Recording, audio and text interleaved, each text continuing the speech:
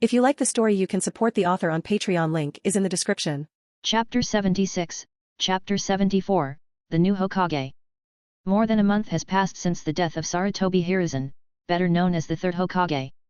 Some things have changed up to this point. Some locations in Konoha were remodeled due to the destruction during the Tsunagakure attack. But, even though bad things happened, this was compensated with some good things. Lately Konoha has been receiving a lot of missions, which makes the economy of this place advance. This obviously means that there is a lot of money circulating from one side to the other. They didn't destroy this part of the village, but they've still remodeled some buildings. I look at the surroundings, observing the buildings rising from the ground. This view was somewhat unusual for him. After all, Toru was only used to seeing the old buildings in this place. I guess this gives the village a new look. With his hands in his pockets, Toru took a small leap and climbed onto the roof of one of the houses. The view from the top was magnificent. People were walking back and forth, all with a fixed destination. There were children running through the crowd with smiles on their faces, small families of 3 walking down the street holding hands. Seeing the latter made a sigh leave her mouth. For a second he imagined himself, walking with a smile on his face as he held his mother and father's hand. But for something like that to happen was never possible. Toru would stay away from his family while creating strange artifacts. Not that he has a good relationship with his father either, but now that's all in the past, they're all dead, there was nothing he could do, unless... I have to resume my research. The gleam of death took over his eyes, immediately golden lines showed themselves all over existence. Golden lines that marked the weak points of all animate and inanimate beings. In that very second, his cloak and scarf danced to the rhythm of the wind. After all, he was in a very high place. In this last month, he had tried to find information about the Asahi and Uchiha clan. He visited the library in search of this precious information, bought some books about the history of Konoha, even tried to ask Yamato. However, all he had managed to discover were very trivial things about the history of these two clans. Although, for some strange reason, he never managed to find the origin of the Asahi clan. There was no starting point, but there was an end point. Taking this as a reference, Toru deduced that someone hid the history of the Asahi clan and most of the history of the Uchiha clan. There were no clues as to why Itaki exterminated both clans. There was no connection to the day of the event. There were no clues as to what happened next. There was nothing, and this was bothering Toru. This is difficult, I can't seem to find anything. Although it's obvious that there must be hidden files or something, I can't just ask for them out of the blue just because I'm from the Asahi clan. He shook his head as he folded his arms. So far, he hadn't managed to discover anything. The only option he had was to steal the secret files so he could find out the truth, though that would obviously bring him quite a bit of trouble, so doing that was out of the question, at least for now. Blinking a little, Toru scanned the surroundings. Now that he had the chance, he had managed to discover some interesting things about this dojutsu. Each person, depending on his amount of chakra, the death lines in his body will move at a certain speed. If the chakra in the person's body is too little, the speed at which the death lines move will be reduced. If the chakra in the person's body is very high, the death lines will move faster. Toru thought that using Shigen against weak enemies was a good choice, as it would be easier to cut the death lines because they move slower. Although it is also not that difficult to cut the death lines of a Chunin or Jounin ranked ninja, considering that they usually have large chakra reserves. I'm being spied on again. He sighed wearily as he felt himself being watched. This feeling of being watched had already become a normal part of Toru's life, something that, although he felt he had gotten used to, was extremely annoying. He was being watched 24 hours a day. This was something that made his research too difficult. If he wanted to discover the reason behind the murder of the two clans, Uchiha and Asahi, he first had to make sure that no one was watching him.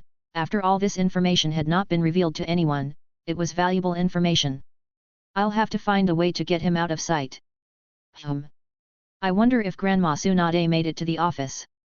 Crossing his arms, while looking up at the sky with a carefree expression on his face, he sighed tiredly as he remembered the woman who will become the next Hokage.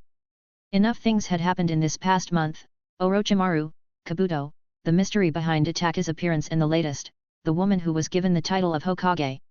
Too many things happened, but at least I was able to go to the hot spring complex before returning to Konoha. Naruto had fought Kabuto, managed to defeat him, but in return he was on the verge of death, though thanks to the Kyuubi's chakra he managed to save himself. What a grumpy old woman. Tsunade, also known in many places as the legendary loser, is a woman with too strong a temper, which could scare any man who gets close to her. Even Jiraiya is a little afraid of this woman. However, these two have known each other since they were children, so you could say there is some trust between them. Orochimaru. Naruto looked down at the ground with a thoughtful expression. Jiraiya and Tsunade fought together to defeat Orochimaru, but Orochimaru in the end escaped like a vile snake. In that place was also Kabuto, who fought against Naruto, being badly injured on the spot due to the powerful jutsu that Jiraiya taught him, the jutsu that claims the name Raise Nan. Ah! That guy up there is Toru. Leaving the world of his thoughts, Naruto looked up and saw the black-haired boy with grey eyes.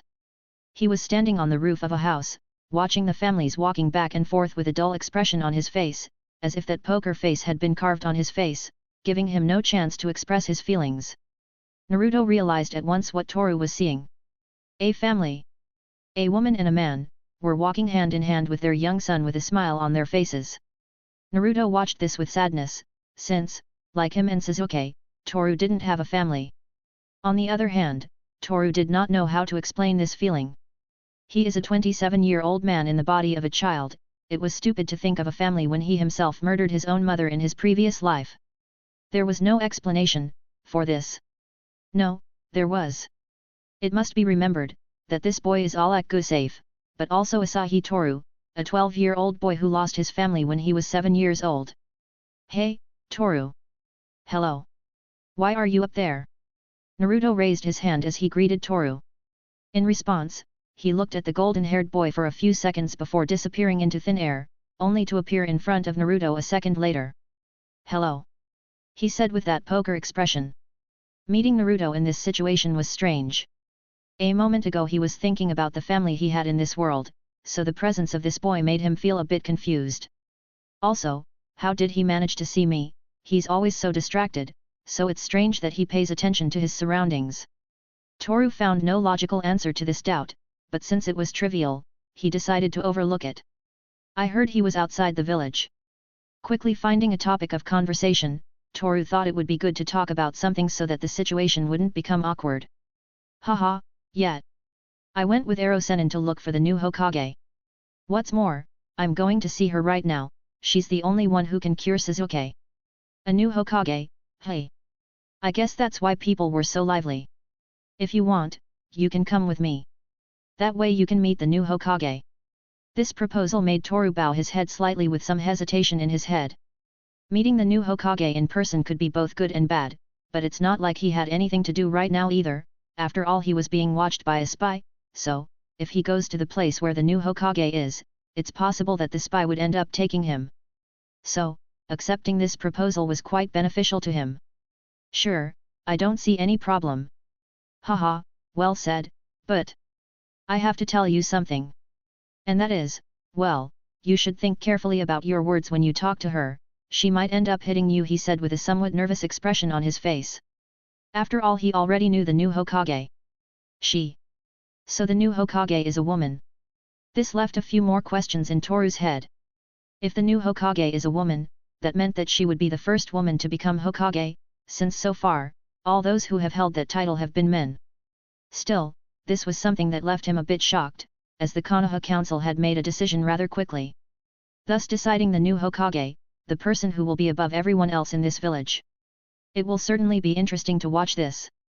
Besides, if I know the Hokage before anyone else, I might get to benefit from it.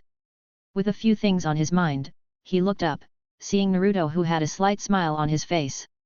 I'll keep your words in mind. Closing her eyes, she replied with a sigh. Naruto felt satisfied with this, so stepping forward a bit, he looked him in the eyes while letting out a few words. So, what are we waiting for? Naruto smiled as he raised his hand. This made Toru let out a small sigh as he started to move his legs. This day was going to be longer than usual. Near the Hokage mansion. Looking at the large building with a melancholy expression, this boy felt like his own world was breaking into pieces. Everything looked grey, a grey so depressing that it made some tears come out of his tear ducts. His grandfather, the third Hokage, had died in battle. This left a great void in her heart, for, that day she was unable to say goodbye to him. The sky looked grey, heralding a bad omen. The village was under attack, the ninjas were running from one side to another in order to defend their home, but the enemy was not giving in, it was getting harder and harder.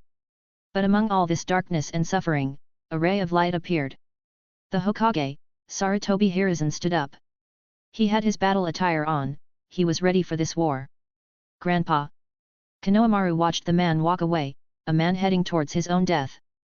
The great mansion of the Hokage rose from the ground, giving a magnificent view of what was this gigantic building.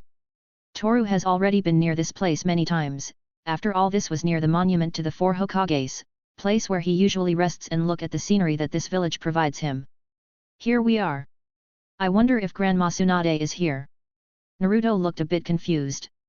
Well, he wasn't sure if this woman they were soon to call Hokage had made it to the mansion without staying somewhere drinking sake or gambling some large amounts of money. These words of Naruto also left Toru somewhat confused, as this boy, previously, looked convinced that the new Hokage was in this place. You brought me to this place without knowing if the Hokage is here.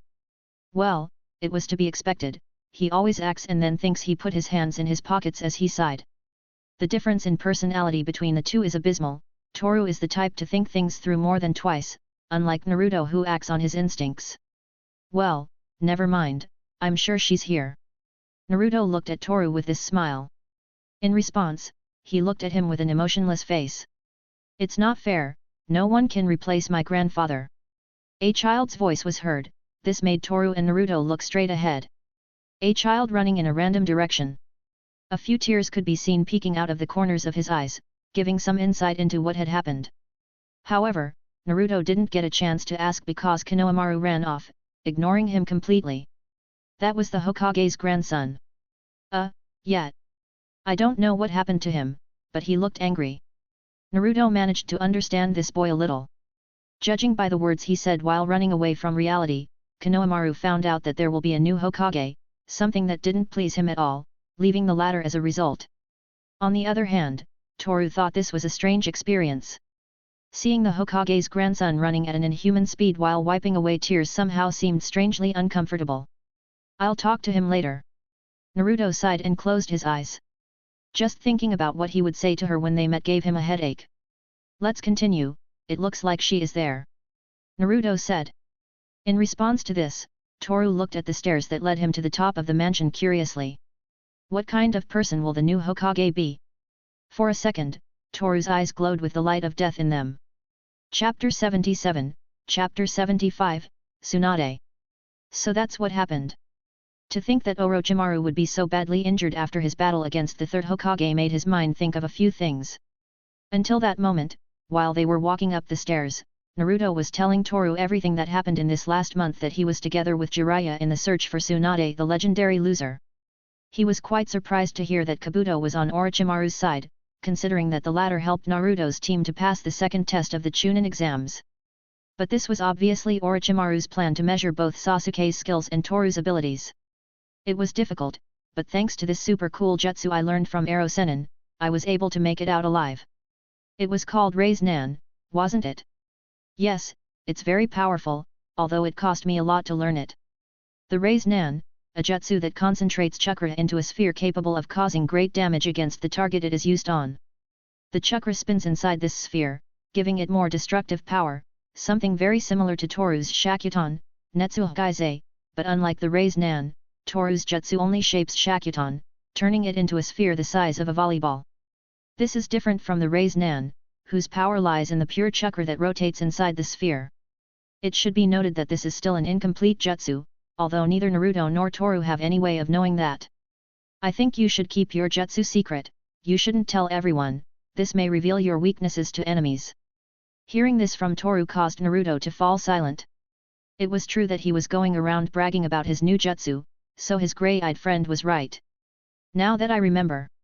I don't know what kind of power Toru's eyes have, but as far as I know, he's never told anyone. Every ninja should keep his abilities hidden, only using them when necessary.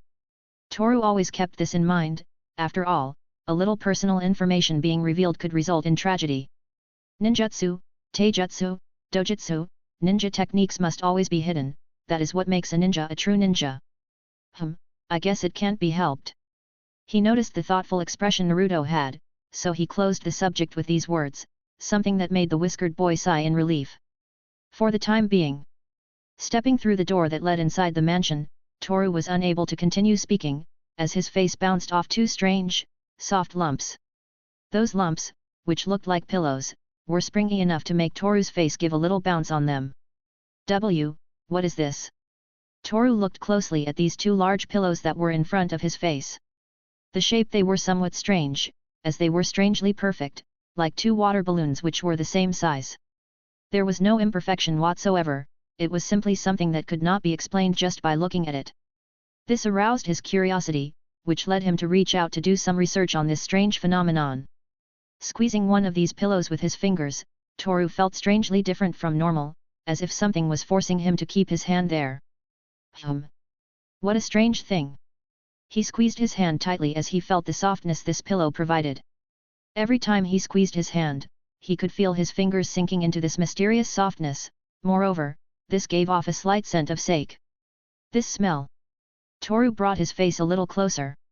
Besides the smell of sake, there was also a scent much like that of the paper leaves of an old book. Possibly he was imagining things, but, judging by the expression on Naruto's face, Toru could sense that he was somehow doing something wrong. This didn't matter much to him, though. However, after a second, he looked up and met the beautiful face of a woman. She had white skin, bright brown eyes accompanied by long silky blonde hair that reached down to her waist, with shoulder-length bangs framing both sides of her face, as well as having her hair held in two drooping ponytails. This beautiful woman wore a large green jacket that reached her knees, on the back was embroidered the kanji cake gamble inside a red circle. Underneath the large green jacket, the woman had a grey sleeveless kimono-style shirt, which looked tight to her body thanks to the blue sash that matched her pants. Of course, this grey shirt had the neckline a little open, making her breasts protrude from that place. Seeing this didn't seem to matter to Toru though, as he looked down again, continuing his investigation which looked more like the scene of a perverted child staring at this woman's breasts while squeezing them with one hand. How can they be so big? He asked himself as he continued to wrap himself in this softness. Because they are a gift from heaven. Now, if you keep touching me, rest assured that your face will end up buried in the ground.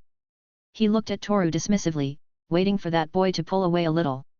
Obviously, Toru felt that his life was in danger, so with a long sigh of disappointment, he slowly let go of this woman's chest, to a second later take a step back, staying next to Naruto, who seemed to have seen a ghost, as he had an expression of relief and fear on his face. Sorry, I wasn't paying attention, so it was an accident. Well, if that's how you consider it, I guess I don't have a problem with that. The woman folded her arms as she looked at Toru.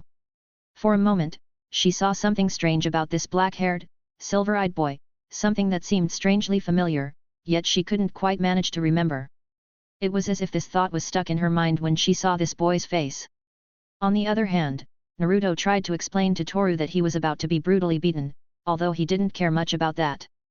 Tsunade-sama, I've been looking for you everywhere.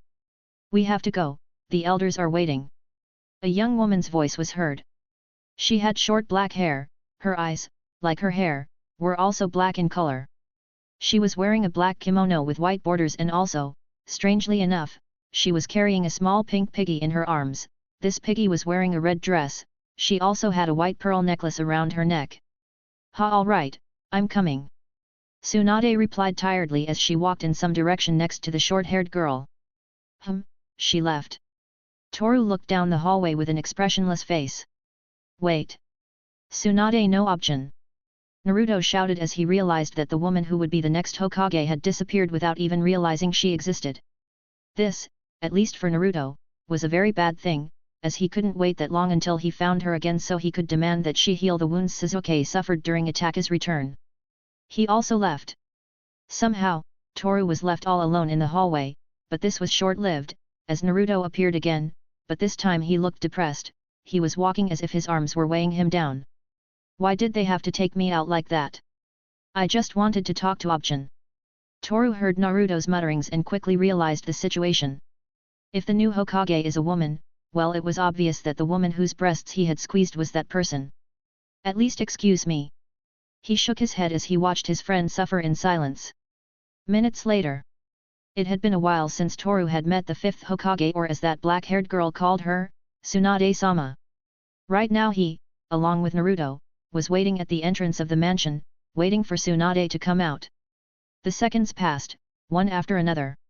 Toru folded his arms while looking at the clouds in the sky. At the same time, Naruto was pacing back and forth, as if he was having an anxiety attack due to the boredom he felt. Well, he's a kid whose energy surpasses anyone else's, so it was normal for him to feel that way. I'm wasting my time. I thought this would only last a few minutes, but it's already been over an hour since I met Naruto. Had I known, I would have refused to accompany him. I guess you can't go back in time, decisions can't be changed. It felt a bit boring being in this place, looking at the clouds, in complete silence while Naruto suffered the pain of boredom as he paced back and forth. But, suddenly, the voice of two women approaching the door was heard. Toru could recognize these voices, even if he had only heard them once. After all, he always had a good memory. Those old geezers are always so boring, at least now I can look for a bar where they serve good hot sake. Don't do that, Tsunade-sama. We have a lot of things to do while we prepare for the ceremony. I'm regretting this. Tsunade-sama. Naruto's gaze changed the instant he realized who had passed through that door. He quickly extended his arm, pointing his index finger at Tsunade. Hey, aren't you forgetting something? Naruto's sudden shout made Toru raise an eyebrow curiously. Forgetting something? Yes. You promised you'd heal Kakashi-sensei's wounds, Sasuke's and the guy with the big eyebrows. Oh, that's right. Don't give me that, hurry up. Naruto started yelling at Tsunade as if it was something normal. This made Toru more curious, as apparently these two knew each other very well, at least it could be seen that Tsunade knew Naruto. Oh, Naruto and Toru. Adding some cool mind to this explosive formula, Shikamaru appeared next to a man who was strangely similar to him. No, it was the opposite. Shikamaru looked like that man. After all, that man is his father. Shikamaru. What are you two doing here? I should be asking you the same thing. Naruto noticed this boy's presence, so he put aside what he was doing to talk to him a bit. Well, my father, for some reason, dragged me here. That's strange. Yeah, I know. And you? Why are you here? With his hands in his pockets, Shikamaru looked at Toru and asked. I was just accompanying Naruto. He closed his eyes and answered with a sigh. He couldn't say anything else, as he literally said the reason why he's in that place. Shikamaru seemed to understand Toru's brief explanation, as he didn't ask anything else again. It's been a long time, Tsunade-sama. Shikamaru's father, Shikaku, bowed his head slightly as he greeted Tsunade. Ah, I remember you. You are the son of the Nara clan. Have you taken good care of the deer? Deer horns are always good for making medicine. Yes, we've taken care of that. Tsunade had a smile on her face. She seemed to somehow remember that boy with the eccentric personality, who had now become a man with a wife and child. Hey, Naruto, who's that girl who thinks she's so important? It's the 5th Hokage. What? And it's not a girl, it's an old woman in her 50s. Naruto muttered at Shikamaru's hatred, which got a reaction he might expect from anyone. So she's an old woman then?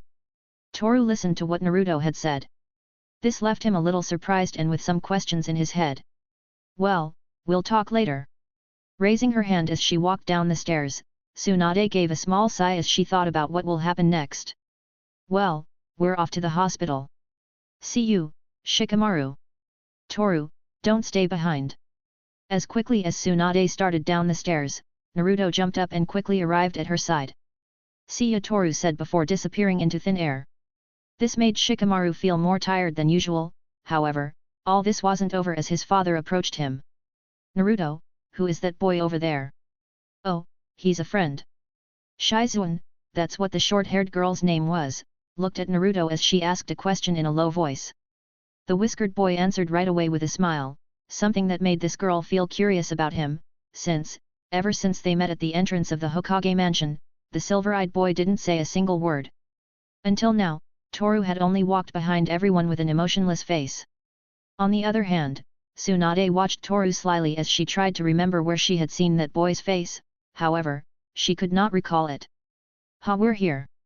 Clearing the bad thoughts from her mind, Tsunade looked at the large building that everyone knew as the Konoha Hospital. She took a big breath of air, making her chest seem to be squeezed between her shirt, and then entered the place. The hallways were long, with white walls at every place. There were dozens of doors leading to the rooms of the wounded and sick. Tsunade felt a little uncomfortable being in this place, but soon regained her composure and continued walking with her head held high. Toru saw this with a small glint in his right eye. This was her mind at work, analyzing the person in front of her. This is the fifth Hokage. With his hands in his pockets, Toru followed Naruto's footsteps in complete silence, until at last they reached the room of the first person to be healed by Tsunade's miraculous powers. Uchiha Sasuke. Looking at the stamp pasted on the door with the name of his childhood friend, Toru closed his eyes and entered the room next to Naruto and Tsunade. Chapter 78, Chapter 76, Broken Dream. Entering the room, the light breeze that came through the open window touched Toru's face and, almost instantly, he saw the pink-haired girl sitting next to Sasuke. I'm home. However, breaking the silence with which Toru arrived, Tsunade entered the room with a slight smile on her face. Sakura stood up as she saw her walk through the door. Who are you? She was a bit confused. She didn't know who was that woman who entered the place with a confident smile on her face, but there was nothing to worry about, as she understood the situation a bit when she saw Naruto enter. Sakura-chan, Sakura-chan. You don't have to worry anymore. I brought someone amazing who will be able to cure Sasuke. With a big smile, Naruto put his hands on Sakura's shoulders as he spoke. She didn't know how to react though, as the confused expression could still be seen on her face. It was to be expected, this sudden news still generated some doubts and insecurities in her. However, if there was a chance for Sasuke to wake up again, she will be willing to do whatever it takes to see him well once more. On the other hand, Toru watched the whole scene with an expressionless face. It had only been a few minutes since they arrived at the hospital and all this was already getting a bit stressful. Can you really cure him? Of course, there's nothing to worry about. Tsunade answered Sakura's question with a slight smile, which was enough to calm this girl's wounded heart a little. After that, Tsunade took it upon herself to examine Sasuke. This increased Toru's curiosity, who folded his arms while watching everything as a simple and calm spectator. Tsunade looked at Sasuke carefully. This boy seemed to have had horrible nightmares, it could be clearly noticed in the pale color of his skin and the dark circles above his cheeks. His breathing was also a bit worrying, as it was very weak, as if he was slowly losing the strength to stay alive. What did they do to this child? He folded his arms as he watched. Well, I shouldn't care about that. I'll heal him right now. He placed his hand on Sasuke's forehead. After a second, his hand began to glow in a faint pale green color. This was what many knew as medical ninjutsu, which is used to heal wounds on the body, as long as you have the necessary chakra capacity. Well, this jutsu does not always have to do with the amount of chakra, but also with the medical knowledge of the user. Toru watched this carefully, as this was one of the few times he could see such a complex medical ninjutsu, powerful enough to heal mental wounds. Sasuke. With her hands clasped together on her chest, Sakura closed her eyes and encouraged herself. The thought of the only possibility that Sasuke might never wake up terrified her, but her worries were in vain. Nothing bad was going to happen, maybe. He's ready. Tsunade removed her hand, and then Sasuke opened his eyes. It was amazing, Toru felt he had to praise this woman's ninja skills. Not only was she able to make Sasuke wake up, she was also able to heal the wounds he had all over his body without leaving any scars. This fact was worthy of praise, though he felt he should keep quiet. This was his childhood friend's moment after all. You look pathetic, Sasuke. Even though Sasuke opened his eyes and sat up on the stretcher, he still looked disoriented, as if he was trying to process the information coming into his head. His eyes looked empty, lost in the darkness of his cold, bizarre thoughts. If you woke up. Sasuke. Naruto was about to approach Sasuke, but Sakura jumped on top of him, wrapping her arms around the Uchiha clan boy's neck. Tears began to flow on their own. Sakura could not contain her feelings, but this somehow made Toru feel uncomfortable. It seems like she really loves him, but I don't think Sasuke is interested in that kind of thing.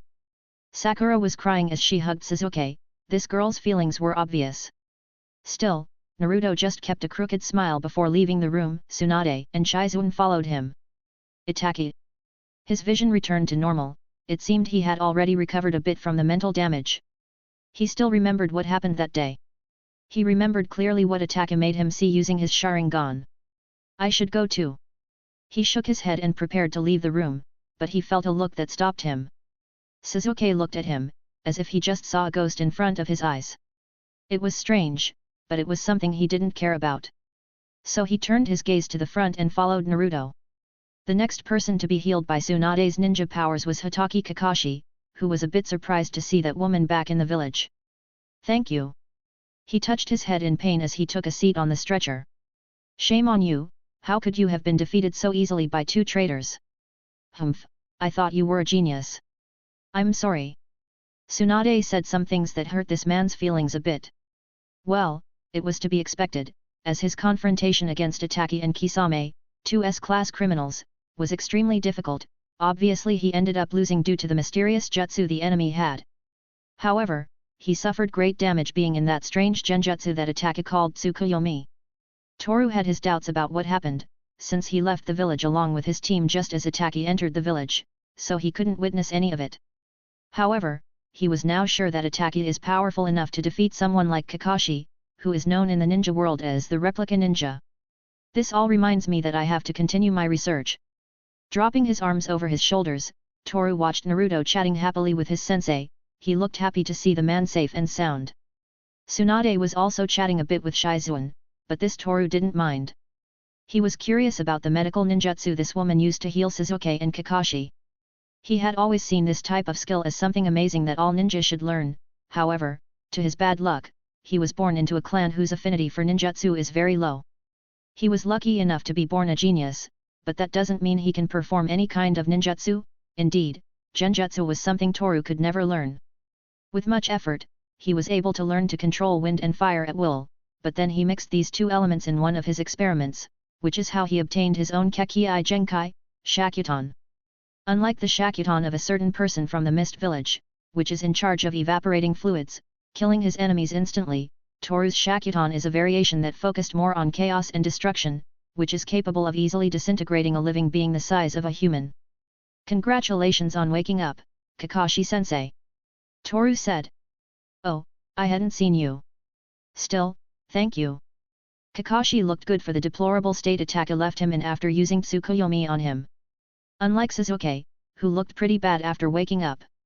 But that was a good thing, as Konoha needs powerful ninja who can defend it from outside attacks, and obviously Kakashi is one of those ninja. "Tsunade-sama, please hurry, Rock Lee is over there." Poking his head around a corner of the door, Guy appeared while pointing to the right with his index finger. He looked quite impatient, but being like this was only natural. After his student received so much damage during his confrontation with Gaara, leaving him in a depressed state, it was a miracle that someone with the ability to heal irreversible wounds appeared, so he shouldn't waste this opportunity. After all, this person is Tsunade, one of the three Sunin. "Eyebrows sensei? She appeared sooner than I thought." "Oh, Naruto is here too." Guy smiled as he gave a thumbs up. Although he was impatient, he was also excited as his student will be able to fight like before again. I know, you don't have to be so impatient." He sighed as he touched his forehead. Tsunade also knew this man with the strange hairstyle. They had all grown quite a bit since the last time she was in Konoha. "Time flies by, hey." She walked out of Kakashi's room accompanied by Shizuan. Toru watched as everyone walked away in silence. So far, he had decided to stay quiet, just observing without interfering so he could draw good information and experience with medical ninjutsu. He knew that it was very useful to learn this type of jutsu. Unfortunately, it is very likely for Toru not to be able to learn it due to the complexity that this jutsu implies, although if one takes into account his past life experience on bioorganic organisms, it is possible to learn the basic fundamentals of this ninjutsu. "Aren't you coming with us?" Naruto saw Toru stare off into nothingness as he thought. Yeah, I'm coming." He shoved his hands into his pockets as he left the room. Before leaving, he took one last look at Kakashi, who also returned his gaze with a neutral expression on his face. "I would really like to know about your meeting with Itaki, Kakashi-sensei," Toru said to then leave the room. However, this left Kakashi with a serious look on his trail. It had already been a while since he met Itaki, S-ranked criminal in the international bingo book, but hearing that name from Toru's mouth made Kakashi have bad feelings. The sound of the crutch touching the floor echoed in that long white-walled hallway. Sunlight did not reach this place because there were few windows nearby. Some voices coming from the rooms that were spread throughout the place could also be heard echoing. One after another, his footsteps were heavy, he had a sad expression on his face. He wanted to believe that everything will be alright, everything was going to be alright, wasn't it? Rock Lee, he kept hoping that it could get better. He never gives up, so it's normal. Lee. Here I am. I brought Sunda-sama. He opened his eyes to meet his master. Beside him, there were two beautiful women, each with qualities that stood out among the group. There were also Toru and Naruto, both of whom looked small standing next to the adults. Seeing this, Lee looked up and then Tsunade could see him. Toru and she frowned a little at the sight of this boy. Tsunade, being an experienced doctor, could already see the deplorable state Lee is in, the same goes for Toru, who could see at a glance that this was something serious. Naruto, don't you have something to do? Oh, almost forgot. I promised Irika-sensei I'd see him for ramen. As soon as he heard Tsunade's words, Naruto left the place without looking back, forgetting that he left Toru at that place. This is going to get rough. You don't have anything to do either. Tsunade threw in a hint. It was obvious that this woman wanted to get rid of Toru, but this boy is not as naive as Naruto. So he had to think well about what he will say next, only then he can stay to see what the 5th Hokage will do about Lee's injuries. Actually, no. I have the day off. Without changing the poker expression on his face, Toru was direct with his words. He practically said, I'm not going to leave, because I want to see this, but it seemed that Tsunade was not going to give up, as she believed that what she was going to say after examining Lee should be kept secret. I think you should go. This time she went straight to the point, but Toru didn't give in. I don't want to. Toru looked at Tsunade, kept the emotionless expression on her face as she did this. This caused a vein to rise in the forehead of that woman, a woman whose patience had worn thin so fast it didn't seem normal. Listen to me, you insolent brat. She put her hands on her hips as she looked this child in the eyes. This was Toru's chance, for he knew how to counterattack. Tsunade stepped back when she saw Toru's eyes. They glowed brightly with the color of the sky, the pupil slowly deformed into an X, and then the lines of death came into existence.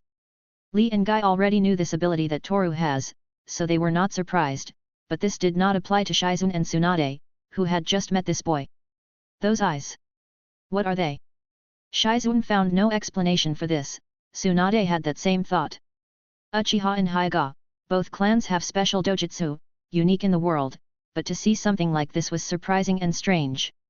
I just want to see, I won't do anything more than that. He shoved his hands in his pockets and let out a sigh. Slowly the light in her eyes faded, returning to the grey color of the beginning. Tsunade frowned, as Lee didn't seem to balk at this, he simply nodded his head as he walked into the room. You must resign, you will not be able to continue being a ninja. Toru raised an eyebrow doubtfully. This news gave him a very interesting idea. Chapter 79, Chapter 77, 50%. Walking behind Tsunade, Toru sighed as he watched Lee. He had already noticed the boy's condition just by looking at him and it was not favorable at all. Considering the damage he received from Gaara, along with the damage he caused himself by using the 5 inner gates, the result of this is something very depressing. But to be 100% sure of this, Toru wanted to wait for Tsunade to give her diagnosis. Lee will be able to be cured. Guy smiled slightly as he whispered. He was happy that his student could go back to training and fighting like before, it was only a matter of time before everything would be back to normal. That's not how this works though, it's not as easy as it looks. Once everyone was in the room, Tsunade ordered Lee to sit on the stretcher and take off his shirt. Lee obeyed and took off the top of his clothes. Almost instantly, Tsunade touched Lee's back with her hand, which for a moment was enveloped by a strange green light. Guy at the sight of this jumped for joy, but his expression quickly changed when he saw the seriousness with which Tsunade was doing this. This is for your own good. You should give up, you can no longer be a shinobi. Give up this path you have chosen. Lee and Guy's eyes widened in disbelief at Tsunade's words. On the other hand, Shizune seemed to understand what her teacher has said, which only left her with a strange feeling of sadness. It was to be expected, no one would come out unscathed after taking so much damage in one place.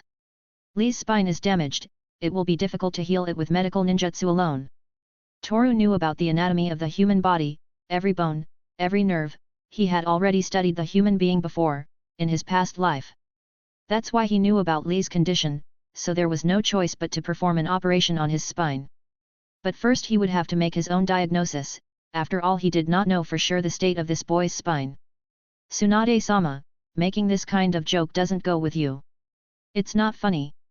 With a trembling voice, Guy did not want to accept reality. A large number of bone fragments are embedded deep in the nervous system of his spine. Tsunade-sama, as I said before, these kinds of jokes are not funny at all. In this state he will not be able to perform missions as a shinobi and, even if he performs surgery on the affected area. Ah! Lee, don't listen to this woman. She's an imposter, I'm sure. This man could not bear the weight of reality, it was like being bathed with a bucket of cold water. Damn you, who are you? You've usurped Tsunade-sama's identity. Sensei. Toru's voice at last echoed throughout the room and, because he raised the pitch of his voice too much, all eyes were on him. You are an adult, you should accept reality as one. Lee won't be able to work as a ninja again, that's what he said, isn't that right, Hokage-sama? Yes, that's what I said. Tsunade closed her eyes and sighed. Guy's reaction was normal, but she still wondered to herself how this guy was still here. She tried to get rid of him, but Toru easily evaded all her attempts to send him to hell. Are you sure there's no chance? Lee said in a tone of voice that could barely be heard. There is a surgery that only I can perform. However, it will take too much time, plus it also carries a great risk. This information was too detailed, just what Toru needed. It made his mind start to think about a few things, but what he would hear next would tip the scales in his favor. The chance of the operation succeeding is, at best, 50%. But, if I fail, you will die.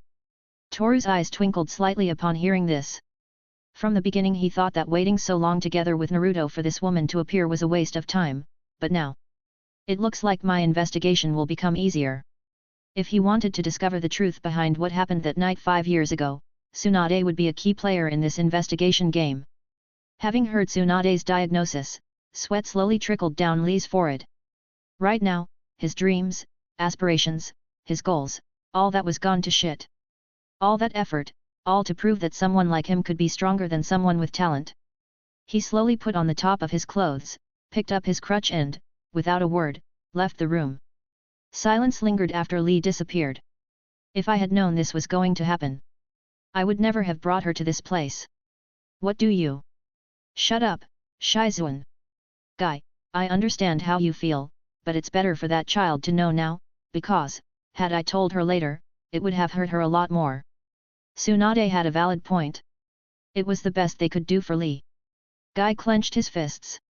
He felt useless knowing that his student would never be able to go back to his old self. The whole thing was depressing. I think I've seen enough, I'll go now. He let out a long sigh as he headed for the exit door. Everyone looked at Toru in confusion.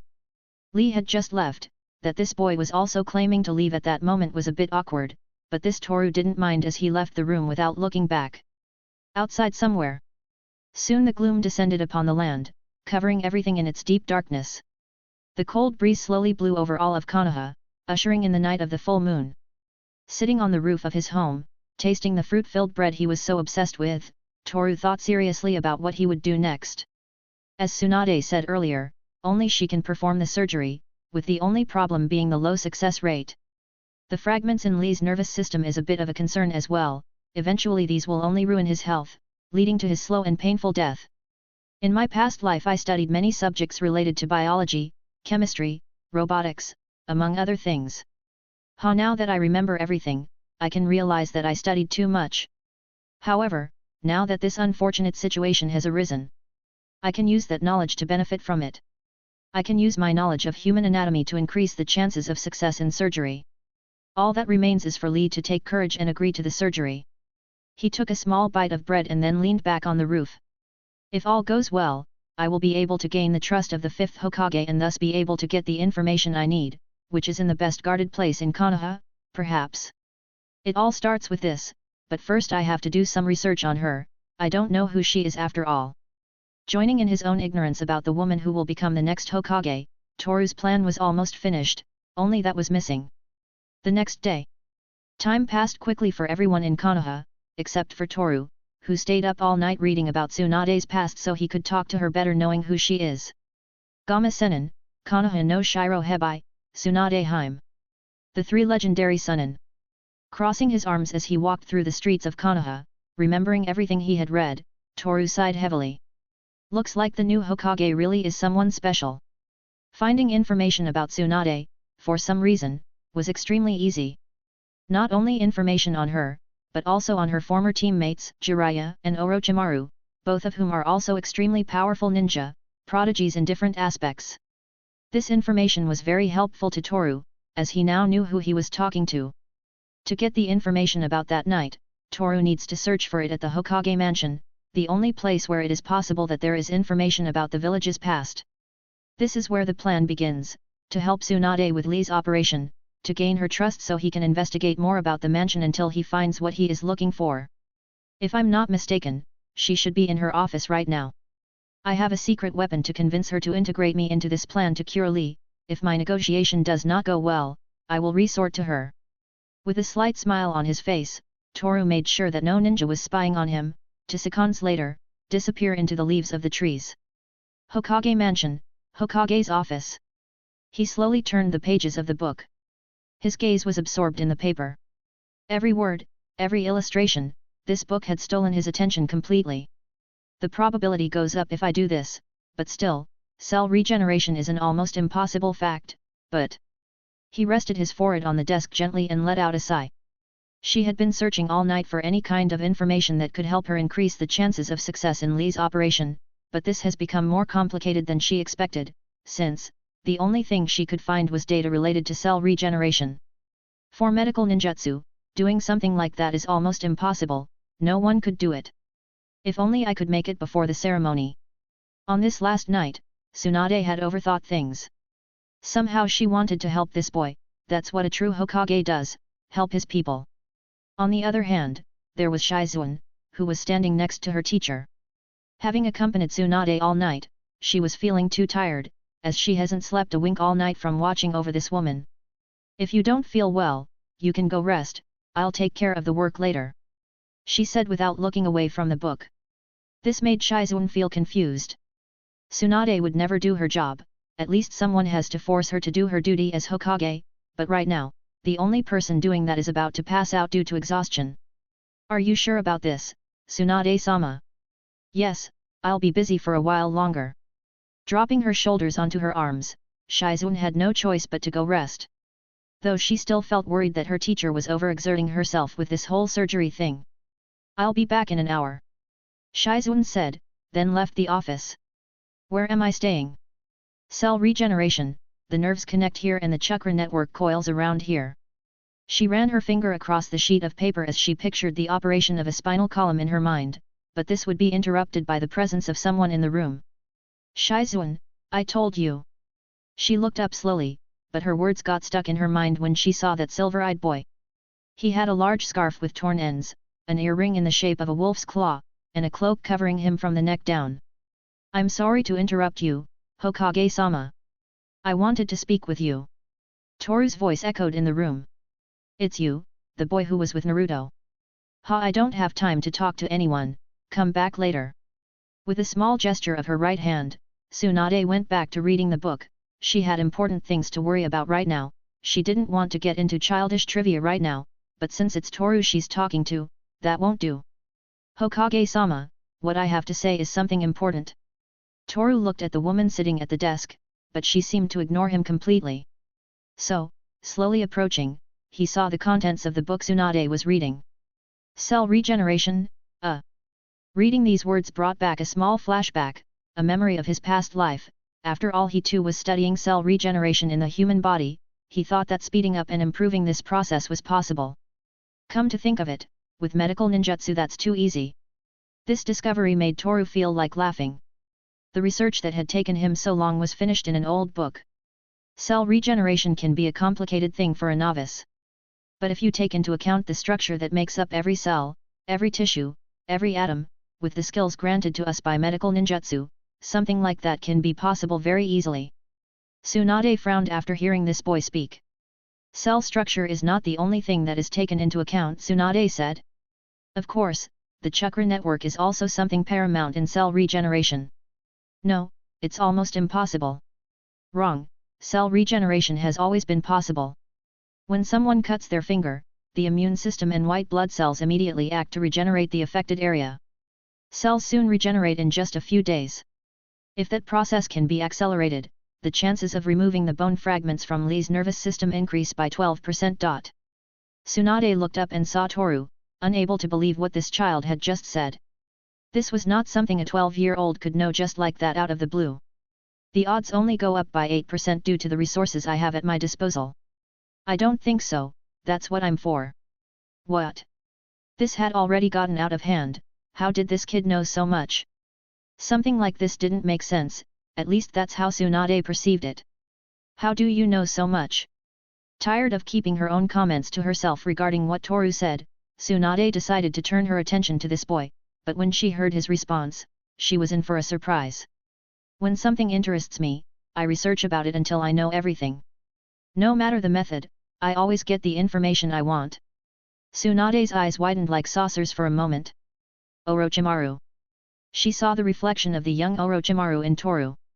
That coldness with which he said things, the expression on his face and how he addressed other people, all of that was very similar to that man who betrayed his friends. He even knew about cell regeneration, this obviously made her lose her composure. She narrowed her eyes, looking intently at this boy. There was something strange about him, not only in his personality, but also in his eyes. What's your name? You never mentioned your name. Tsunade placed her arms on the table, putting her hands in front of her mouth. She was waiting for this boy's answer. Toru. Asahi Toru. That last name. Hearing Toru, Tsunade could now understand everything. The reason for this boy to be know so much was revealed along with his name. The Asahi clan, those who are descendants of the Uchiha clan. Chapter 80, Chapter 78, A Cold Night. A day passed since Toru visited Tsunade in her office. Somehow he managed to convince her to help with Lee's operation, after having a small debate about cell regeneration. The event almost ended in a fist fight. Although it seems that in the end, everything ends up in Toru's favor. Now that he had managed to convince Tsunade, all that remained was to carry out the operation successfully in order to investigate the Hokage mansion. I'm surprised that the Hokage agreed so easily.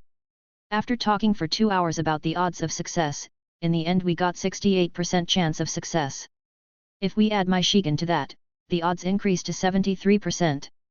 Using my eyes, I will be able to see the death lines on Lee's body, so I can prevent the operation from failing. If I have Shigen, Lee won't die. Everything has gone well up to this point.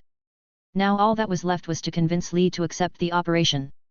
Although he didn't quite know how he was going to convince him, he's not good at talking to people. In fact, he was lucky he wasn't left in the hospital after talking to Tsunade, since, earlier, during their little debate about cells, she almost ended up hitting Toru. It's always hard to talk to those kinds of people. Now, I must hurry, I have to find Rock Lee. Effort can beat natural talent, that's what he always wanted to prove, but in the end his efforts proved futile. There is always someone who manages to surpass him. Toru. Lee clenched his fists tightly as he recalled the final test of the Chunin exams. In that test, Toru proved to be one of the strongest ninja of the new generation. He is a prodigy, it's impossible to deny it. Taijutsu and ninjutsu, Toru had a perfect control of these two skills. He was an almost perfect ninja, a talented ninja. I'll never be able to surpass them. Toru, Naruto, Sasuke. Each of those thoughts made him feel like crying. Knowing that he would never be able to be a ninja again had broken his heart. His will was breaking, darkness was taking over him. He was miserable. But, then, like a small breeze announcing that night would soon descend upon the land, a black cloaked figure appeared in front of him. His eyes glowed blue like the sky, showing him the golden lines all over existence. His scarf, as well as his cloak, danced to the rhythm of the wind. Lee looked up and saw him. Toru. Lee's eyes slowly widened. He had a feeling he looked pathetic right now. Toru looked at him standing on that metal bar. He was a little taller, so he had to lower his gaze so he could see Rock Lee. The evening light gradually illuminated all of Konoha. Toru kept quiet, Lee did the same. Having to look up at him. I feel inferior. Lee smiled slightly as he wiped away the tears that peeked out of the corners of his eyes. Toru, what a coincidence. I leaned my back on the bench while looking up at the ceiling. He wanted to hide how he felt right now, but it was hard having someone watching him. Wrong, it's not a coincidence. Hey! I just came to talk a little. I knew where to find you after doing a little research on you. If I think about it, that sounds a little creepy. It seemed that this boy was recovering after hearing Tsunade's diagnosis, but this left some doubts in Toru. From your point of view, possibly. After standing on the metal bar for a few seconds, Toru took a seat next to Lee. Haha, this is weird, don't you think? I guess, everyone perceives reality as they please. For example, since I've been in Team 11, I see the world as if everything is painted in bright colors. With the sunlight gently hitting the earth and the morning breeze caressing the leaves of the trees. Lee found this odd to hear. When he first met Toru, he saw a lonely, somber boy, even when surrounded by people, that's the aura Toru gave off. He didn't talk much, and if he did he always made everyone uncomfortable, the words he used were always too complex, as if he was a book writer. But now that I could talk to him, it was different somehow. There was no trace of that boy with the shady personality anymore. What about you, how do you perceive reality now that you can't continue to work as a ninja? This was a question that made Lee lower his gaze sadly. He didn't know how to answer this question, but he still tried. It's like the world is black and white, with shades of grey that remind me how pathetic I am. That's a somewhat curious answer considering how you used to act in the past. Someone who was this enthusiastic about taijutsu shouldn't see the world in that color. Where there are problems, there will always be a solution, you just have to look hard enough. Search. What should I search for? This question almost made Toru smile, as this was going just as he planned earlier while heading to this place. Answers, it's that easy. You just have to look for an answer to everything you're suffering from. Looking down at his arms, Toru slowly began to remove the bandages.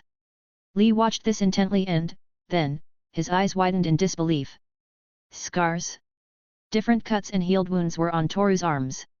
He could easily deduce that these scars were caused by years of training and death matches with enemies. Toru had no talent, he got all this by training. From the beginning, Toru was unable to use ninjutsu.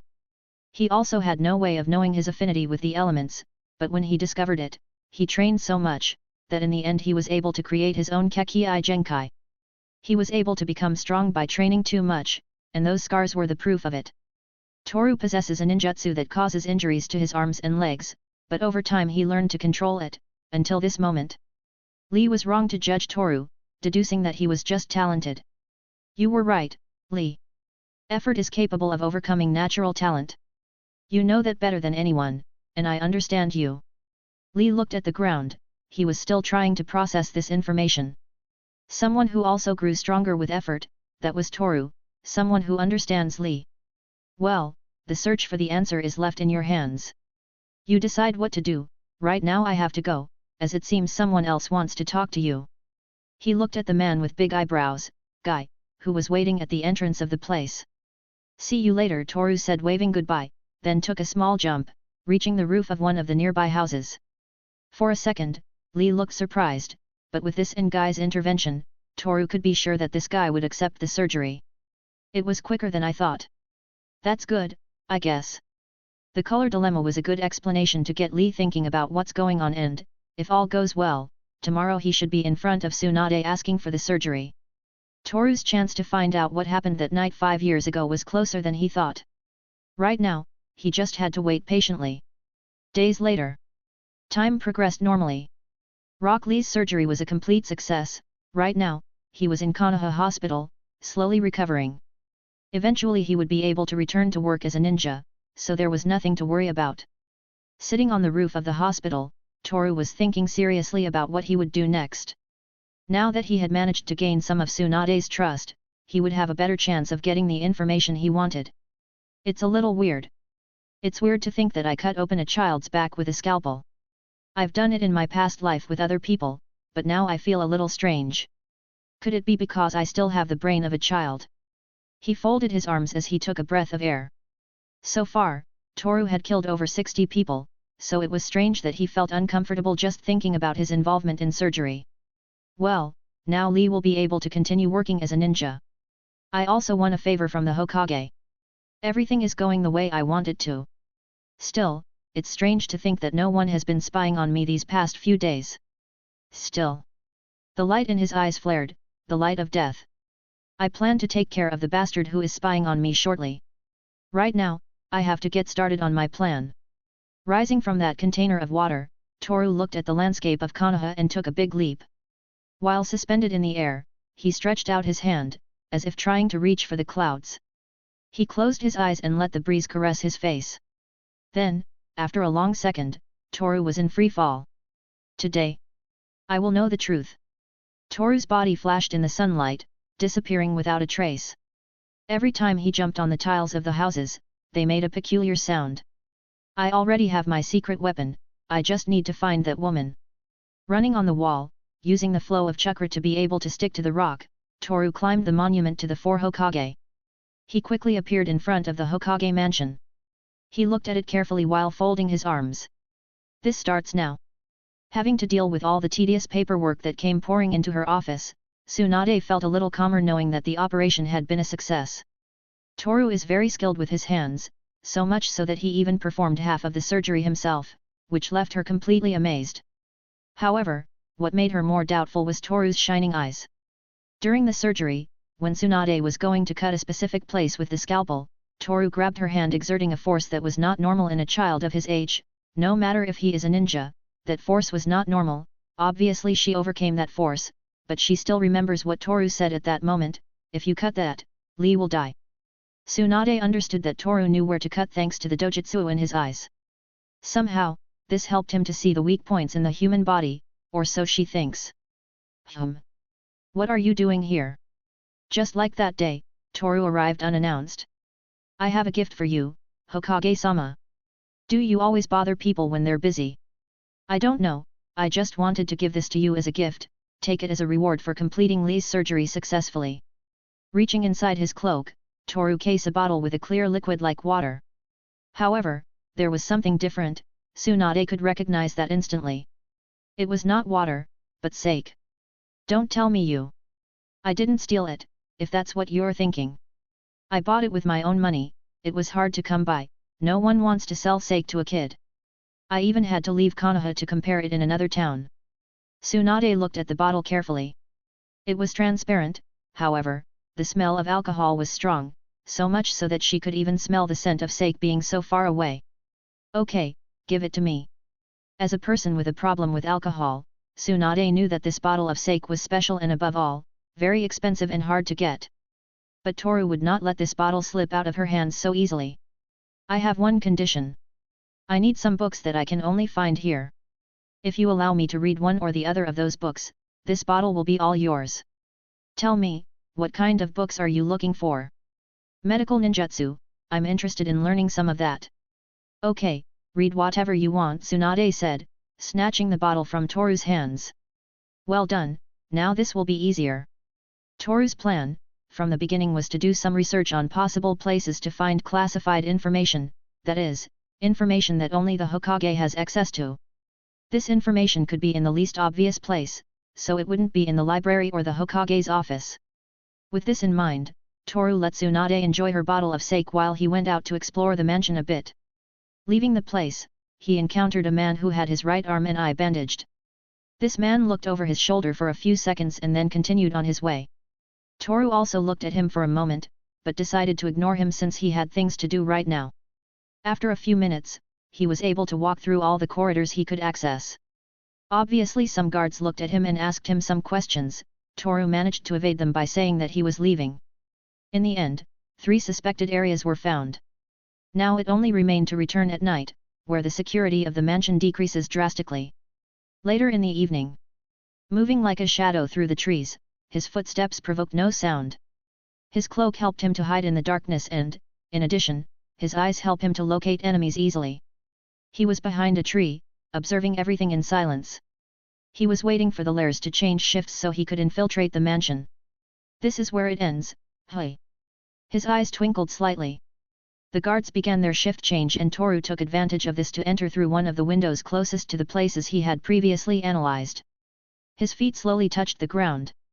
Here we go, this shouldn't be that complicated. Hokage should be sleeping right now.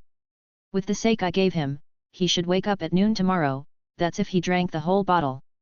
I made sure to bring the replacement for the door lock I'm going to break. He moved down the hallway, maintaining the stealth of a true ninja.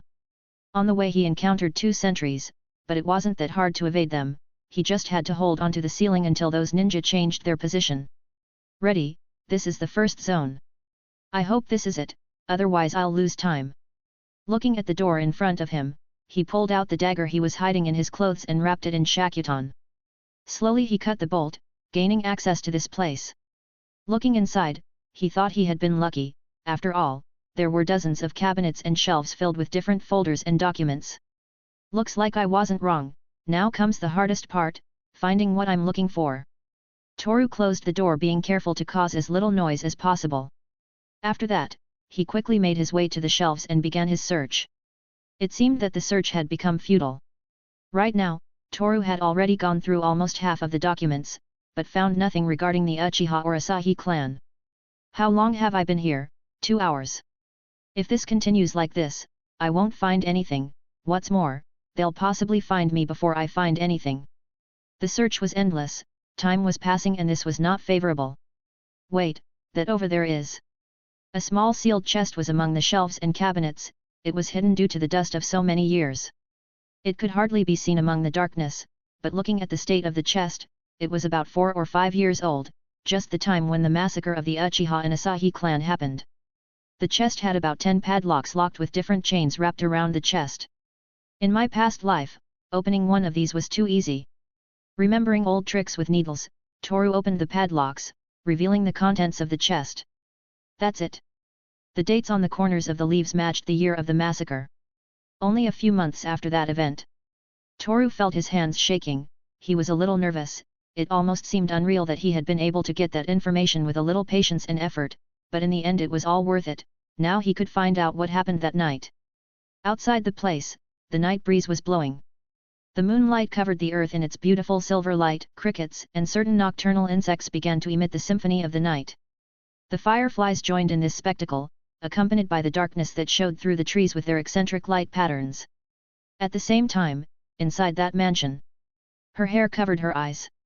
Her hands trembled and her breathing became shaky. Slowly she clenched her hands, crumpling the sheets of paper. Damn! The contents of those papers made Toru look at the floor, unable to believe what he had read. Chapter 81, Chapter 79, Toru is not feeling well. It's been a few days since Ino last saw Toru. In that short span of time, it has been announced who will be the new Hokage. After all, the previous one died in battle against Orochimaru, the guy who for some reason is looking for Sasuke and Toru. The ceremony of the new Hokage was held 2 days ago. All of Konoha has been in a bit of an uproar because of it. Ha Toru, I want to see him again. It's been a long time since I told him my feelings. Now that I remember, Yamato-sensei hasn't informed us about any mission. What is he doing now? Shouldn't he be doing his job as a ninja? He shook his head while tossing and turning on the bed. I was planning to visit Toru today. If Yamato-sensei doesn't call us to complete missions, that means we'll have a little vacation. So, I'll take advantage of that time to be together with him. And for the occasion. She got up from the bed and quickly ran to the closet. He opened the door with force, causing the typical sound of wood banging against the wall. I was lucky I bought this. Peering inside the closet with a smile, there were different clothes, all in a variety of colors and design, but despite the variety of outfits there, only one stole Ino's attention. It was 2 pieces of clothing. Their color was as black as night. As for the design, it was very similar to the clothes she was currently wearing, only with slight changes. The vest was almost the same as the previous one, with the collar raised, only this one now had one of its sleeves long, reaching a little above the wrist. The second piece that made up this outfit was the same skirt with slits on both sides, only this time its color has changed, besides being a little higher than before, reaching the middle of her thighs. I know I'm beautiful, but I'm not sure if my beauty will captivate Toru's heart. So, I will strive to improve my appearance more and more, so he can see me and fall in love with me. Kia! I feel embarrassed just imagining it. She tightly hugged the clothes she had taken out of the closet as she tossed and turned on her bed. Now she knew how she felt. She wasn't going to hold back and show Toru how much she loves him. This time, she won't let anyone snatch him from her arms. That's why she will use her beauty as a weapon in this war she called love. Well, I'll change my clothes right now and leave right away. Remembering the boy with the expressionless face, Ino sighed with a smile and closed the curtains and the door. That way her father wouldn't come in unannounced like last time. I look good. I didn't think the color black would go so well with me. Well, I chose this color because Toru seems to like black clothes. I also kept the bandages on my legs. Also, in order not to leave my left arm unprotected, I put this bandage from my elbow to my wrist. It's a good combination, very nice. She looked at herself in the mirror as she posed, appreciating her own beauty. Adding a few more things to this new outfit, Ino opted to leave the belt with the metal badge, whose emblem showed that she is a kunoichi of Konoha. Of course, she thought it was not necessary to change her image too much, so she left the same hairstyle as always.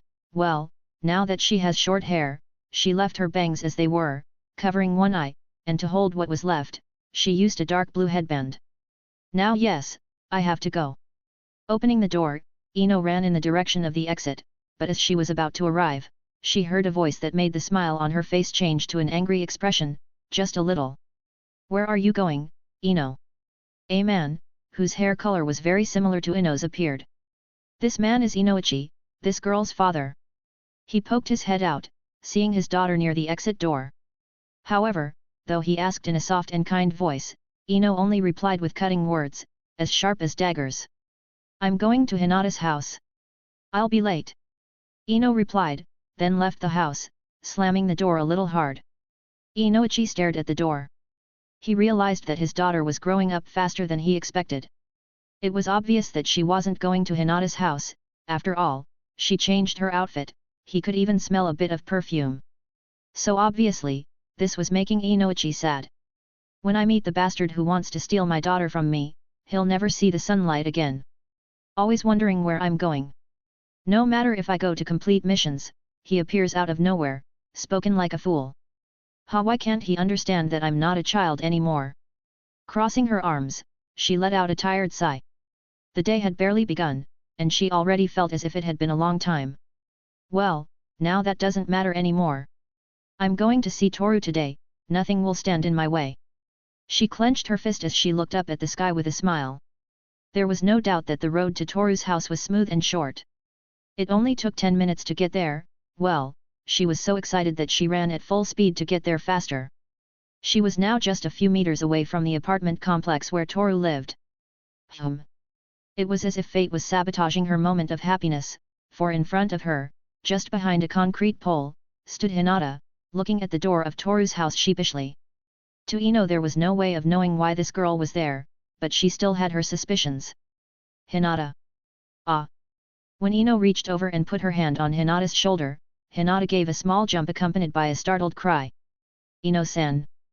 Hinata opened her eyes and remembered her date with Toru a few days ago. Your clothes.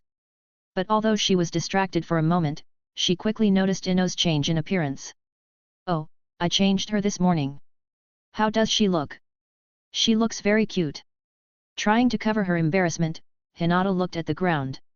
She was trying to find an opportunity to run away from there, but Ino was faster. You wanted to visit Toru. Sensing that this had happened before, Ino looked at her friend and asked a question. No, I just wanted to. I was going to visit him too, do you want to join me? This is sad. I thought I could be alone with him, but if Hinata's there, I don't think I can leave her alone. Ino felt a little disappointed. She had hoped to be able to be alone with Toru, so she could win him over, but with Hinata here, the mood would only be ruined. Still, she could spend the day off with her teammates, have some fun and chat about trivial things. It was like a reunion of friends, it was a fun idea. Well. Come on, don't be shy. Ino took Hinata's hand and, together, they went up the stairs leading to Toru's apartment. When they were in front of the door, Ino knocked 3 times in order to get Toru's attention, so that he would come out to greet them like the time she was with Hanabi. Isn't he home? Although she knocked on the door more than 3 times, no one came to the knock. It was as if the house was empty. Still, he knocked on the door again, this time, it opened slightly revealing a silver eye in the darkness inside the apartment. Toru-kun. Hi, Toru. Do you have some free time? Recognizing that eye color, Ino quickly opened the door excitedly, but when they saw the inside of the apartment, they noticed something strange. The person who had opened the door was standing there. Yes, it was Toru, but there was something different. His hair was disheveled, dark circles under his cheeks, and he was wearing the same clothes he wore when he joined Team 11. Ino. Hinata. Toru rubbed his eyes, trying to get used to the sunlight. It looked as if this boy hadn't left the house these past few days.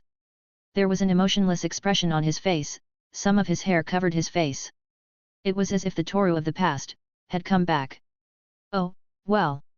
I said it before, do you have any free time? I was planning to go out for a while to walk around Konoha, eat delicious food, like a date. Hinata's here too. Ino smiled and Hinata looked at Toru sheepishly. This made him widen his eyes. He touched his head a little painfully and a small smile formed on his mouth. Yes, I have time. Just, give me a few minutes. Toru closed the door. Hinata and Ino looked at each other as they waited. At the same time, banging sounds could be heard inside Toru's apartment, as if someone was running back and forth inside the place. After a few minutes, the door opened again, revealing Toru in his usual clothes. Black shirt, bandaged pants, the same clothes as always, only this time he didn't have his cloak on. My clothes look a lot like Toru's. I wonder what he thinks of my clothes. Precisely for this was that Ino bought new clothes, so that Toru would look at them, but it seems that wasn't working, as Toru walked past her without even looking at her. Where are we going? Stepping forward, walking down the stairs, Toru asked. Ino and Hinata also hurried down the stairs. I had planned to visit the park, we could also go shopping for sweets. Another thing I had in mind, could be to visit other towns, but that would take us a long time. So we should stick with the first two options, then we would come up with something else later. I understand. Ino was happy to be together with Toru. She hadn't seen him directly in a long time, so being next to him, walking leisurely through the village, was something that made her heart feel calm. Although she also had a small problem. Hinata was also there. But her presence wasn't something bothersome either, however, this date turned into a walk between friends. Toru-kun, congratulations! Because she was stuck in her own world, Ino didn't notice that Hinata was now standing next to Toru. So, she walked a little faster to be closer. What do you mean, Hinata? Though she was also curious about the reason why Hinata complimented Toru. Yamato-sensei didn't tell you. Tell me what? Toru-kun is now Chunin, he was promoted in rank 4 days ago. Yamato-sensei said so. Really? I didn't know. In any case, congratulations, Toru. You're amazing. Ino looked at Toru with a smile, but he didn't seem to hear anything they said. It was as if this boy was disconnected from the world, staring at the ground, with a sleepy-eyed look. For Hinata and Ino, this was weirder than usual. Yes, Toru is always weird, one way or another, but this made these girls worry. They didn't know what Toru had been going through these past few days, there was no way of knowing, that's why they couldn't understand why Toru was like this. Toru. I see, that's why he didn't notice my change of clothes, hey. So, this should make him wake up. Ino quickly grabbed onto Toru's arm and looked him in the eyes. Didn't I tell you that you should sleep properly, or did you forget? I'm sorry. Hey. Toru just apologized and continued to stare into the void with the same expression on his face. This made Ino frown, as this is getting awkward. Hinata, on the other hand, looked at all of this not knowing what to do. Right now, Ino was hugging Toru, just like she did that night. I was about to. She touched her lips as she remembered. She was about to kiss Toru, but didn't due to this boy interrupting her. However, she wasn't going to let this happen either, she wasn't going to let someone make Toru pull away from her. So, replicating Ino's actions, Hinata grabbed Toru's arm and hugged him tightly. This made Toru finally wake up, looking to his sides, 2 cute girls were clinging tightly to his arms. But there was something strange, Ino and Hinata were looking into each other's eyes, a look that lasted a few seconds. Well, Hinata, what should we do to make Toru have fun, since, from what I see, he is not feeling well? Well, I don't know. I think, we should buy some sweets. Good decision. Even though they were both clinging to the same boy, for some reason they didn't feel awkward. This was fun. A few minutes passed, Ino and Hinata dragged Toru to the nearest candy store, only to find out that Toru doesn't like the taste of candy except for one. The little-known bread with fruit filling, although discovering this was somewhat difficult, as Toru was thoughtful, easily distracted and always quiet, more than usual. So, right now the three of them were walking in the direction of a bakery. It didn't take them long, since it was close to Toru's house. The bakery looked a bit old, but somehow, there was a warm and pleasant feeling. There were different kinds of bread on the glass shelves, they were freshly baked. Sweets were also an option to choose from, as there were different kinds of chocolate prepared perfectly. The owner of the bakery was friendly, an older man, of course. His hair was graying due to his age, still, his body looked strong, after all this man was a Konoha ninja in the past. When Hinata and Ino entered this place, the man was a little surprised to see the boy accompanying them. "Welcome." The man smiled slightly as he bowed. Hinata and Ino responded with the same gesture, unlike Toru, who remained silent. The three of them walked around the place. Toru moved a little away from the group and stood looking at the glass shelf that held the fruit-filled breads. His hair covered his eyes, hiding the somber look on his face. The two girls looked at him with confused expressions. No matter what they did, Toru was still acting strange. It was as if he was being swallowed by darkness. On the other hand, Xiao, the bakery owner, looked at Toru with a neutral expression. He had already lived for a long time, he had experience in life. So, just by looking at this boy, he could quickly deduce that something was wrong with him. Of course, he already knew Toru, since he almost always came to his bakery to buy that sweet that his mother loved. It's ironic, he hated that fruit bread, but for the last 5 years, he always comes and takes a few with him. This man had seen this boy come in and out of his bakery for a long time. I could tell he knew him a little bit. The ladies accompanying him, it looks like they're trying to get young Toru back in the mood. That's not going to work. Sometimes, when a man feels torn up inside, he just wants to be alone, get away from all the hustle and bustle of the world and think things through. Taking some breads from the glass shelf, he put them in a paper bag and approached Toru. "On the house," he said as he handed him the paper bag. This made Hinata and Ino look at the scene curiously, but they just watched, they didn't approach as they felt it wasn't a right thing to do. "Boy, I've seen you come in and out of my bakery almost daily, for the past 5 years. Xiao moved a little closer and put his hand on Toru's shoulder. He continued talking. "Like a flower, I feel you are slowly withering away. You are hiding in the darkness of your heart, a darkness we all have. In these last few weeks, I saw you more cheerful than ever, I saw happiness in your eyes. So, don't let that darkness consume you. In fact, I'm glad that gloomy child of 5 years ago has finally found happiness. That's why, if you feel like you are losing yourself, I'll always be here to talk to you. You will never be alone, that's something you know. Young Toru, you have a bright future, keep moving forward and don't let anything stop you." Xiao gave a small pat on Toru's back, then went back to his workstation. "Thank you, Xiao-san." He took the paper bag in his hands and slowly walked towards the exit door. "Hey! Toru, wait!" Hinata and Ino ran after him. "Good luck." This man watched the 3 children walk away. Xiao gave this gift to Toru, because in a way he owed it to him, for that boy came almost every day to this bakery, ordered the same bread with fruit filling and left with the same expression on his face. This small group of 3, now found themselves in that old park near the Ninja Academy. "It's tasty, I've never eaten anything like this before, how come I never found out about that place?" "Well, I already knew about it, but I never dared to go in." Hinata and Ino, sitting on a nearby bench, talked naturally, as they always usually do. Toru was next to them, sitting in the middle of these girls, but as in the beginning of this date, he kept quiet and thoughtful. Toru-kun is still the same. Until now, he never said anything. I remember this. He was exactly the same after the funeral of the Asahi and Uchiha clan 5 years ago. He was worrying more than he should have. Hinata wanted to make Toru happy, but seeing him in that state, she could also come to feel the same way he did. With Ino it was something similar. Although she tried to disguise it, she didn't feel at ease. Every time she looked at Toru like that, she felt as if something in her heart tightened. She could feel something similar to what Toru was feeling, although she had no way of knowing. Toru looked up, looked at the horizon. It had been quite some time since he left home. The sunlight touched his face, it was already dusk. I have to go.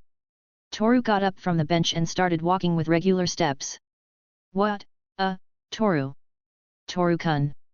Ino almost spit out the bread she was eating, while Hinata stared straight ahead unable to say anything.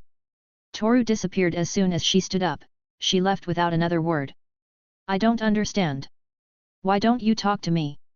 Ino looked at the ground as she clenched her fists. Toru spoke very few times all day, sometimes he spoke to apologize or to say thank you. After that, he didn't say anything else. On the other hand, Hinata felt something different. Although she was worried, she also felt that she should leave Toru alone for a while. She didn't know why Toru looked so depressed, she didn't understand this feeling, that's why she decided to let Toru think things calmly. Ino-san, it's going to be night soon, do you want to go to my place? He invited Ino with a small smile on his face. This made Ino feel calmer, so with a sigh, she agreed. Ha, sure. After all, I told my father that I would be with Hinata.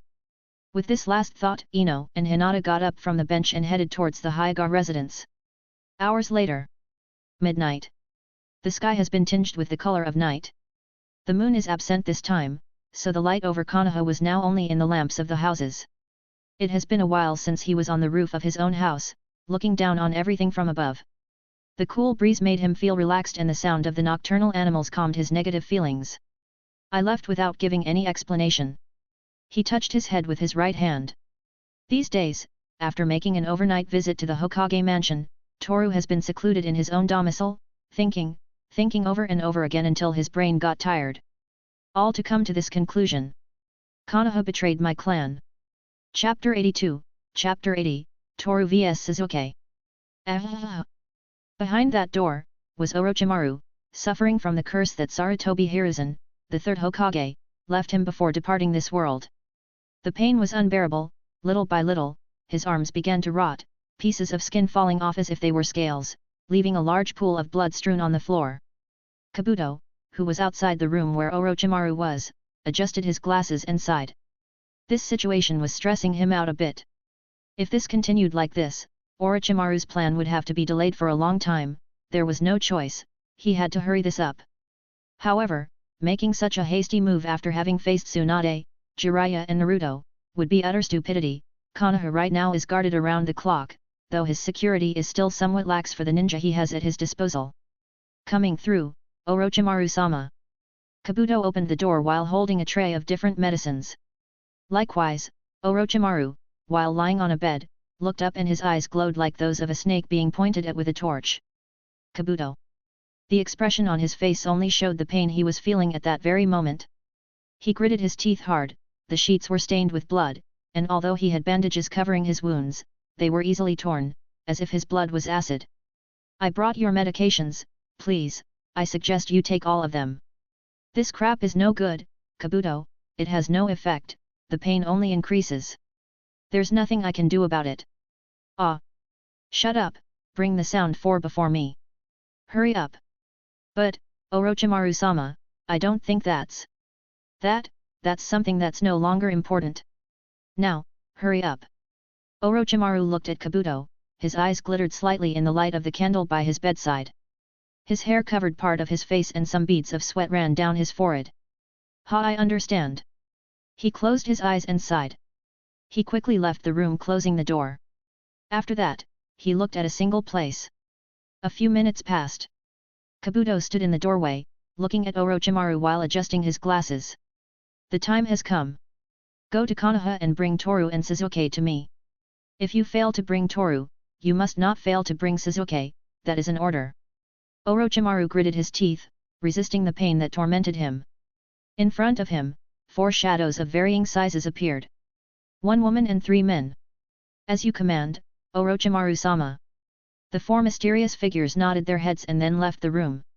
This caused, even though he felt excruciating pain, a small sinister smile to show on his mouth. Kabuto looked at this and could only remain silent. Kimimaro is no longer fit to be Orochimaru-sama's sole vessel. Now all that's left is for those 4 to bring one of those 2. Toru. I always saw something interesting in you, and the daggers you use give you away clearly, it's a pity no one noticed. As for Sasuke, he also has a great potential, he improves faster than it seems, Now it only remains to wait. He closed the door of the room and went to his small laboratory, where the one who answers to the name of Kimimaro is located. In Konoha. Only a day passed since he saw Ino and Hinata. He left the place without saying anything, so the least he could do was apologize. Still, his justification for it was that he had been overthinking things. All this happened since he read those documents. Now that I remember. Ino changed her clothes. She looked good, but I was thinking about so many things that I forgot she was there. The same thing happened with Hinata. I really should apologize. Closing his eyes and letting out a sigh that seemed to last an eternity, Toru opened the door to his house. She felt that her thoughts were disturbing her teammates, so she tried to act as normal as possible, so she could apologize properly. Who should I look for first? Toru put on his cloak as he left the house and looked in all directions to make sure no spies were watching him. Strange as it sounds, and to Toru's good fortune, there were no spies today, so he won't be being watched. This will allow him to go quietly through the village. Wilting like a flower, hey. Old Xiao's words were still in Toru's mind. It made him think things through more carefully, think about what he saw in those documents. The people of Konoha seemed more animated than usual, or he just didn't feel right, so the animated attitude of the people made him uncomfortable. He has walked for a few minutes, trying to think of some apology, something that doesn't sound empty and unrepentant. He had to admit that his accuracy the day before was horrible. He didn't even dare to apologize before he left, he just disappeared, vanishing into thin air. My head hurts from thinking. This doesn't happen to me that often, but I guess since I got my memories back, my brain has been a little tired from taking in so much information. I'm still a child in the eyes of others, I think of myself that way too. I raise my head and look up at the sky. My family, my mother, my father. I guess I had a less difficult life in this world. At least I had a mother who did treat me like a real son. My father, on the other hand, he wasn't such a good father, at least that's what I think. It's not worth remembering all that. My clan, my family no longer exists, we were betrayed by the village we worked so hard to protect. He lowered his gaze and sighed. Although he was trying not to think so much about what he saw that night, it was hard, after all. Toru. Toru-kun. While he was deep in the world of his thoughts, two voices were heard. Two girls, sounding a little surprised. Hinata. Ino. Toru still didn't feel ready to be in front of them again. He completely forgot that he was thinking of an apology, only then he can feel at ease, at least he thought so. We were going to visit you. I was really worried, yesterday you left without saying anything. Feeling better already, Toru-kun. Seeing these two girls being so worried about him made him understand that it wasn't worth it to relieve things from the past. Now that he knew the truth behind what happened that night 5 years ago, he might feel a little more at ease, right? No, that won't happen. There were interesting names in those documents, this was one of the reasons why he was so thoughtful these last few days. Still, so that these two pretty girls wouldn't feel bad about that guy with the gloomy look, Toru could find a way to apologize. Yes, I feel better. I'm sorry for acting like that yesterday, I had a lot of things to think about. They were just casual problems, so I feel better already. But I feel bad for leaving them like that yesterday, so how about we go for a little walk? Toru smiled slightly, making Hinata and Ino feel better after seeing this boy in such a sad state. Well, if that's what you want. There's no other choice. I'm going to. Hinata and Ino clung to Toru's arms. The latter looked at them curiously, as he didn't understand how these two girls could act like this while standing in front of him. As I understood, women hate that other women besides them are close to the guy they like, but here is that little detail. Yesterday when Toru disappeared, Hinata invited Ino to her house. When Ino was about to return home, Hinata asked her a question, which Ino answered seriously. Ino-san. Are you dating Toru-kun? She was quite surprised to see that Hinata had asked something like that. It was then that she realized why she felt watched the night she confessed her feelings to Toru. No, he rejected me. Did you leave before you heard his answer? Hinata's eyes widened. Did she know I was there? Well, Ino didn't know anything, she only had her suspicions, but seeing Hinata's reaction, she realized many things. You'll be my rival, hey. Hinata, if you like Toru too, rest assured that I won't give up, since my love for him is greater. I will fight until I conquer his heart, I know you will do the same. So, no matter who wins this battle, in the end, will you still be my friend? The gentle smile on Ino's face made Hinata feel calm. Now she understood how she felt. They both love the same boy, they've been friends since they were chosen to be on Team 11. This was going to be difficult, but still. Thank you. People were looking at Toru, well, it was a normal thing. If you have two girls glued to your arms, it's normal for people around you to look at you while asking each other strange questions. He's a lucky bastard. He's just a kid and he already has two girls. I'm out of here. Different men's comments were heard. Toru sighed wearily because of this, for he couldn't imagine that his attempt to apologize had ended in this. In the end, a few hours passed. This date between two girls and a guy was about to end, it was already a little over half a day. The sun was at its highest point, the strong breeze made the leaves of the trees move from one side to the other, causing a sound very similar to that of a sheet of paper being crumpled with one hand.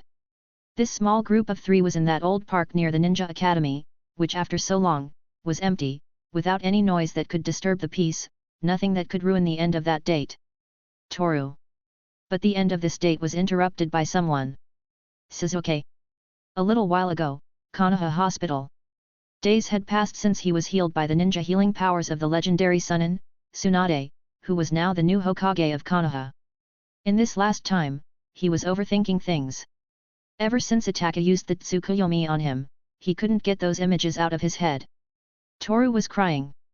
Just like him, who suffered greatly from the loss of his parents, Toru had the same fate. It was Itaka who showed him that scene. Toru was holding his mother in his arms, tears were falling one after another, mixing with the blood on his hands. All the blood covered the paper walls and the moonlight came through the door, slightly illuminating Toru's face. Shizuke opened his eyes, unable to believe what he had seen. As the tears came out, his eyes lit up in a strange blue color like the sky. The pupil changed its shape, showing a black X in the iris. It was at that moment that Toru obtained his dojutsu, however, not even he knew he had that ability until a few months ago. Shizuke remembered that clearly, as if he had been present at that moment. The hatred, the sadness, everything that drove Shizuke to become strong, that was something Toru had as well. However, right now that he had just faced Naruto, he understood that it wasn't just Toru who was strong. They had all overcome him. His hatred was not enough, he needed more hatred, only then could he avenge the death of his clan and the clan of his childhood friend, whom he considered a brother. What am I doing? He looked at his hand and clenched his fist tightly. He lost to Naruto, but if he could defeat Toru, that would mean that this defeat was just a lucky thing for Naruto. Then, he took one last look at that water container, which had been destroyed by Naruto's raised Nan, and went in search of his childhood friend. In the present, in a park somewhere in Konoha. Toru recognized this person at once. His childhood friend suddenly appeared, he looked like he had just come out of the hospital, as he was wearing the same dark blue shirt with the grey pants he wore when he was recovering from his injuries. He had a frustrated expression on his face. He felt humiliated, he felt weak, someone pathetic without enough hatred. All of this filled his mind as he made his way here. Naruto started out as a mediocre ninja, but now, that mediocre ninja had surpassed the prodigy of the Uchiha clan, Shizuke. Shizuke-kun, why are you here? Still clinging to Toru's arm, Ino felt curious and asked a question. But Shizuke didn't answer and approached Toru. He looked him in the eyes and Toru did the same. Hinata and Ino understood that this was something they shouldn't get involved in, but something they had to see. So they let Toru go and let him handle this. Shizuke, you should go back to the hospital. Naruto and Sakura must be worried. He closed his eyes and sighed. Fight. Fight with me. Shizuke looked Toru in the eyes and the crimson glow of the Sharingan showed. At the same time, as if his eyes reacted to that boy's Sharingan, the Shigen in Toru's eyes activated, thus, showing the cold blue light of death in his eyes. Can't I refuse? Toru was direct with his words, he kept his face expressionless and his glowing eyes gaze. Are you a coward? I'm not, I just think it's a waste of time. You know the result. He already knew the outcome of this fight without even starting. Shizuke would only humiliate himself, there was no reason to fight. Still, he also saw something in Shizuke that looked familiar. He felt as if the same darkness that troubled him these past few days was treating Sasuke's soul. In his eyes he saw hatred and frustration. I don't care about that. Tell me, Are you sure about this? The light in his eyes intensified. I am. Then, so be it. Toru closed his eyes, to seconds later walk a few meters forward, standing in front of Shizuke. He looked at his childhood friend, and adopted his fighting stance. Hinata and Ino could barely understand what was happening. But of one thing they were sure, this had something to do with Toru's attitude the day before. And they weren't entirely wrong, since this was related to Shizuke, to the people of the Uchiha clan. I don't understand why they're going to fight. Shizuke and Toru are friends, right? I don't get it. Will Toru-kun be okay fighting Shizuke-san? He apologized this morning, could it be because he knew this was going to happen? Before this duel begins, Hinata and Ino questioned themselves a bit. Even though Toru said he had some casual problems, they didn't believe at all that something like this was casual, at least they interpreted it that way. Fine, I won't use my daggers. Now, come here, don't you want to fight? TCH. Shizuke checked his tongue. Almost instantly, he disappeared into thin air, arriving in front of Toru in less than a second. However, he didn't move from the spot he was in. Too slow. *Bam. Toru's knee hit hard into Sasuke's stomach, who was left processing what had happened. It only took a second for Toru to deliver the first blow without even moving from where he was. This forced Shizuke to move back a few meters to think of something. But no time to rest. Toru appeared behind Shizuke, charging a paw straight for his head, but his Sharingan gave a small twist, showing Shizuke the way around this. He placed his arms in front of his face, blocking the strong blow. Maybe you already knew this jutsu. Shizuke opened his eyes and Toru clasped his hands together, performing the necessary seals for that jutsu. Kage Bunshin no Jutsu. A small cloud of smoke appeared off to the side, revealing Toru's clone, which placed his hands on the ground, propelling himself and delivering an upward kick that lifted Shizuke off the ground. Why? I don't understand, Shizuke thought. Being in the air, he closed his eyes and performed the hand positions at a superhuman speed. After that, he looked down, where Toru was and Katun, Gaki no Jutsu Fire Style, Great Fireball Jutsu. He clasped his hands together in front of his mouth and blew. Instantly, a large fireball came out as if Sasuke's breath had turned into fire.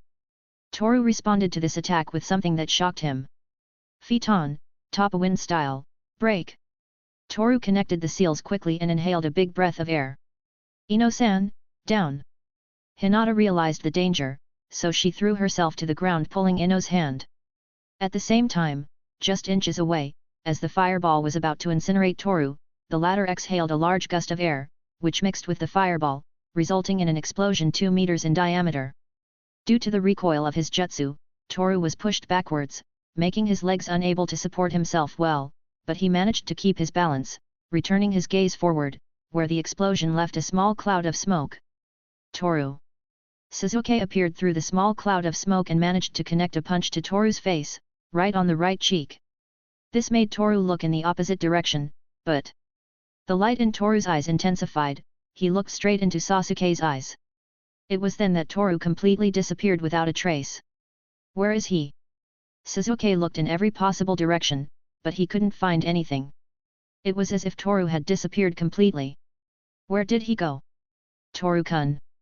Hinata and Ino also lost sight of Toru out of sight, but it was obvious this was going to happen.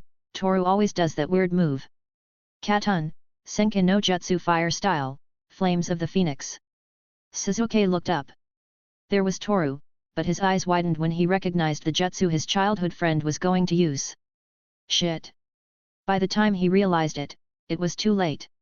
Small fireballs began to fall like rain. Shizuke tried to dodge the fireballs, but there were so many that it was extremely difficult to move without getting hit by one of them.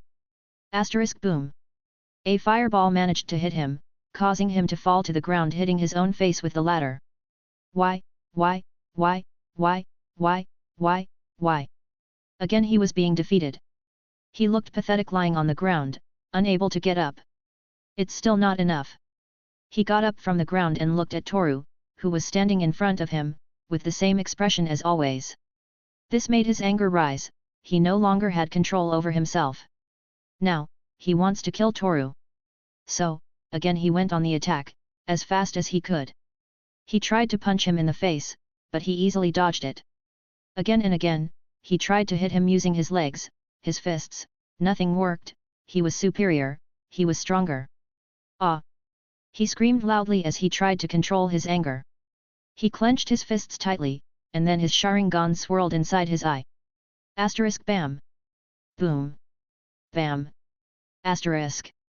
The sound of the blows could be heard all over the place. So fast, one after another. It was hard to see them if they were moving at an abnormal speed. Hinata could barely follow them with her Byakugan. Ino, on the other hand, was worried, as this fight was getting too wild. Asterisk boom! A double punch from both parties. Toru's fist was in Sasuke's face and vice versa. They both recoiled a little, however. Toru looked at him as if he hadn't received any damage. Sasuke opened his eyes and clenched his teeth tightly. He realized that all this time, Toru had been holding back. He could tell by the simple fact that his childhood friend had not yet used the ninjutsu he used against Gaara. "You're underestimating me. Toru, you were always like that." Kneeling on the ground, Sasuke looked down at his own hands. At the same time, Toru stood back, a few feet away. "This is not right. I must end this as quickly as possible." Toru sighed. This fight was destroying Sasuke inside. There was no choice but to leave this as it is. But a bright light illuminated the whole place. Blue as the sky, pure electricity. The sound of 1,000 birds was heard. Toru watched in silence. "Sasuke, you have let yourself be consumed by the darkness." His childhood friend, that boy who used to smile when he saw his brother coming home from work, has completely disappeared. Now only that boy who held his arm tightly is left, while the Chidori glowed illuminating everything. Toru sighed again. Hinata and Ino opened their eyes seeing this. Toru's arms began to glow. This was the only talent of the Asahi clan, imbuing. Toru. Sasuke lunged forward charging the Chidori in his right hand. Toru closed his eyes for a moment and then also launched himself into the attack. Chidori. Bird Thousand. Kamikaze. Divine Explosion. Asterisk boom. A loud explosion shook everything around them and then, the result of this fight showed itself. Sasuke shot out against a tree, hitting his back and causing a thud. At the same time, standing in front of him, Toru's arms glowed with the light of Shakutan. Toru. Toru-kun. Hinata and Ino quickly approached Toru, but stopped when they realized that there was smoke coming out of this boy's arms. After all, Toru is not immune to his own Kekii Genkai, which had burned his arms, just a little. Damn! Sasuke tried to stand up, but it was difficult. Just at the instant their hands were about to collide, Sasuke could see that the light on Toru's arms became dim for a moment, as if he had lowered the intensity of his jutsu. Ino. Hinata, you can go home. We'll see you tomorrow. But it's okay, I'll take care of this. Seeing the expression Toru had on his face, Hinata and Ino couldn't refuse. Alright, then tomorrow, I'll see you tomorrow. Ino smiled. She felt that she didn't drink leave, she felt that she should stay together with him. She had a bad feeling, so did Hinata, who moved closer, placing her head on Toru's chest. See you tomorrow. She looked up and met his eyes. She clung to Toru, but then, sighed and walked away with regular steps. Ino stayed for a moment, but then decided to leave as well. This left Toru and Sasuke alone. This bright blue-eyed boy looked at them. Sasuke was lying on the ground, clenching his fists tightly as he tried to hide his emotions, which were about to explode. It was getting dusk, the sky turned that mystical and calm golden color as always. Camping to this sunset, a warm breeze made her hair dance to the rhythm of the latter. Sasuke, the road you're going on is full of stones. Sitting on a tree branch, Toru felt tired. He had just defeated Sasuke, he held back until the end so as not to hurt him too much. He won the victory, but when he wanted to help Sasuke, Sasuke shouted at him to leave. Even so, Toru stayed in that place, until Sasuke decided to leave. And now, he was sitting on the branch of a tree near the place where he faced him. More trouble, he said when he saw 4 shadows in front of him. Chapter 83, Chapter 81, Sasuke's Decision. Like 4 rose petals falling into the void, shadows appeared before him. One of these shadows had 6 arms, supposedly a male figure. Next to it, the silhouette of a girl could be seen. She had long hair, she seemed to have a dark pink color due to the darkness that showed through the leaves of the trees. Another of the shadows, the one that looked more intimidating, was the figure of a fat man. He seemed not to have so much hair on his head. The last shadow that showed itself, seemed to have two heads, one attached to the back. He also had shoulder-length hair, silver due to the low light coming through the leaves of the trees.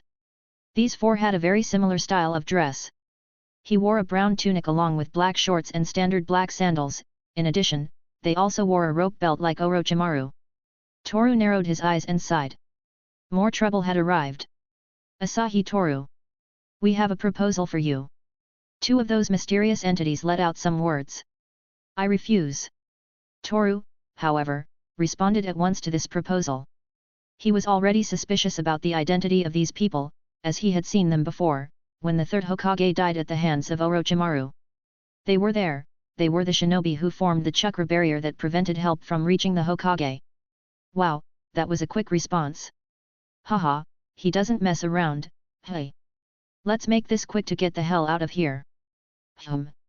He folded his arms and thought about the situation he was in right now. These are Orochimaru's bodyguards, or so I can see. However, that they arrived right after my confrontation against Sasuke, something like this shouldn't be a coincidence. If these ninja came to Konoha, it's to take Toru and Sasuke with them. Obviously Toru won't be kidnapped so easily, but he didn't know for sure what these guys are planning, since they looked more docile than he expected. I know where they come from, but I don't know who they are. Toru had enough trouble today.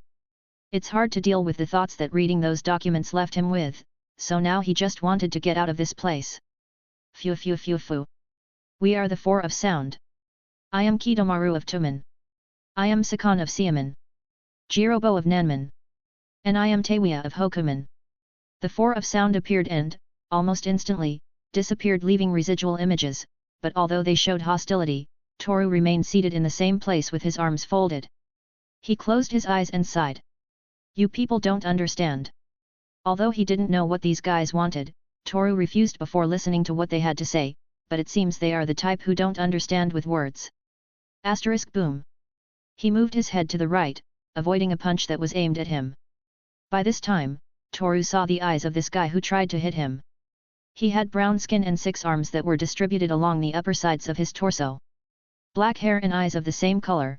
In addition, tied to his head he had the band with the metal plate, whose emblem could be easily distinguished.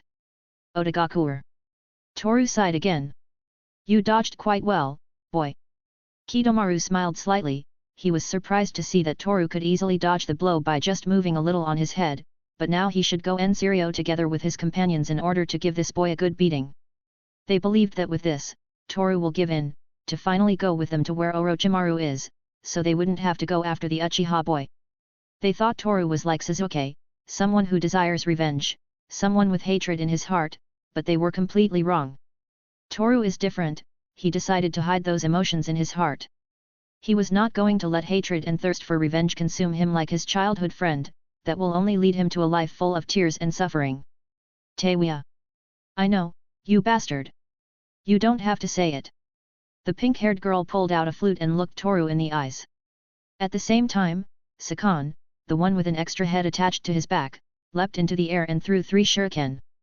Accompanying this, as the shuriken went with the trajectory right into Toru's face, Jirobo leapt forward, preparing to strike with the full weight of his body.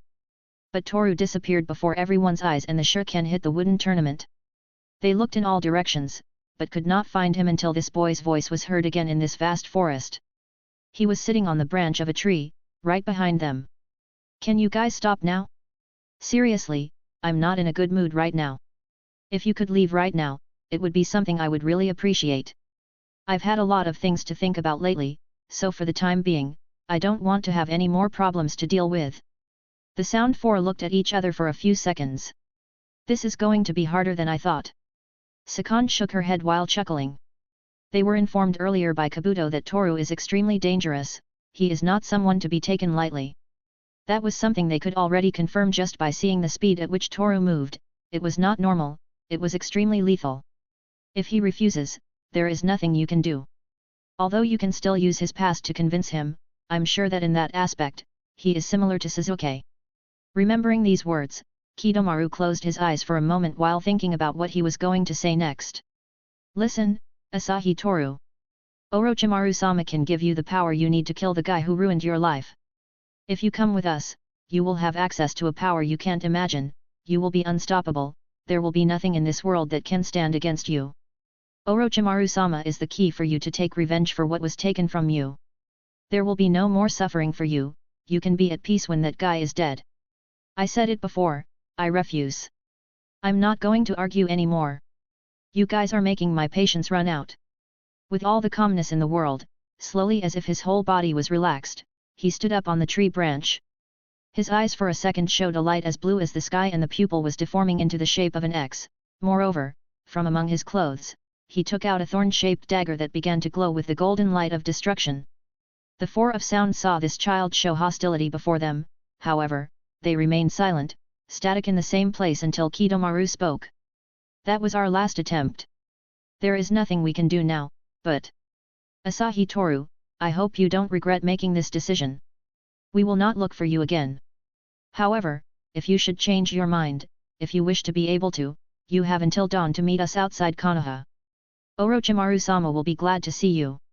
I'm not interested in the power of a pervert like Orochimaru, now get out of my sight before my hand accidentally slips and I end up slitting everyone's throats. The emotionless expression on his face, as strange as it sounds, showed a bit of annoyance. Ha ha ha, you're very aggressive, kid. For a moment, Kidomaru watched Toru's eyes, they glowed brightly, like a blue flame in the dark.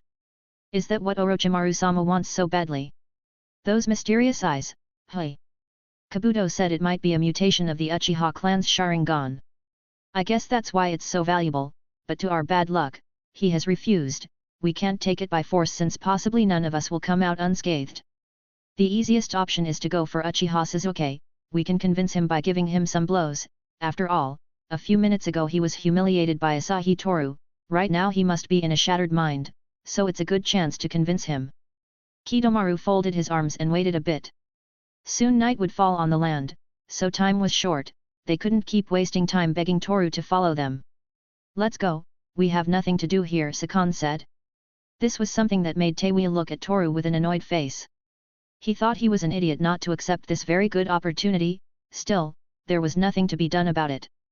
Jirobo on the other hand, kept silent, there was no need to talk when his teammates were already doing all the work.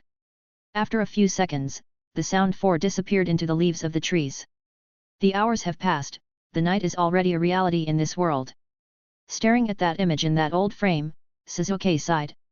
So much had happened in the last few weeks, he could barely gather his thoughts.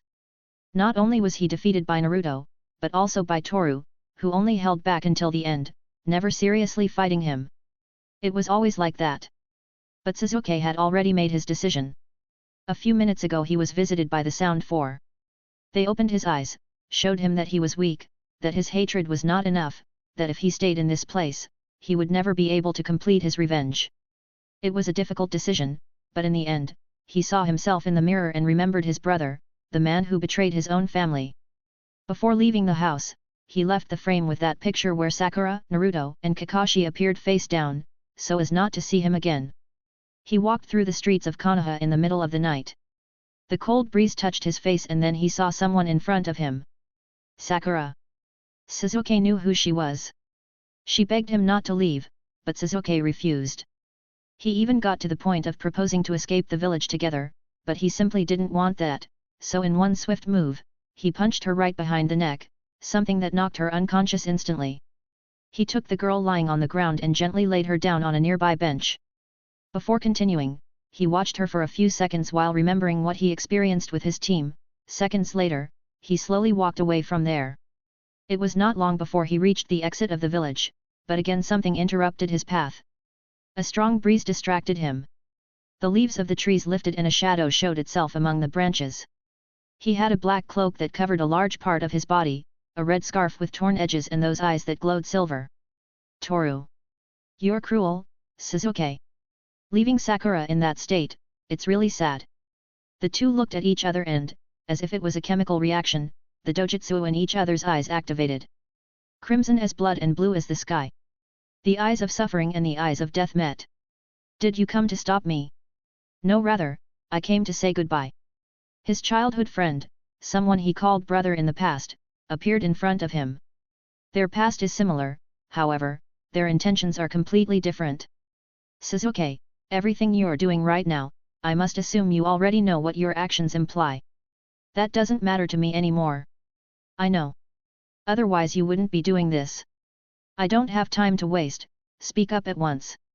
Sasuke looked away, he didn't want to see that friend who overcame him. Sasuke, your revenge is stupid, but I'm not here to judge your actions. You can do whatever you feel like, I'm not going to intervene. Whatever you do will be of your own accord. He folded his arms and continued. Orochimaru's bodyguards also visited me. I know you too, that's why you're here. The power you seek, the promise you want to fulfill. The wind blew strongly, making the hair of those two children dance at the same time. Silence was the only thing that was present. Slowly the moon appeared through the clouds, illuminating the faces of both of them. Sasuke. I hope you don't regret the decision you've made. Hearing this made Sasuke close his eyes. He sighed tiredly as he began to walk in the direction of the exit of the village. A smile formed on his face and then he looked Toru in the eyes. I will never regret this. I hope so. Turning his back on Sasuke, Toru started walking on his way home. After the Sound Four visited him, he decided that he would follow them to see what they were going to do next. What he saw was how they beat Sasuke mercilessly. They made Sasuke look weak, and in the end, it all led him to make this decision. Although all this time he was visiting him, the conclusion of this affair was strangely sad and boring. We are enemies now. There is nothing more I can do, I will not intervene, after all, it is none of my business. I already know the truth behind everything that happened that night, that's why I can say, that your revenge is stupid. Therefore, I know that you will end up regretting it. With these last thoughts, Toru disappeared into thin air, as if he had been swallowed by the darkness of the night. Chapter 84, Chapter 82, Let's bring Sasuke back. A thick black fog covered the place. Everything was dark, it was as if the ground was made up of an infinite sea of blood, and up in the sky, a large red moon rose to the top. In the middle of it all, stood Ino. She looked around without knowing what was happening, she was confused. She didn't know where she was or why she was there, however, this feeling of sadness she felt being present in that place was depressing. What is this? Even without knowing it, Ino looked at a small crimson sphere a few meters away. Toru. From out of the mist, the black-haired, grey-eyed boy appeared. He looked at the small sphere that formed and took it in his hands. Toru. She tried to get closer, however, it was as if her body could not move. It felt as if various chains were wrapped around her arms and legs. She looked at this, they were chains made from the blood that was on the ground. Toru. What is all this? Why don't you talk? Toru seemed to hear Ino's words, but he just looked at her with that poker expression he always wore on his face. Then, that sphere began to spin, glowing brightly. It rose into the air and then disappeared. Toru? Ino opened her eyes unable to believe what she was seeing. The mist began to swallow Toru, two skeletal hands wrapped around his chest and right behind him, 10 shadows formed, shadows wearing black cloaks that reached below their knees, with long necks, which hid their faces. Again, the crimson sphere appeared, but this time, in front of the shadow at the center of it all. Toru turned around, looking at the shadows. Then, this shadow located in the center of everything held out his hand. He looked at the shadow and also extended his hand. Toru. No. Don't go. Ino tried to break free from the chains, but it was impossible, they only dragged her backwards, leaving her no chance to go after Toru. Stop. She tried her best, but it was useless, she couldn't go after him. Toru took one last look at Ino and a few tears fell. He, for some reason, was crying. No. Ino opened her eyes and woke up. She was lying on her bed, the sheets covered her body and that teddy bear was still beside her, but... tears. She touched her cheeks and felt the tears spilling over. She didn't know why she felt that way, was that a dream? She couldn't understand what had happened, she didn't know what that place full of blood was, she didn't know why those shadows took Toru, she didn't know why Toru was crying. And these tears that were shed, she felt that they were not only his tears. Toru. She had just woken up. That dream made tears overflow like a waterfall of sadness. Toru-kun. He touched his chest in pain.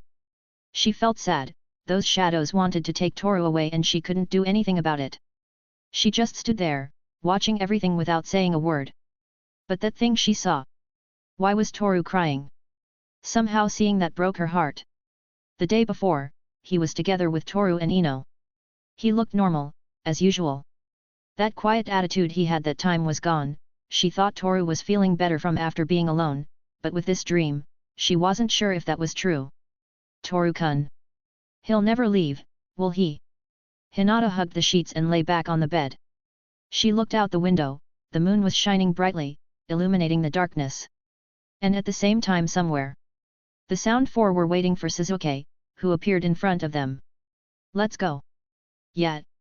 Together, the five of them set off on their journey after offering a strange pill to Shizuke, who had to go locked in a barrel after taking that medicine that rendered him completely unconscious. The next day. Who are you? He had just woken up after being awake for a long period of time.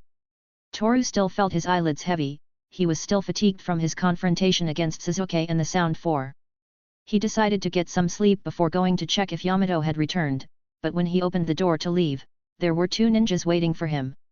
We were sent by Hokage-sama. She needs your presence right now at the Hokage mansion, please, we have to hurry. There is no time left. The two messengers looked worried. With this, Toru instantly knew why he was being called by the Hokage. This had to do with Shizuke, it was obvious. I understand, then let's go. If he was called to testify about what happened the day before with his childhood friend, he might take the trouble to say a few things about it. Although, he had no way of knowing Tsunade's intentions with all this. Shizuke, you're starting to cause me trouble. Toru. Hello.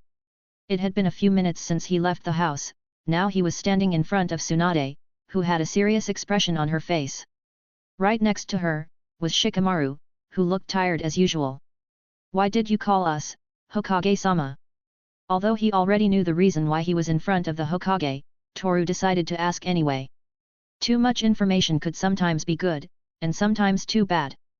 What a bummer. I was having breakfast a few minutes ago. I also want to know why the Hokage called me, but he's here too, Toru. Ha, this doesn't look good. I feel like this is going to be a pain in the ass. He was tired of all these recent events, problem after problem, it was stressful for Shikamaru. And now he was being called by the Hokage, this only meant more trouble. Last night, Uchiha Shizuke left the village. And there's no doubt he's headed for Otagakure. He left? Why?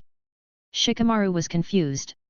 That this guy had left the village was too sudden news, after all, he thought Shizuke was someone who deserved respect, for he was one of the prodigies of the new shinobi generation. Toru, however, already knew about all this. So he let out a name. Orochimaru. He looked out the window remembering what had happened the day before. Orochimaru's bodyguards managed to convince Shizuke, this led him to leave the village in search of power, so he could carry out his revenge against Itaki. I see you know about the matter. Just a little. Wait. How is that possible? What would a guy as dangerous as Orochimaru want from Shizuke? Hearing that name gave Shikamaru a headache, as he wasn't wrong in thinking that this matter would be a bother. That's not what's important now. We don't have much time left. For now, I'll assign you to your first mission as Chunin-ranked shinobi. Don't tell me that. This was something that bothered Toru. If Tsunade was going to assign them their first mission being Chunin-ranked ninja, that meant the mission would be flying Shizuke in, isn't it? Said Shikamaru. Exactly. Hearing all this, Toru looked at the ground. Previously he said he wasn't going to interfere in his childhood friend's decisions, but now the Hokage shows up and gives them this kind of mission. However, this mission must be carried out quickly, and there may be complications. What? Shizuke is most likely being guided by Orochimaru's subordinates. Not likely, it's kind of obvious. They tried to convince me too, the Sound Four. Ha, I have no choice. He sighed wearily as he listened in silence. In that case, we're going to need 4 or 5 more ninja, preferably Chunin and Jounin. That won't be possible. What do you mean? All our ninja are busy on more important missions. Right now there are only those who can defend the village in case of an attack. So, in the next 30 minutes, you will have to get quality ninja who can help you in this mission. Shikamaru sighed. Now he not only had to complete a difficult mission, but also recruit companions who could help him. Damn, at least Toru will be here. But he still trusted the guy next to him, so this wasn't going to be that complicated. Hokage-sama, I apologize, but I will have to refuse to perform this mission. Ah! He couldn't help but stare at Toru without asking himself what the hell was going on. A second ago he had put all his trust in him, but now. Can you tell me a reason? Tsunade, on the other hand, folded her arms as she looked at the grey-eyed boy seriously. As far as she knew, Toru and Sasuke grew up together, as the Uchiha clan and Asahi had an alliance, so it wasn't strange to think that this boy would try to bring him back, but apparently she was wrong, as Toru was refusing to participate in this mission. I just don't want to participate in anything to do with Sasuke. He shoved his hands into his pockets, at the same time looking Tsunade in the eyes. I understand. But I can't accept that, we're short-staffed right now. You'll have to go along with Shikamaru on this mission. You can't refuse. But It's a direct order from the Hokage. Are you planning to refuse, Asahi Toru? Toru lowered his gaze. If it was Tsunade who ordered it, there was nothing he could do about it. To refuse was to go against the Hokage's word, and that brought consequences. Toru knew this, so he could not insist, could not refuse. But he had promised not to interfere with Sasuke's decisions, to participate in this mission was to break his promise. No choice, I can't do anything about it. Toru closed his eyes and headed for the door. Once there, he turned his gaze back. What are you waiting for, Shikamaru? We don't have time. Tsunade smiled a little at the sight of this boy resigning himself so obediently. It's all right. Here I go. Scratching his head, Shikamaru hurried to get good companions, but first. Before you guys go. I wanted to recommend someone to you, he'll be able to be of help. He smiled again as he looked at the two boys at the door. After that, Toru and Shikamaru ran out, there was no time to waste. Minutes later. Having searched for the teammates that were needed to make this a search squad. The members of this team are, Shikamaru, Naruto, Neji, Chuji, Kaiba and Toru. It was almost 30 minutes since this started, so the team was ready. Right now, they are all at the entrance of the village, ready to start this mission. Hey, Shikamaru. I don't trust you as the leader, you know, knowing how you are. Naruto, Shikamaru is the most competent of us all. He may be a little lazy at times, but when it comes to leading, he's hands down the best. Enough, Chuji. There's no need to talk anymore. So far, Shikamaru has been thinking about how to start this mission. Having Toru and Neji, two extremely powerful ninjas, putting together a strategy should be easy, but without knowing Toru's abilities, it's hard to know what role of this mission to give him. Well, I knew a little about him. The Shakuton, the unique taijutsu he has, but what I needed to know was what Toru's eyes do. Do you really think you're the leader, Naruto? I'd certainly rather be bossed around by Shikamaru than you. On the other hand, Kaiba looked pretty relaxed for the kind of mission he was getting into. He even went so far as to say it would be fun. Neji, good luck. Listening to Rock Lee, Neji nodded his head. While this boy's surgery had been a success, he couldn't work as a ninja until his wounds were fully healed. What's more, Lee still has the crutch, which allows him to mobilize better, so it's a matter of time before his health improves. Well, let's get straight to the point. Tell us what your plan is. According to what you said while we were heading here, it's very likely that the enemies will ambush us, Neji said. This made Shikamaru smile bitterly. Just thinking about what could happen made him feel more tired than usual. Think of this as a game. We're the pursuers and the enemy is the pursued, so it's easier for us to be set up. That's why I want to create a formation that allows us to react quickly to an attack. That is why all of you must follow my orders, otherwise, if you decide to do as you please, we will all die. So far he had kept quiet, after all, Toru didn't want to be on that mission, but there was nothing he could do about it.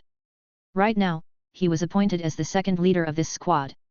If Shikamaru becomes incapacitated, he will be the one to answer for the team. If you're looking for a formation, the most efficient would be to move in line, Toru said. You read my mind. I had already thought of that. So, Kaiba, you'll go in front of everyone. Your sense of smell is perfect for detecting enemy traps, plus you can track Sasuke's scent. You always take Akamaru with you, together you can increase your strength, which also makes you the perfect defense in front. I'll go second in line, since I'm the leader, I can give orders to everyone by waving my hand, I can also help Kaiba on the way. In third place, Naruto. You will go in this place since you react fast, you are the center of the group, besides, you can use the Kage Bunshin no Jutsu. Shikamaru took out a scroll from his pocket and sat down on the ground. In fourth position, Chuji. You're not the fastest of all, but your defense and attack strength are higher than anyone else's. I trust you to defend us, you are our final blow. In fifth position, Niji. You will have the hardest job of all, you will use your Byakugan to cover our backs, using your eyes, nothing must escape your sight, it is possible that your energy will wear out fast, but for this is the last place. As for the last one, Toru. You will go last, your attack strength is too high, you will protect Niji from far distance attacks and attacks that he is not able to see. Because you are fast and react quickly, you are able to do this with ease. With that said, Shikamaru finished drawing the positions of each team member. Now, look carefully. In this drawing is represented the area that each of us must guard. Kaiba will watch the front like me, only I will watch a wider area.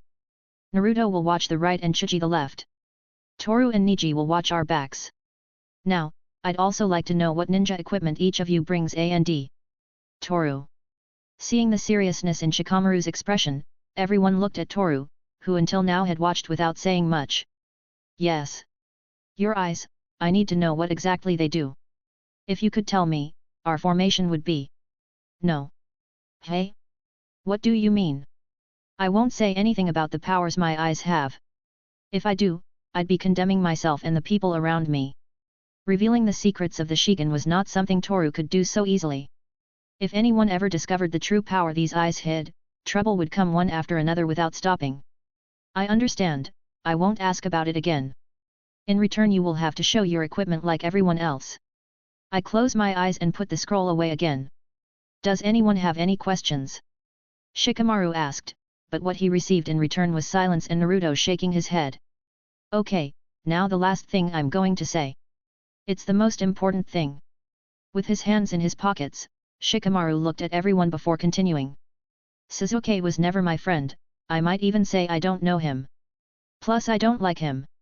But, he's a Konohagakure ninja, he's our comrade.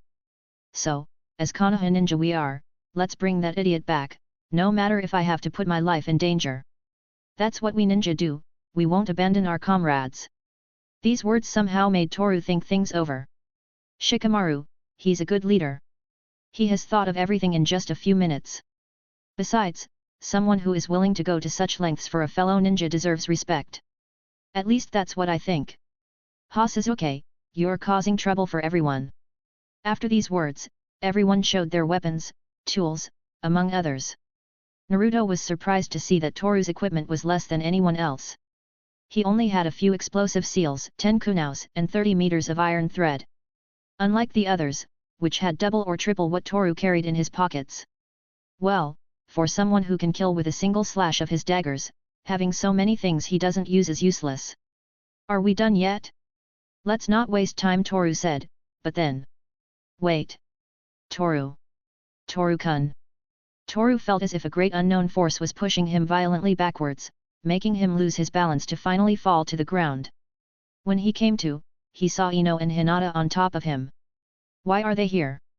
They all looked at him and simply didn't know what to say. Two girls appeared out of nowhere and jumped on top of Toru, it was too weird and awkward. Sakura-san told us. When we went to look for you, you weren't there. So we came. The two were clinging to Toru's cloak tightly. It seemed as if they had stuck to his clothes, giving him no chance to escape. Oh. I'm sorry. This mission came out of nowhere, so I didn't have time to tell them anything. That doesn't matter. I just wanted to see, if you were okay. Ino laid her head on Toru's chest. She still remembered that dream. Toru-kun, please, come back soon. Touching Toru's cheek with her hand, Hinata looked into his eyes. The two looked at each other completely ignoring Ino, but there was something that interrupted him. Hinata-sama. Hearing that voice, Hinata's face turned that deep pink color. She had forgotten that they were surrounded by people, so now she was too embarrassed to get up from the ground. Although this didn't matter to Ino, who continued to enjoy Toru's warmth, after all, now that she saw that her beloved grey-eyed boy was okay, she felt a little more at ease. Please, Naruto.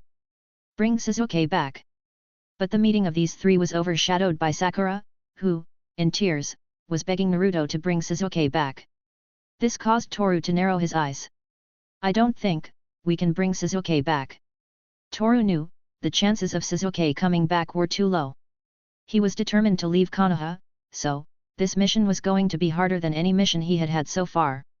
I promise, we'll bring Sasuke back. Holding up his thumb, Naruto smiled. This made Sakura wipe away her tears as she thanked this boy. We have to go, Shikamaru said. They all looked in his direction and prepared to leave.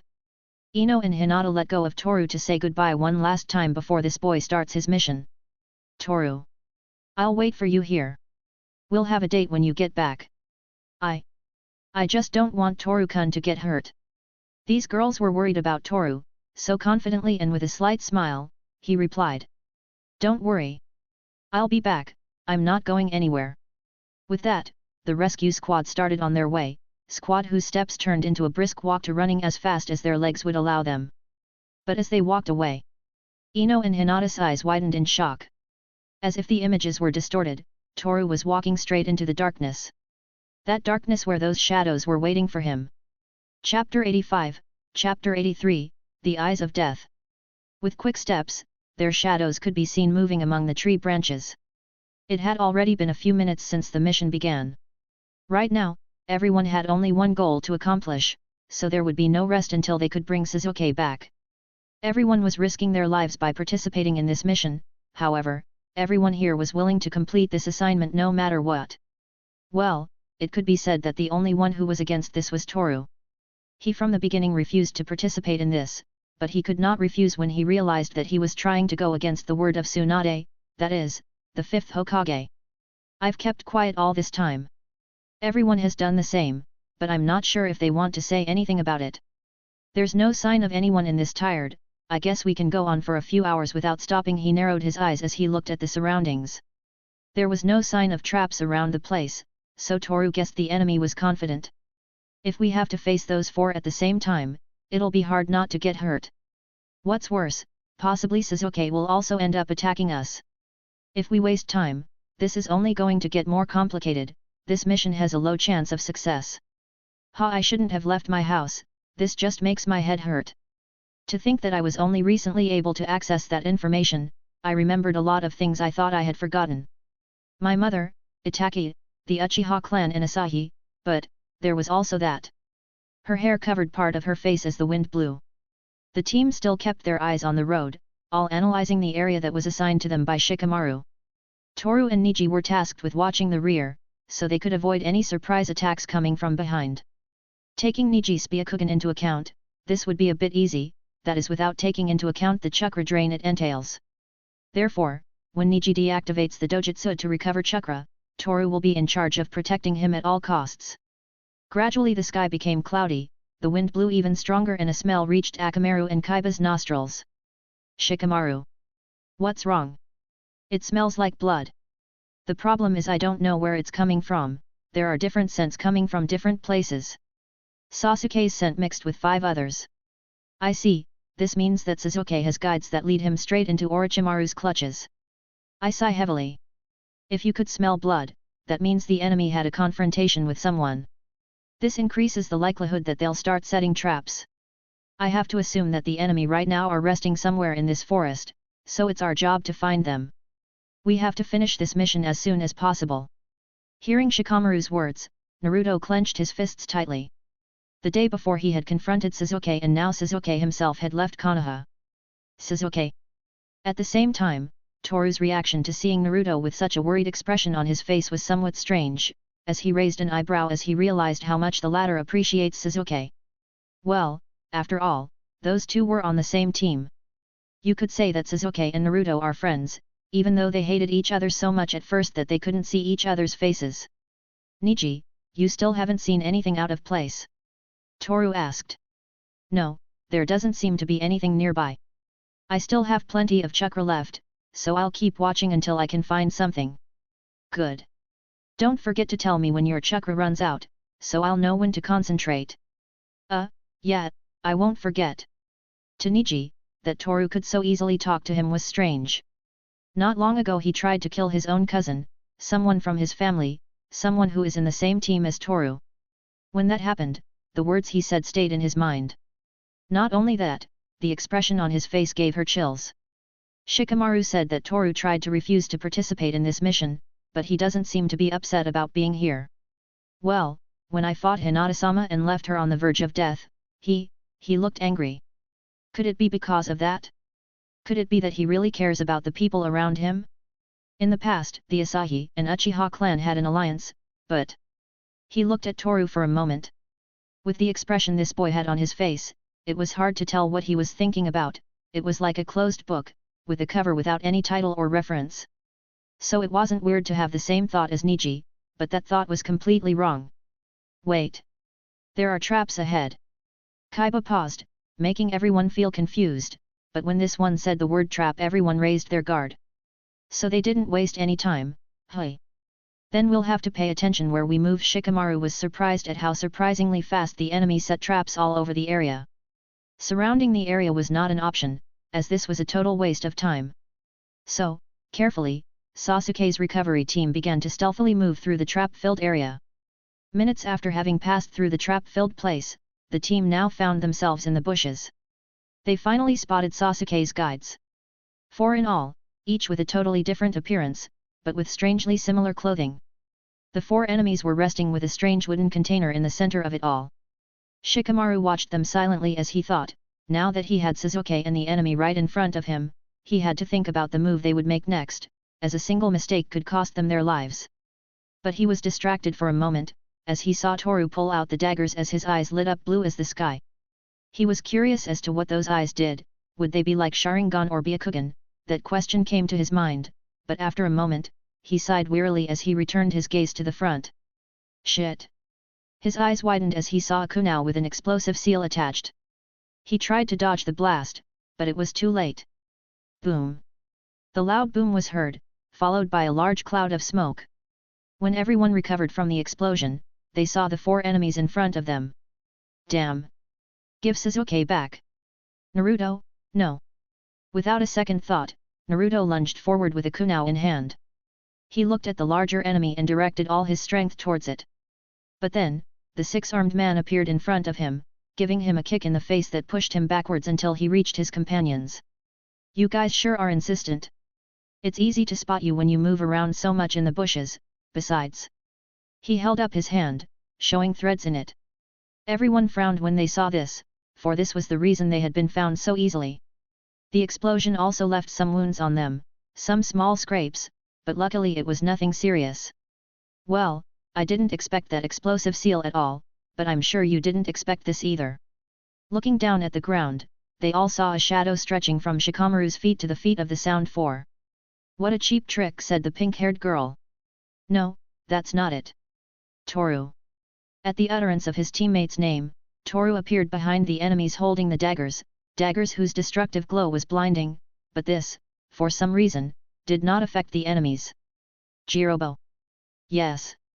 The largest of them all, Jirobo, with a little difficulty clasped his hands together and, while Toru was suspended in mid-air, a large rock rose up. The rock hit Toru, sending him down along with his teammates. The fat man controls the earth. Toru thought. Taking such a surprise hit made this boy sigh. He was lucky he was caught by Niji and Chuji, otherwise his face would have ended up buried in the ground.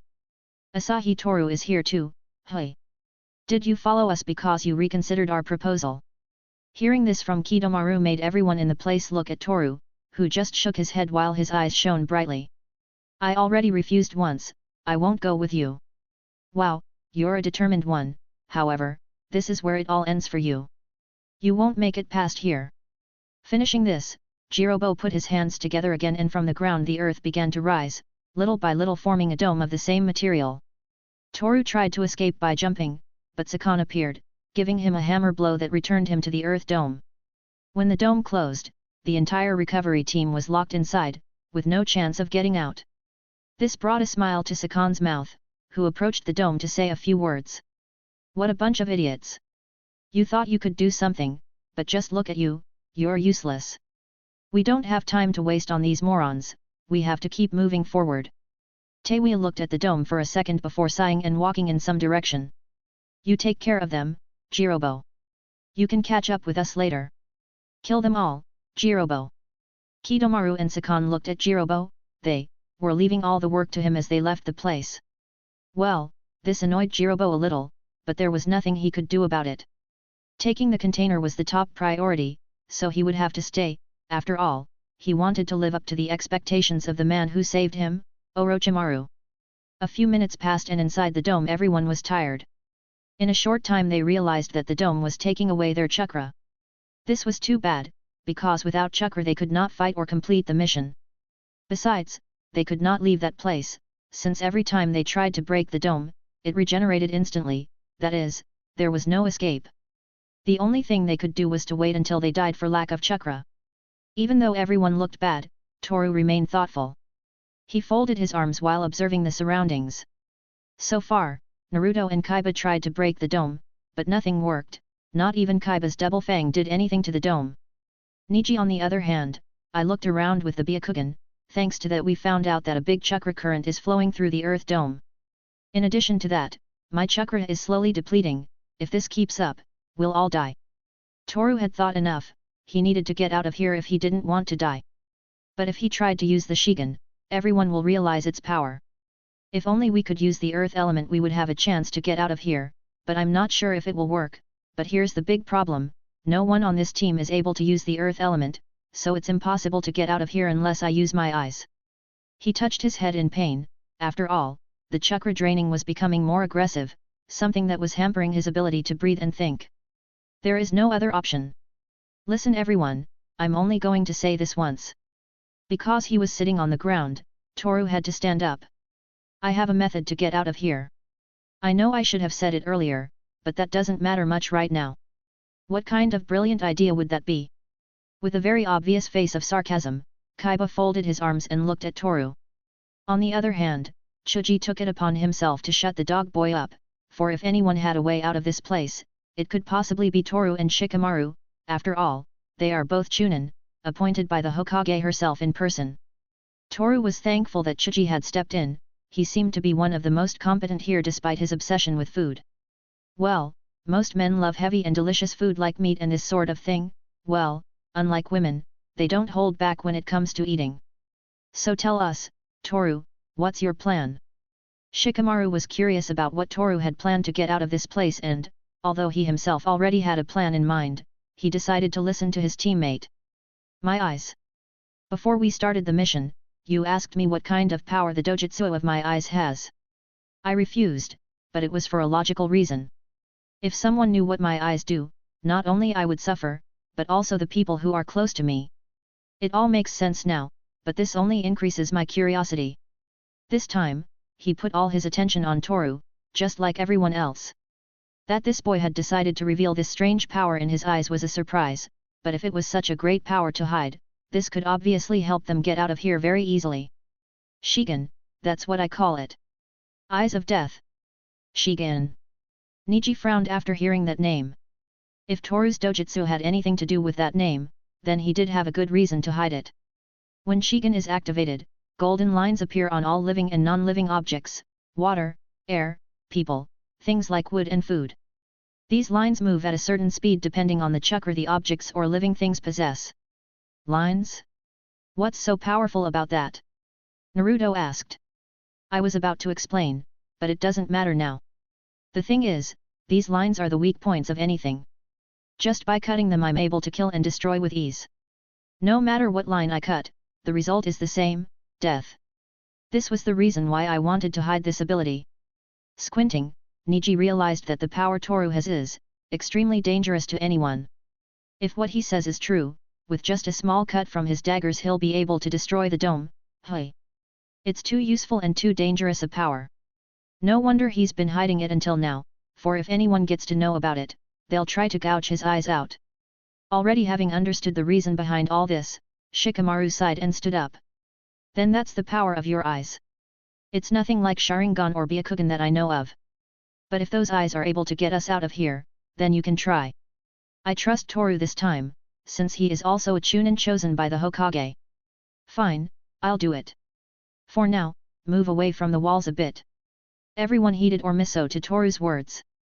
Almost a second later, he pulled the daggers out of his clothes and stared at one of the dome walls. He closed his eyes slowly and took a breath of air. He felt his eyes getting slightly warmer until... Shigen. Naruto watched as Toru's eyes transformed. He was shocked, as, in less than a second, an X spread across the pupil and the color of the pupil changed, showing the bright color of the sky in his eyes. Instantly, Toru disappeared, materializing again in front of the wall that was on the opposite side of where Jirobo was standing. Right there, he brought his arm down, slashing with the dagger, leaving a mark on the wall itself. For a second nothing happened, but then the dome began to crack in different places until it finally fell like a small mountain of sand on the beach. Jirobo opened his eyes, seeing everyone getting out of their prison so easily. Chuji! All of you, we don't have time. Go get Sasuke, I'll take care of him. For a moment, everyone looked at Chuji. Toru narrowed his eyes at this. For all the time they had been locked in the Earth Dome, Chuji had shown himself to be very loyal to Shikamaru, as a trustworthy companion who would never let his friends down. Still, for some reason he understood why he had jumped into action without a second thought, for if he could buy time, he would be of use to the team. The others, however, didn't know what had motivated him to do something like this, but Shikamaru trusted him. He is his teammate after all. There were still a few things he wanted to ask this guy, though. Shikamaru, hurry up. I'll catch up with them later. A defiant look was enough for Shikamaru to sigh tiredly. Toru, however, just looked without saying anything before looking in the direction the other three took. Sasuke. I understand, then we'll see you later, everyone, let's go quickly. Shikamaru said. This made everyone run in some specific direction. You're not going anywhere. Seeing that the brats were going to escape, Jirobo rushed forward, in an attempt to stop them, but... that won't happen. Don't forget I'm here. Extending both arms, Chuji looked Jirobo straight in the eye. Now that he had witnessed the power of Toru's eyes, he was sure they could bring Sasuke back. Besides, with Niji and Kaiba on site, the mission shouldn't fail. You're a nuisance, you get in my way. As everyone walked away, Chuji clenched his fists tightly and sighed. This battle was about to begin. Chapter 86, Chapter 84, Kimimaro. Chuji has stayed behind to give time to his team. In fact, it was not the best decision, but it was better to stay and lose time than to continue to catch up with the enemy. Everyone knew that this mission was no longer something simple. The enemy is powerful and will show no mercy. If we analyze the situation carefully, we have no way of knowing the real strength of our enemy. Also, Chuji's chances of defeating that guy are almost nil. This is a real battle. Niji narrowed his eyes and sighed. Yeah, this mission is not a game. Our lives are in danger. We have to be prepared for one-on-one battles, otherwise we won't be able to bring Sasuke back. Remembering his teammate, Shikamaru closed his eyes for a moment. Chuji is a good guy, but he has no self-confidence. He thinks he's the weakest of us all. But he is, isn't he? And yet, he stayed behind with that weird guy to give us some time. Patting Akamaru's head, Kaiba tried not to think so much about Chuji's low odds of beating Jirobo, but it was hard. Yet, I know everyone thinks the same thing. But I'm sure he's stronger than he realizes. Besides, he made a promise. So he will defeat the enemy and come back. I trust him. Toru, who until now had been left thinking about the moment he revealed the power of his eyes to his teammates, thought for a moment that everyone here was too positive about the situation. If they have the cursed seal just like Sasuke, that means they are all tough enemies to defeat. This is getting more complicated. It was already a few minutes after Chuji was left behind. Toru was thinking of doing something. After all, he had revealed the secret of his eyes, something that no one but Toru himself should know. However, the situation warranted it, otherwise everyone would be dead by now. Without thinking too much, with that emotionless expression and with such a dull and lifeless tone of voice, Toru spoke. Shigen. Everyone looked at him with confused expressions. Then he continued. I told them something I shouldn't have, but otherwise, we'd still be trapped in that Earth Dome. Now that we're in the middle of this mission, I know my skills will come in handy, but I have to assume that Shikamaru plans to keep me and Niji as secret weapons. Am I wrong? He narrowed his eyes at his teammates' words. Indeed, when Toru revealed Shigen's power, some ideas came to his mind. He thought about how to use this power against the enemy, this power so dangerous and effective, that somehow he was able to get. Shikamaru had planned to leave Niji and Toru as secret weapons to be used in case Kaiba and Naruto failed. No, even if he himself failed, Toru would take the leading position next to Niji. They were the last resort this team had. You guessed it. You two are the strongest here, it is necessary to use the strongest skills of our teammates in case of an emergency. That's kind of obvious, but before that, I want to clarify a few things. Hey! Naruto and Kaiba looked at Toru. Meanwhile, Niji just narrowed his eyes. He continued with that expression that was somehow mysterious. A soulless face with a flat, almost lifeless voice. Just because I told you what my eyes can do doesn't mean I trust you. This is a secret I have kept for quite some time, so, if any of you are thinking of telling anyone else, I will see to it that I silence you myself. What the hell? Kaiba opened his eyes in disbelief. I don't want you to misunderstand. Keeping this secret is something I decided, since, just like Sasuke's Sharingan, my eyes can cause chaos in the ninja world.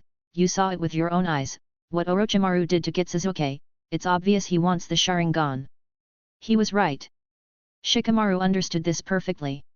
If Orochimaru went to the trouble of attacking Konoha for the sake of kidnapping Sasuke, what gave them the assurance that more dangerous ninja wouldn't want to cause harm to the village for the sole purpose of gouging Toru's eyes out? It was something everyone could imagine. I understand. I won't say anything about it. What the hell, Shikamaru, you're going to let that guy act so arrogant when you're the leader? Said Kaiba. No. Shikamaru and Toru are right. Shigen has a power that anyone would wish for, it's too dangerous for such a power to fall into the hands of the enemy. Or do you think that the power to kill anyone by just cutting a line is something to be taken lightly? I don't think so, so I'll act as if I've never heard a word about it. It's the best decision. Shikamaru and Niji agreed to hide this information. Well, I know Toru has that weird power. I saw it when we fought Gaara, so I guess it's something that shouldn't be said. If guys like Orochimaru want that kind of power, it's better not to talk about it.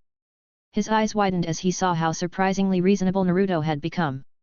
For someone like Toru, who knew Naruto during his childhood, it was weird to see that kid who caused disasters wherever he goes acting like that, but he had to understand, even someone like Naruto is capable of growing up. He reminds me of Ino and Hinata. Toru sighed. In any case, no one will say a word about the Shigen, unless they want their tongues torn out. Kaiba shivered a little at hearing that. He knew Toru was a guy who killed over 60 people, everyone talked about it for a while right after the Tsunagakure invasion of Konoha, so he knew he wasn't joking. Besides, with the serious expression on his face, she felt it was better to forget about what she heard. So she lightly stroked Akamaru's head and sighed. I understand, I won't say anything. He nodded his head. Now that Toru had cleared this up, they had to concentrate on the mission, so he didn't say a word again. We're getting closer. With his powerful sense of smell, Kaiba knew where that enemy was. Together with Akamaru, he was able to confirm this. Niji also confirmed it thanks to his Byakugan. This was too easy, they didn't set any trap. What do you think about it, Shikamaru? We're being underestimated. They think that fat guy is the only one who will follow them, so no one would set traps for their teammates. Damn them, how dare they underestimate us? Naruto, however, felt offended, but this was a great advantage. The advantage is ours, let's attack the enemy while they are vulnerable, Toru said, to which everyone nodded in agreement. Right after that, Shikamaru used Henge no Jutsu to turn into Jirobo. At the same time, everyone climbed into the treetops so they could give a surprise attack. Toru sighed at this and slowly closed his eyes. He held his daggers in his hands and his body flickered, disappearing from everyone's sight. A second later, metallic threads began to pierce the trees. They were Toru's triggers, which he had not used for a long time, but they were helping him to move above the trees much easier, so as not to be seen by the enemy, but the plan failed. He dropped down in the direction of the enemy and then boom! Kidomaru shot out against the ground. Upon impact, he left a large crater in the ground 2 meters in radius. Everyone was silent for a moment, but then reacted to the knowledge that they were trapped in a large indestructible spider's web. The only one who was able to free himself thanks to Toru's intervention was Niji, who set out to fight this enemy, since, after all, he was the only one besides Toru who could break these threads. The other two fled with Sasuke. Hey! Toru, however, looked at this with Shigen's glint in his eye. Niji had the same fighting style as Hinata, so, if these threads were made of chakra, it would be easy for him to break them. They all gathered in the same place on a tree branch, so they could plan something. That guy is stronger than the fat guy. He's much stronger. Shikamaru sighed. Now they are wasting time once again, which is too bad considering the situation, so he had to think of something fast, otherwise everything will get more complicated. Everyone, get out of here. I'll take care of him. Besides, if you stop here, you won't be able to get to Sasuke. Everyone looked at this boy not knowing what to say. Niji knew that he could counter this enemy's attacks with his taijutsu and dojutsu combined, but they knew that Kidomaru is stronger than Jirobo, it wasn't going to be easy. Toru. Naruto, you guys are the closest to Sasuke. He right now is being swallowed by the darkness, hurry up, I'll catch up with you later. Hearing this made Toru think a little. It could be said that in the past the two were close friends, but since that day, the two went their separate ways, he could no longer say that the two were close. Sasuke was already the same as before. Naruto, on the other hand, understood that he had to do something about it, so he shouldn't waste the opportunity Niji was giving him. Fine, then we'll go, Naruto said. This made Toru look at Niji before jumping to another branch, but... like I'm just going to let them leave just like that. Kidomaru threw a large web that was meant to reach the team of 4, but it didn't work, Niji got in the way with his taijutsu. Ha ha ha. I'll have fun with you before I go after the other 4. Give it a try. The two left is close, Kaiba said. Now that Niji was going to take care of Kidomaru, Sasuke's recovery team had a chance to catch up with the last enemies. There are 2 left, there are 4 of us. So, it will be 2 against 1. If all goes well, we'll finish them off in one match. Despite his serious expression, Shikamaru couldn't help but think that this quest was about to end. He felt tired, but still, he had to use all his chakra to the end, so as to complete this mission. At the same time, Naruto looked excited, as a defiant smile had shown on his face. Let's get this over with. Not so fast. It's not just 4 of us against 2, don't forget about Akamaru. The puppy inside Kaiba's sweater gave a few barks as he looked straight ahead, showing his fangs. He looked determined, for this little canine would follow his human friend to the end of the world. Alright, then everyone will follow my plan. Toru, you take care of the most important part. Understood. Cha no Kuni, country of tea. Ah! Her screams of pain were heard inside the shower. Droplets of bloody water could be heard falling. Her arms were completely shredded, the skin peeling off like scales, along with the small cascade of blood pouring from the wounds generated by the 3rd Hokage's curse. Sasuke. Hasn't he arrived yet? Even in pain, Orochimaru had enough strength to ask a question. Meanwhile, on the other side of the door, Kabuto touched his head in pain. Time is running out.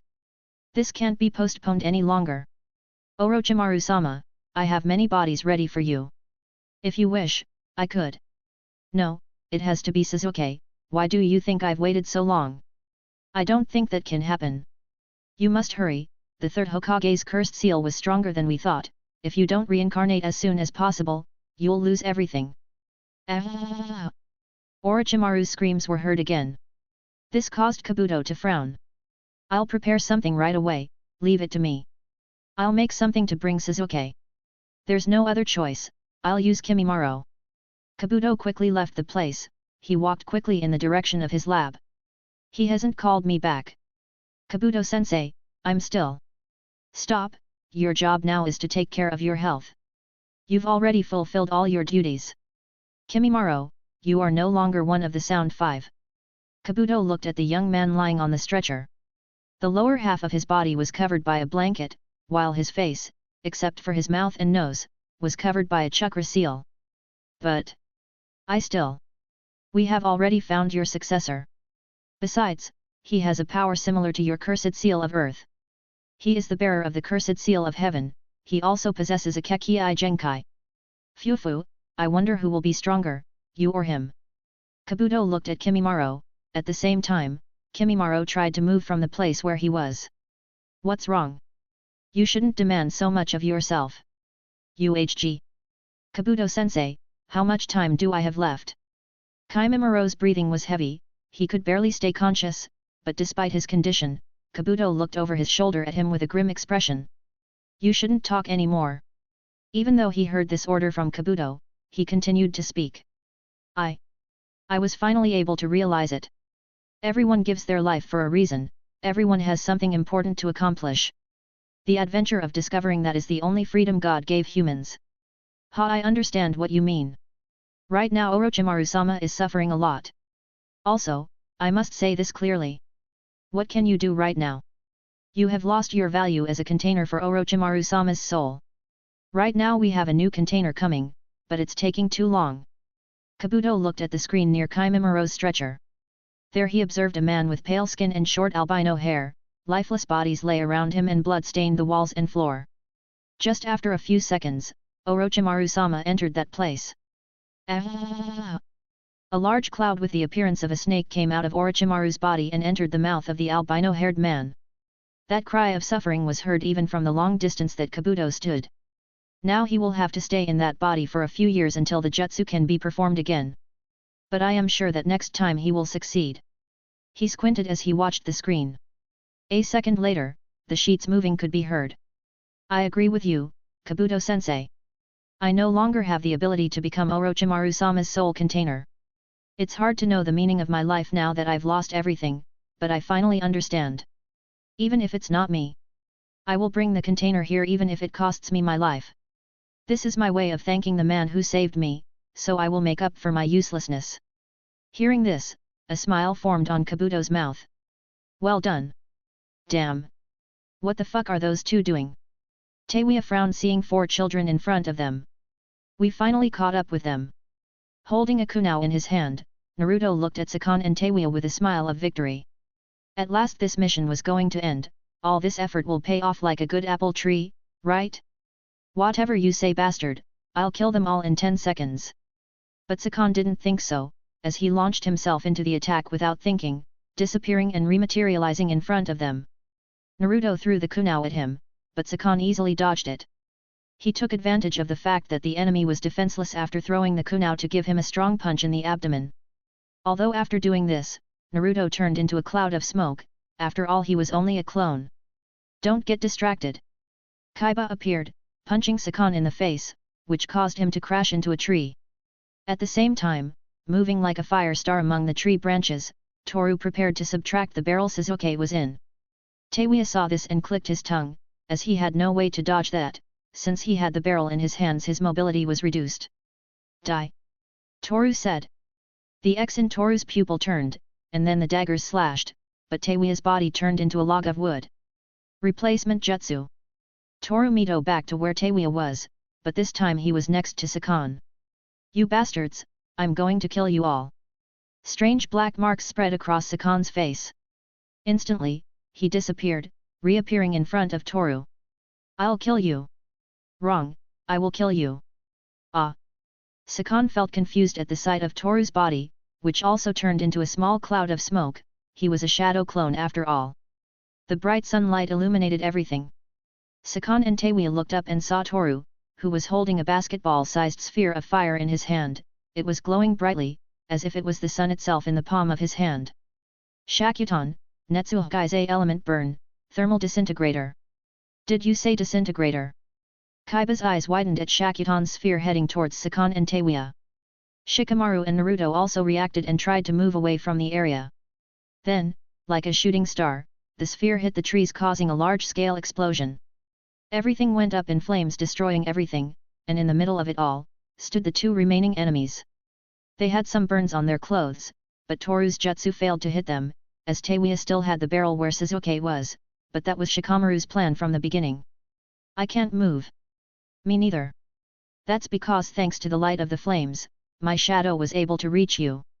With joined hands, the shadow under Shikamaru's feet managed to reach up to Teiwaya and Sakon's shadows, who couldn't move because of this. Although Sakon showed a smirk. Ha ha ha, you're too naive. How about you see where your friends step, hey? Shit. Boom. Another explosion shook the forest, and then Kaiba fell due to the destruction it entailed.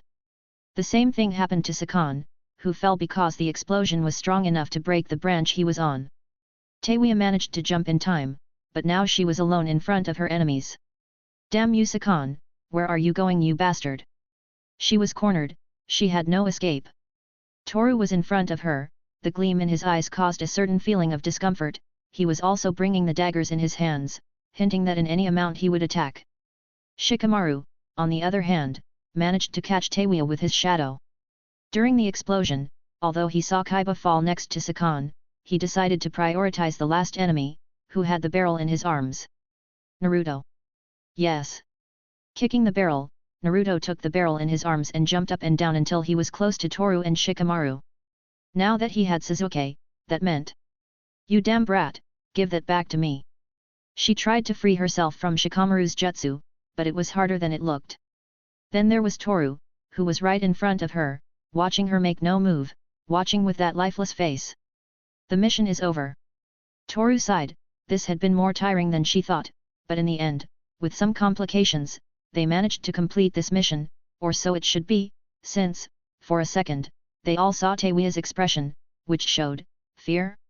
"You? Why are you here?" At that moment, someone appeared in the shadows, right behind Naruto and Shikamaru, his hair was silver and his skin pale and, for some reason, this individual made Toru feel shivers. Kimimaro. Chapter 87, Chapter 85, Unexplained Lines. Appearing right behind Naruto and Shikamaru, the one whose name is Kimimaro appeared. Using his foot, he gently touched the barrel containing Sasuke and quickly snatched it out of Naruto's hands. His body flickered and disappeared again. Looks like I miscalculated. With a sigh, Shikamaru lowered his gaze. He felt defeated for a moment, but then, in front of them, Kimimaro appeared again. "You're too slow, Taewia. Where are the other three of the group that was once known as the Sound Five?" His skin was as pale as the petal of a white camellia.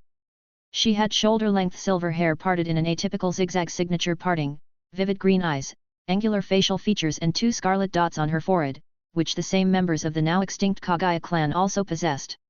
He wore the same clothing as the Sound Four, only with a few changes to it. It was a customized version of the traditional Otagakure outfit, consisting of a light lavender, loose-fitting, long-sleeved, zippered shirt, black pants cut to mid-calf length and bandages wrapped around his ankles, traditional shinobi sandals, and a purple rope-like belt tied in an inverted loop around his waist. She also wore 2 red, tube-shaped hair ornaments. The moment Kimimaro appeared, Toru felt a shiver run down his spine, as if his own body was warning him of the danger emanating from this mysterious pale-skinned being. And his body was not wrong, for just as he appeared behind Naruto and Shikamaru, his Shigen saw something that made him wish not to face that fellow. "The lines of death, they move so fast that it's hard for me to see them." Shikamaru looked at Toru with wide eyes. There was no need to explain how the death lines work to understand. If they move fast, it's because the enemy is powerful, if they move slow, the enemy is weak, but what Toru was seeing was something that was out of his reach. It's as if he's clinging to his life with all his might. He narrowed his eyes and tried to find a way out of this problem. "Kimimaro. Why are you here? Your body was. I won't move with my body ever again. This is the power of my will." Kimimaro held the barrel over his shoulder and sighed. Seeing Taewia somehow made him feel angry. She hadn't done her duty as one of the Sound Five, that was a disgrace to Orochimaru. Now I am able to understand everything. This is the perception of a life that will no longer be trapped in the prison of her body anymore. It is as if I have touched the edge of Orochimaru-sama's dream. That's why, this I have here is important to fulfill his dream. And you, Taewia, you've been too slow. She felt humiliated by Kimimaro, but he was right. All the Sound Four had done so far was just run from some kids who were chasing them non-stop, there was no merit in that, and it's something that made this albino-haired man feel angry. Naruto, on the other hand, jumped into the attack without even considering the power of his enemy. He was sick of more enemies interfering with Sasuke's rescue, so his patience was over, if it wasn't over from the beginning of this mission. "You damned bastard, stop talking nonsense and give Sasuke back." He raised his arm with the intention of throwing a punch and approached Kimimaro. "Naruto, stop." Shikamaru tried to stop Naruto from continuing this, but he was faster, approaching in less than a second to Kimimaro. But to his bad luck, Taewia appeared and gave him a kick that sent him flying against Toru, who took care of cushioning his fall. Damn! Toru held Naruto up, but it was a bit difficult due to the recoil from the blow.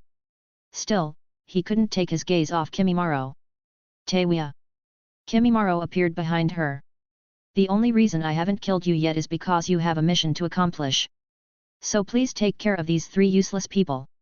Having said this, she took a long leap until she reached one of the farthest branches. He took one last look at Toru, sighed and then disappeared without a trace. Damn rats! Having been threatened by Kimimaro in such a pathetic manner, she took out a flute that was hidden in her string belt, clasped her hands together and brought the object close to her mouth. For a second she observed the surroundings and the enemies in front of her. The blonde idiot only knows how to attack at close range using the shadow clones. The other one uses shadows at medium distance and is also a smart leader. The problem is just to my left, that idiot, Asahi Toru. Kabuto warned us about him earlier, he's dangerous and that's something I could already see. He moves at a stupidly abnormal speed, but I think Kimimaro is faster. I must find a way to kill all 3 of them without dying trying. This is going to be difficult. He narrowed his eyes, not taking his eyes off Toru, who was still processing what he had seen. She said her name was Kimimaro. From what little I saw, and judging by his kill lines, that guy is extremely powerful. I've never seen anything like that in my life. How is it possible that death lines can move so fast? He clenched the hilt of the daggers tightly. The mission was complete, they had Sasuke in their hands, but then Kimimaro appeared and everything was ruined.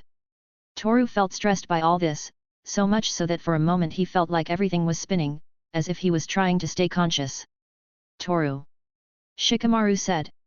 Toru turned his gaze slowly and saw his 2 remaining companions.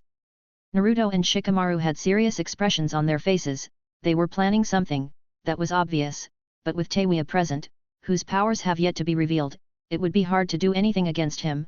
No, Toru could do something about it, but Shikamaru has planned something completely different. He waved his hand, as if he wanted to communicate something. Toru understood, now he had to concentrate on this mission, even if he had to come to this place against his will. Good. I know what I have to do. The blue light in his eyes slowly extinguished, returning to the usual silver-grey color. Now that she understood Shikamaru's plan a little, she had to get to work. We're 3 against 1, we have the advantage. We can win easily. Come on, Toru and Naruto. The 3 went on the attack at the same time. Pieces of shit, no matter how many there are, the result will be the same. Don't underestimate our teamwork. Here we go. Striking first with a kunao in his hand, Shikamaru managed to hit the blow against Teiwa's flute. Toru, Naruto, now! Jumping back and forth, Naruto readied his fist for a punch. In response to this, Teiwa opened her eyes waiting for the punch, but it never came. What's more, Naruto looked at her with a smile as he stepped over her. But there was something he forgot about, and that something was Toru, which jumped from branch to branch, in a zigzag fashion, leaving residual images in the places where he was. That time, Toru flashed his daggers in front of her face and Teiwa closed her eyes as she parried Shikamaru's attacks. The 2's eyes met. In less than a second, this boy kept the daggers inside the coat. A millisecond later, he gave a small blow on Teiwa's forehead without taking his eyes off her face. You fell. Toru vanished in front of her, reappearing next to Naruto. I did what you wanted, Shikamaru. Now it's your turn to make sure that girl doesn't catch up to us. She disappeared into thin air like a shadow. This left Naruto confused, who as he ran, looked around for his teammate. Holy crap, how did they trick me, what kind of teamwork is that? Teiwa said, to which Shikamaru replied with a tired smile. It was so easy. A few seconds passed since they left Shikamaru behind. Naruto felt confused, since Toru disappeared, but that didn't matter now, he had to save Sasuke no matter what. I don't know where you went, Toru, and that makes me angry, but I hope you show up soon. He took a leap, arrived at a strange part of the forest, which was treeless, with a completely clear sky, blue with white fluffy clouds. Teiwa, I'm going to kill you. Kimimaro shook his head at the sight of Teiwa's futility, this only made him angry and questioning himself. He looked behind his back, where Naruto was. In that boy he could see something strange. Blood-red eyes, with pupils very similar to those of a feline, his whiskers looked a little bristly as well as his hair, and he also had a look full of anger on his face. He seems to have a strange chakra. What the hell is wrong with Orochimaru, why does he want to take Sasuke away? Kimimaro narrowed his eyes and replied. Orochimaru-sama has already obtained his immortality technique. Now, in order to get all the remaining techniques in the world, he needs time. And what does that have to do with Sasuke? His immortality does not imply the immortality of his body. He must replace his body with a new and stronger one, before the old one withers away. Is that what he wants Sasuke for? That's right, it's exactly what you're thinking. Orochimaru-sama's new body, will be the body that is hidden in this container. Hearing this made Naruto's anger rise. I won't let that happen, I won't let you take Sasuke. He clasped his hands together, forming a cross with his fingers. Instantly, hundreds of small explosions of smoke began to appear all over the place, completely covering the area that made up that forest. So that was it. Orochimaru was looking for a new body to possess. Sasuke and I were his two best options, but because I refused, he decided to go for Sasuke, who was an easy target, as well as possessing the Sharingan. Watching the scene of Naruto and Kimimaro, Toru shook his head as his eyes glowed with the light of death in them. When they had the opportunity to follow Kimimaro, he thought it would be a good idea to use Naruto to gather information about this enemy. After all, the speed at which his death lines moved was something he has never seen before. Therefore, without even knowing it, he could sense that the enemy was extremely dangerous. The fight has begun. Naruto launched all his clones against Kimimaro, but Kimimaro, with two strange swords that came out of his hands, managed to destroy a small part of them, turning them into mere clouds of smoke, which disappeared into thin air without a trace. One by one, the clones tried to hit him, but it was useless, nothing worked. Using smooth and graceful movements, with the white blades coming out of his hands, he moved across the battlefield, spinning and jumping, destroying every clone that stood in his way. Naruto got tired of not being able to hit his enemy, so he threw a large number of clones on Kimimaro. Toru watched this and frowned. Bones, he possesses a Kekii Genkai. Bones protruded from different places on Kimimaro's body, all of them managed to destroy the approaching clones. This made Toru discover something about this enemy. He used his bones as weapons, apparently he could manipulate their shape. He opened his eyes to see this pale-skinned man. Right at his shoulder, the skin began to tear and a cascade of blood flowed from the wound.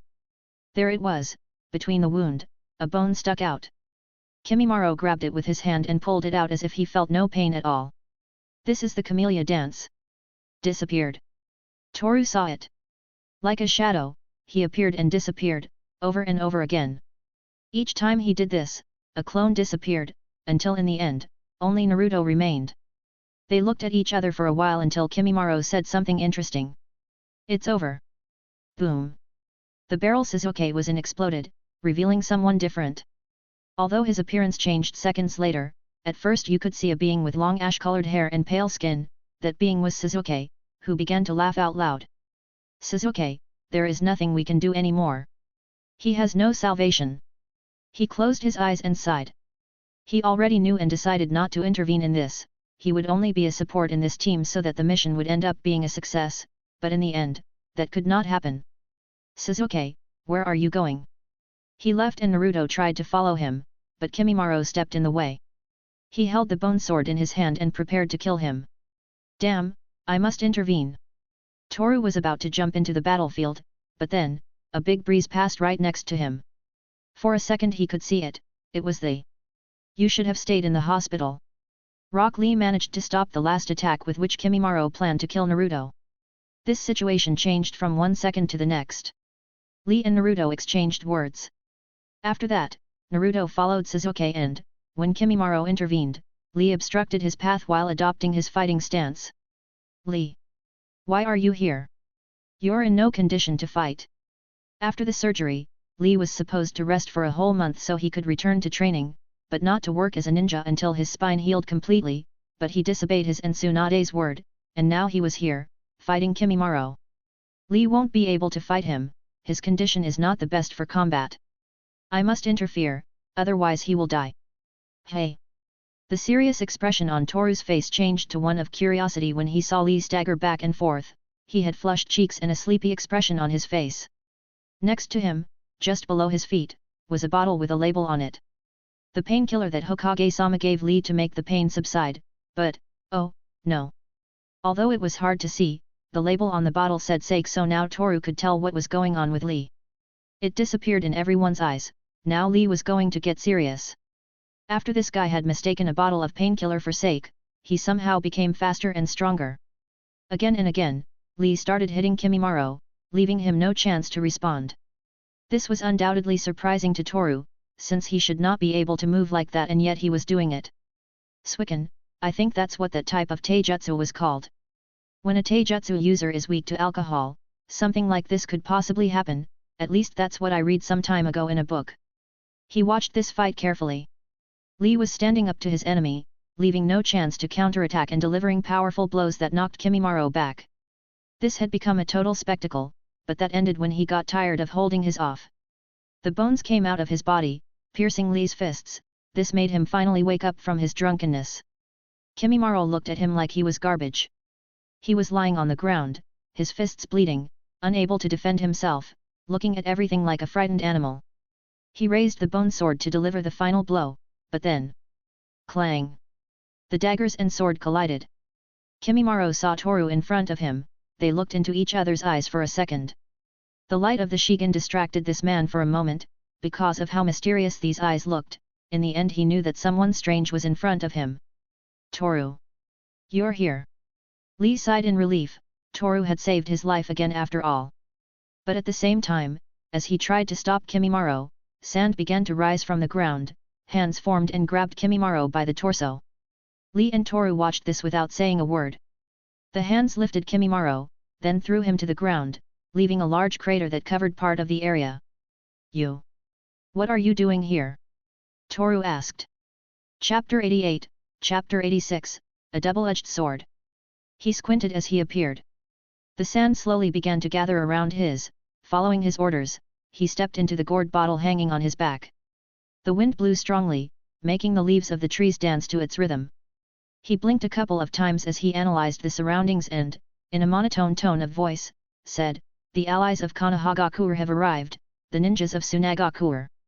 He crossed his arms without looking away from the dangerous enemy in front of him. This made Toru feel surprised. The reinforcements arrived too quickly. At least he thought that at some point ANBU ninja or other jounin from the village would show up to help clean up this mess. However, what he encountered was completely different from what he thought from the beginning. He kept the daggers in his coat as he waited for this reinforcement to answer his earlier question, though it wasn't necessary. Gaara simply spoke when he arrived. Toru understood this somehow. The Hokage thought of this. I guess it's a good thing. Gaara of the desert. Lee, who was lying on the ground, looked at the ninja who had appeared shrouded in a cloud of sand. Although he had bad memories with him, he knew right away that he was not an enemy. Asahi Toru, we meet again. Looking at the grey-eyed boy, Gaara narrowed his eyes, remembering what happened the last time the two of them saw each other's faces.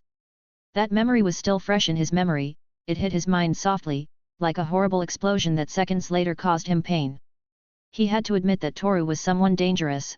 Not only did he have secret jutsu of great power, but his tactical intelligence was quite high. It seems so. Toru and Gaara, the two of them are looking into each other's eyes with determination. This is what Sensei always talks about, the power of youth. I should too. Getting up from the ground with difficulty, some drops of blood came out of the bandages on his arms and legs. He felt a little pain, but he resisted and managed to stand up to approach these two powerful ninjas. Are you ignoring me? With a dangerous gleam in his eyes, Kimimaro reached out his hand and, from his fingertips, small bullet-like bones emerged. He looked at the three children for a second before sighing heavily. Teshi Senden piercing phalanges. The phalanges shot out of Kimimaro's fingers in the direction of Toru and Gaara's face. They saw this before reacting immediately. Clang, click, clang. The small bones were easily deflected by Toru's daggers. At the same time, the sand rose from the ground, turning into a wall that protected Gaara and Lee. You're so impatient, Gaara said. Lee, stay out of this. You don't have the necessary condition for combat. I'll take care of this together with Gaara. Toru took a step forward as in his eyes, the light of death flared like a torch again. Rock Lee watched this with an expression of disappointment, but... No, I'm sure I can do this, here I come. Let's go. He tried to throw himself into the fight without a care in the world. Gaara took advantage of this and, using the sand, grabbed Li's foot and threw him to the ground. When we fought you were faster, but he already said it, you can't fight. You don't have the necessary physical condition. You say that as if you had nothing to do with what's happening to me. Besides, I don't know why you're here, what made you come to help us? Toru was also asking himself the same question. Gaara didn't take long to answer. I'm here because I have a big debt to pay to Konoha. He narrowed his eyes, understanding what Gaara was referring to. Toru may not be an expert with human emotions, but with this he could deduce that this debt Gaara is talking about has to do with Naruto. Li, however, felt that he didn't understand anything, but he still couldn't sit idly by. In any case, I'll help them. Now, here I come. The sand once again dragged Li backwards. Please let go of me now. Hey! A bright light and a voice made Li stop. Shakuton, Shimako Maizuru. Toru's daggers glowed brightly, his eyes showed the Shigan slowly spinning inside his pupil, with an X that seemed not to belong to this world. The wind made his cloak dance to the rhythm of the wind and, for a second, the expression on his face changed to a dull and emotionless one before some words came out of his mouth. Li, the condition you are in will not allow you to do anything. If you try to fight, you will only be a hindrance to us. When you woke up from surgery, I told you clearly that you should not exert yourself physically in the estimated time, however, you disobeyed what I ordered, now your body is injured again, which will lead to more recovery time. You will not be able to do anything else for another long months. Hearing Toru's flat voice, Gaara narrowed his eyes. He saw the mysterious ninja he faced during the Chunin exams, but this ninja still lacked something, and it was that shadowy, sadistic smile that somehow made him feel in danger. The glowing daggers, his eyes personified death, everything was exactly the same as that day. When Toru rose from the ground as if he had come back to life, wrapped in the black cloak of death, Gaara saw a monster. But unlike what Gaara thought, Li had a totally different thought that had to do with the comment Toru made earlier. No, he's right, me. He clenched his fists looking at the ground. He disobeyed Toru's words, and now he was injured again. The wounds on his arms and legs opened up again due to the force he used while moving, no wonder his grey-eyed companion scolded him. I need information, Gaara said, attracting the attention of Kimimaro, who just watched silently, waiting for an opportunity to attack. He can mold the density and shape of your bones at will. He can also rip them out and use them as weapons. He seems to possess a great capacity for regeneration, as the wounds he inflicts on himself by ripping out his bones heal quickly. Well then, let's get started. Sand started pouring out of the gourd, spraying all over the ground. A second later, dozens of hands made of sand began to come out, one by one, they surrounded Kimimaro, rising all the way up, as if the hands wanted to touch the sky, and just to his right, Toru took a few steps forward while holding the glowing daggers in his hands. I never thought I would face someone with such a strange power. No, that's what Yamato-sensei is all ready for. He disappeared, leaving residual images of his body. Kimimaro's eyes widened at the speed of his enemy. So he decided to counterattack right away, without hesitating at any moment. But finding Toru would be difficult, as it was as if he had disappeared, but a bright trail began to move all over the place, using the sandy hands to propel itself. Like a star of fire, that was Toru, who kept zigzagging from place to place, leaving Kimimaro no chance to guess where the next attack would come from. Clang! The bone sword and the dagger collided, causing small sparks to fall to the ground, disappearing into the air like fireflies at dawn. He looked him in the eyes and Toru did the same, but then, a gigantic hand of sand came out of the ground with intentions of crushing Kimimaro. He took another swing with the bone sword and jumped backwards to avoid the sand hand. Toru looked at it with narrowed eyes before frowning and disappearing again. Kimimaro scanned the surroundings, looking for Toru with his eyes. He found him easily. Do you think you're fast? He appeared behind Toru, swinging the bone sword to perform a single slash that would possibly end up decapitating his foe, or so it should be, as multiple sandy hands reached out and held Kimimaro's torso tightly. Toru closed his eyes and sighed. With Gaara here, this fight had become a little less difficult. He watched directly as the sand swallowed Kimimaro up until he was completely covered, simply leaving a pile of sand in the shape of a butterfly cocoon. They beat him. Li said. No. Gaara and Toru replied in unison. This caused the reddish-haired boy to look at the mound of sand and frown as he raised his hand. Sabaku Sausa Desert Funeral. Like a liquid explosion, blood began to pour out from different places in the sand cocoon. Li thought that this would end it all, but he was wrong, as a hand protruded from the sand. Soon, Kimimaro was able to get out of the sand prison, showing strange black marks like tattoos all over his body. Some pieces of skin on his body were now non-existent. A part of his face was broken, showing his teeth through the hole of the wound. He protected himself with bones. Hey! I was hoping I wouldn't have to use all my chakra, but it seems I have no other choice. He sighed as he saw that Kimimaro was able to survive a jutsu that was capable of dismembering people in a very effective and easy way. Toru thought he had no choice but to use all his chakra against this enemy, to use all his strength. Besides, if he used Gaara's sand, he could do some interesting things. His bones are too tough, my daggers bounce and don't cut through the kill lines. If this keeps up, I'll have to find another method, but I can't think of anything. No, I think I've got something. Using Gaara's sand, I could manage to hurt him, it only remains to try. Slow steps, which soon turned into a light walk, Toru disappeared again without a trace. Gaara saw this and understood what this guy wanted to do, that he was using the same move as always, appearing above the enemy. Then, hands of sand began to cover the sky, blocking out the sunlight. Kimimaro watched this, he wasn't going to let them do something like what they had just done again.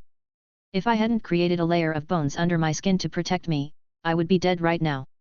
I must admit I underestimated them, but that sand and shiny knives won't make a scratch on me again. It ends here. Leaping forward, Kimimaro appeared a few meters in front of Gaara. This made different walls of sand appear to protect him, but he managed to break them easily with the calcium sword. He quickly made his way through, breaking one after another of the sand walls, ignoring the hands of sand that covered the whole place. He thought that if he killed the person who controlled the sand, the battle against Toru would be easier, but that was only a mistake, as Gaara looked at him seriously before closing his eyes and sighing. Here he comes. A shield of sand formed above Gaara. This caused Kimimaro to look up, that's when he could see it. Through the fingers of the sandy hands, was Toru, with a sphere of fire in his palm. Damn! Kimimaro realized this too late, as Toru slammed Shakutan's weight into the sand hands, turning them into thin, sharp crystal thorns, which fell in the form of rain. So, to defend himself, bones protruded from his knees and elbows, using them to block as many thorns as possible. He managed to deflect some, however, others managed to pierce his skin, digging into his bones. Blood began to splatter again and again. Toru and Gaara's convulsive attack was working. When the rain of crystals ended, Gaara reached out his hand when he saw that Kimimaro was still standing. At the same time, a giant wave of sand rushed against him. Toru saw this and took a big leap in the air to dodge it. Soon the sand covered most of the place, turning the forest into a small desert. Now did they make it? Lee asked, but no one answered, not even Toru who was in the middle of all this small desert. Blood splattered on Lee's face. Toru's eyes widened as he saw strange bone thorns sticking out of the ground. These thorns pierced Gaara's back, the bone protruding through his stomach. How was that? The thorn went into the sand, and Gaara fell to the ground, wondering how this had happened. How could his sand not have protected him from this? Well, it's simple, the bone was faster than the sand. Even the sand armor wasn't enough, as it was easily pierced through. I'm screwed. Toru clenched the hilt of the daggers tightly as he looked in a specific direction where the lines of death were moving extremely fast, much faster than before. Gaara. Lee crawled over to where Gaara, who were currently being covered by sand. The wound in his stomach was filled with sand, which changed its structure to prevent his blood from continuing to flow out of his body. Are you okay? It will take time to regenerate. Hey! Lee didn't understand what Gaara meant, however, soon his attention was stolen by the strange creature emerging from the sand like a desert monster. Toru saw this and sighed, dropping his arms over his shoulders. I have no choice, don't expect this guy to be able to do something like this. In front of him, stood Kimimaro. The color of his skin had changed, leaving aside that pale color and giving way to a slightly brownish-gray color. In addition, large bones in the shape of horns were sticking out of his sword, a black-colored mark showed around his eyes, and for some reason he had a tail very similar to that of a reptile. That absolute defense of the one you know as Gaara of the desert, is that really all you can reach? Kimimaro looked at Gaara, a second later, his eyes fixed on Toru. You, on the other hand, hide your power. You've done nothing but dance back and forth, with quick meaningless movements. This is ridiculous, I'm getting tired of you too. He brought his hand to the back of his neck, where a bone began to pop out. The flesh tore, blood flowed like a waterfall, and then, out of that place came his own spine, which was stronger than the bone he was using before. He tore out his spine. Li thought, "This is the strongest bone in my body, it will be able to easily break through your sand defense. Moreover, it will be able to tear your body apart with just one move." He pointed the sword at Toru's face, who closed his eyes and sighed while squeezing the dagger's hilt gently. "Gaara, drag Li away from here. I know you can still use your sand, so I recommend you use it to protect yourself. Don't tell me what to do. If you don't, you'll die. Not even the demon hiding in your body will be able to save you." "How do you know that?" "Because Naruto is just like you, plus you became that demon before." Gaara's eyes widened upon hearing this. If Toru knew about this, that meant that even Naruto could become friends with someone like him. Equal. He spoke no more and, without waiting that long, the sand created a small floating platform on which Lee and Gaara were able to mobilize, standing at an elevated height from where Toru and Kimimaro were standing. Gaara decided that he would leave everything to this guy, the guy who made him bleed for the first time. Although Kimimaro was not going to let this happen, as he jumped with the sole intention of piercing Lee and Gaara with his sword. However, Toru appeared in front of him, blocking the attack with the daggers. He stepped back a few meters after the impact. "Your Kekii Genkai, it's unique. I guess it belongs to your clan. The Kaguya clan, but now this is my ability and no one else's. It's a pity, it seems that the Kaguya clan will soon become extinct." Maybe. Because of my body's illness I won't last long, but that extinction won't happen, because I'm not alone. As long as I am helping Orochimaru-sama's dream, I will always be in his heart. Toru sighed. What an effective brainwashing Orochimaru has done to you, I should ask him for the recipe. Putting away the daggers, Toru took off his cloak and threw it on the ground. He adjusted the bandages on his arms and looked at Kimimaro one last time. "Those death lines are scary, but I've already found the reason for this. The illness I mention, that's why. He tries to hold on to his life with all his might. He has a very strong will to do this, but this is as far as your story goes, Kimimaro." Toru disappeared, leaving a large crater in the ground due to the force he used. Kimimaro reacted quickly, and parried the kick he was about to receive with the bone sword. Before he could counterattack, Toru disappeared again, positioning himself behind him. "Your body is tough, so I can't use my daggers on you. However, I still have my strength and my jutsu." Whispering in Kimimaro's ear, he brought his hands together in an attempt to deliver a hammer blow, but he managed to react quickly. Using his tail to defend himself, he hit Toru in the stomach. He recoiled due to the force of the blow and a few drops of blood came out of his mouth. "Brainwashed, what would you know about me? Everything I do, everything I've done so far, is of my own free will. I want to fulfill Orochimaru-sama's dream." He lunged at that boy and, holding the bone sword, slammed it against the ground, place where thorns started to come out with the intention of piercing Toru, but Toru jumped high to avoid that. "He's just dodging the attacks, it doesn't make sense," said Gaara, who touched his abdomen in pain. Although he could still use his sand to fight easily, for some reason this enemy was too strong, which left him with very little chance of winning. Not even his impenetrable sand defense was of any help. Even though he came to this place to help, he ended up getting hurt easily. I wonder what he's planning to do. He's just mindlessly punching and kicking, there doesn't seem to be any hidden agenda, Gaara said. Lee looked at him before returning his gaze to the battle going on in front of them. "Well, I don't know Toru well enough, but I could tell that he always hides things when he fights. That guy said it before, he's not using his full power. If I remember what happened in the Chunin exam finals, I could be almost certain that he's planning something. You seem to trust him a lot." "I guess, he is, someone I want to defeat with my own strength." He sat down on the sand as he took a breath. He thought that, unlike Naruto, Toru was the kind of guy who always kept hiding things. He could never guess what he was thinking about, and that poker face didn't help matters. This only generated questions and more questions. At the same time, moving back and forth at high speed, Toru was trying to hit Kimimaro, but Kimimaro was reacting too fast. His reaction time was so fast that his speed seemed like a game to him. "You keep moving like a cockroach, you're annoying." Raising his hand, bones started to come out of Kimimaro's left arm, they came together one after another until they formed a kind of big sword that covered his whole arm. He looked at Toru with narrowed eyes before trying to run him through with the sword, however, he dodged it using the triggers. Toru saw that he wasn't accomplishing anything, just hitting him with meaningless punches, but he had still managed to gather a bit of information. This allowed him to find a perfect jutsu to end this battle. I hadn't used this jutsu before due to it being a double-edged sword. If I use it, I will surely end up in the hospital, although possibly, thanks to the bandages on my arms and the special oil they are covered with, I will be able to lessen the damage to a great extent. He adjusted the bandages on his arms again as he slowly walked around Kimimaro. Your name is Kimimaro, isn't it? What does that matter to you, you scumbag? Well, I'll remember it by the time this battle is over. At least this way, you won't die completely. You must be very arrogant to say such a stupid thing. Toru's hair covered his eyes and a smile formed on his face. Arrogant me? Ha ha ha, yet. I guess you're right, but you're no better than me, you puppet of Orochimaru's asshole. Through his spear, the Shigan's light shone brightly.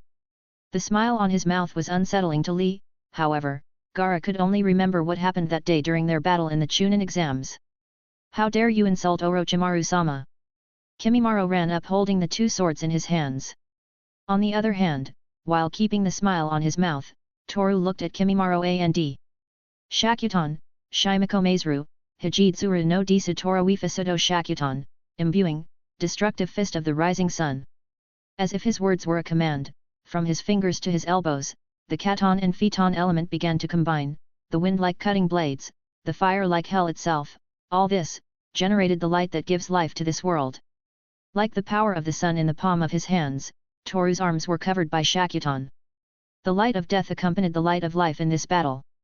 So, with a smile that tried to hide the pain of feeling his arms being shattered by his own jutsu, Toru began to walk against Kimimaro. Soon his steps became a race against time. He appeared in front of Kimimaro like a bright light of death. He opened his eyes, but his reaction was not fast enough and, although he managed to cover himself with the two bone swords, his arms had been completely destroyed, nothing was left but the blood coming out of the wounds this caused him. You! Kimimaro stepped back, but Toru didn't let him, as, appearing just to his right, he used his legs to make him fall to the ground. This worked, now he was vulnerable, this time he was about to be killed. He saw death watching him, with eyes as blue as the sky, but he had a mission to accomplish, he couldn't die this way, so. Sawarubi no Mai. Dance of the Seedling Ferns. Death's eyes opened the instant he saw how hundreds of bones rose from the ground in the form of thorns. This won't be enough, he closed his eyes and sighed, waiting for this jutsu to end. Toru. Lee and Gaara, however, watched the scene helplessly, but a great light radiated in the center of this entire forest of bones that had formed thanks to Kimimaro. At the same time, the sound of thorns being destroyed was heard. They saw it, there it was, but there was something strange. There was smoke coming out of his arms, and the smell of burning flesh could be felt in the air. Toru was running out of time, if he didn't kill Kimimaro now, he would possibly end up running out of arms. Die! Appearing from between the bones, as if his body was being absorbed by them, Kimimaro used the sword to stab Toru, but they. Just in time he turned around and then blood splattered on his face. Kimimaro opened his eyes and saw that Toru's two arms were piercing his chest. From his mouth blood began to spurt out and his vision began to blur. Orochimaru-sama. I'm sorry. I'm dying. His eyes slowly closed and his last breath was heard by Toru. He saw the corpse in front of him and smiled as his hair covered his eyes. What a sad ending you've had, Kimimaro. Knowing that Orochimaru has been using you until now, it certainly must have been sad, but you never opened your eyes. Ha ha ha, how ironic, and how stupid. The light in his arms and eyes extinguished, revealing scorched bandages and skin with second-degree burns. The pain was unavoidable, however, the jutsu was better than the last time he used it while training.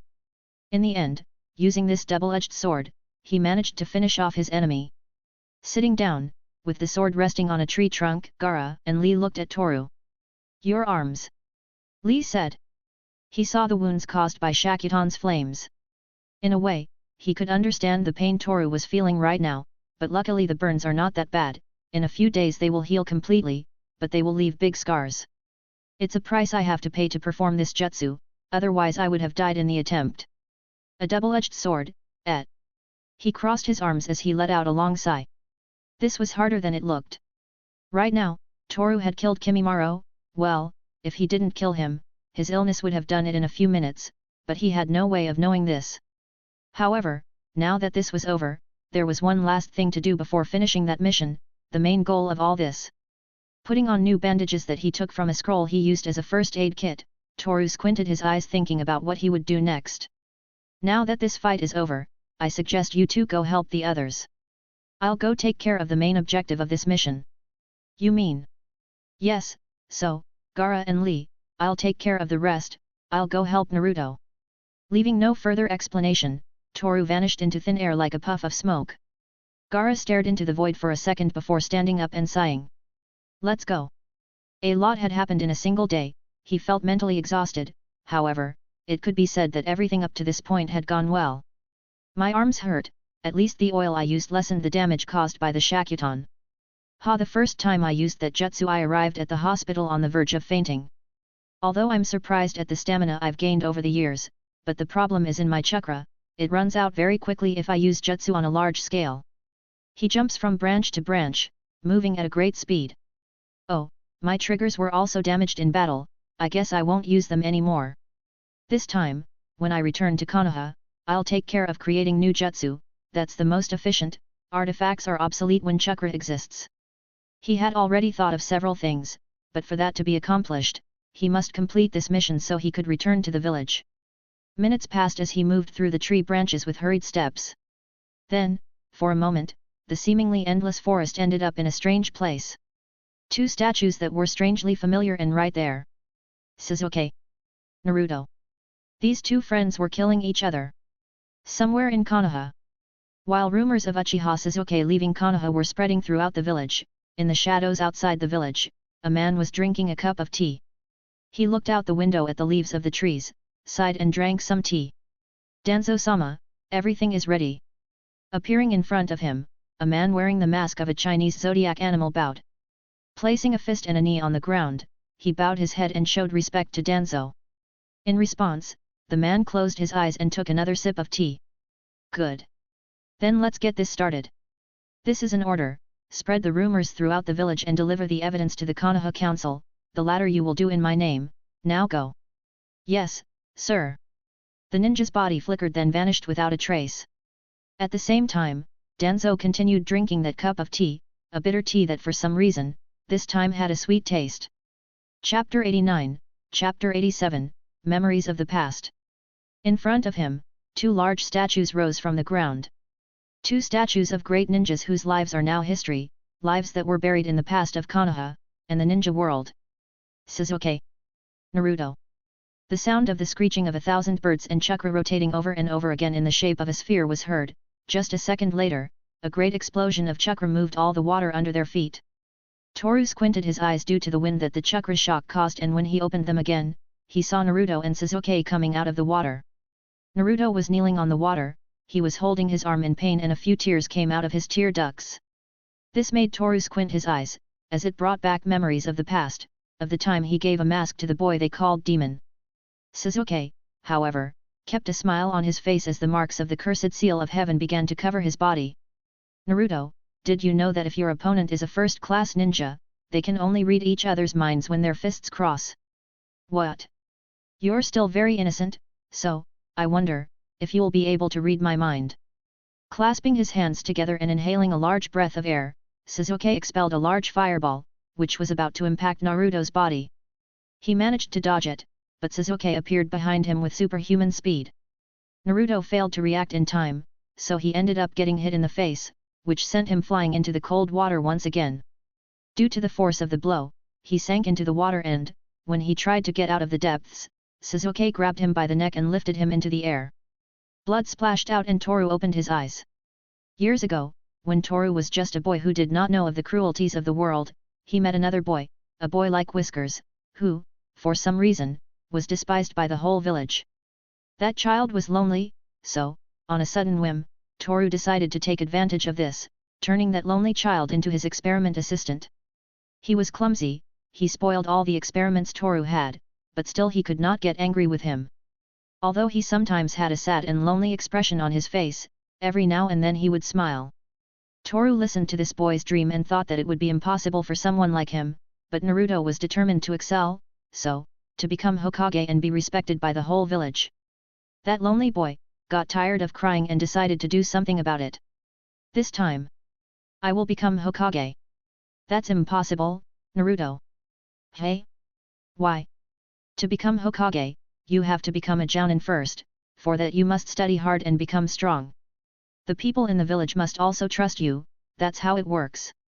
And I don't think you are capable of doing all those things. Your dream is ridiculous, something meaningless that most kids in this village want. Well, I know everyone wants to be Hokage, but that's why I have to work hard to achieve my goals. So, Toru-chan, you'll be there to support me as my friend. Friend? Yes, we are friends, aren't we? I guess.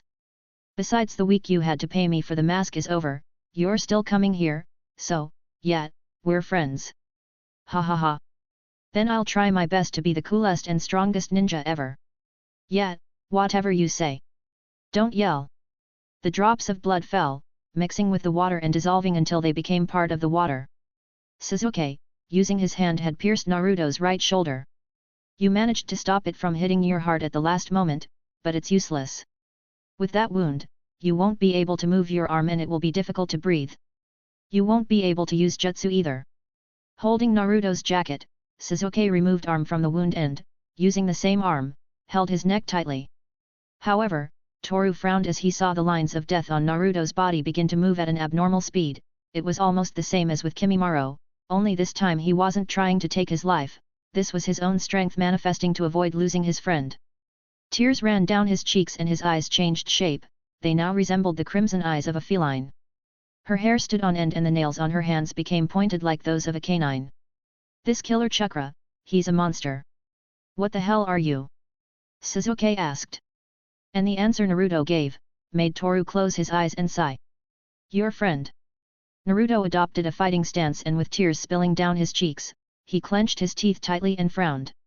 That's why I won't let you go with Orochimaru, even if I have to break your legs and arms, I'll stop you. He lunged forward, raising his arm.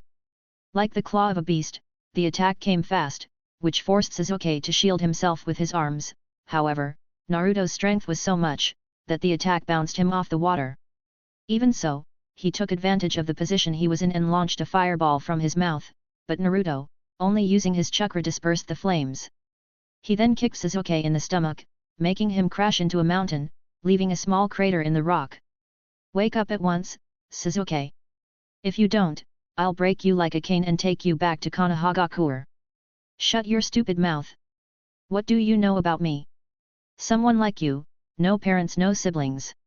You never had anything. What the fuck can you know about me?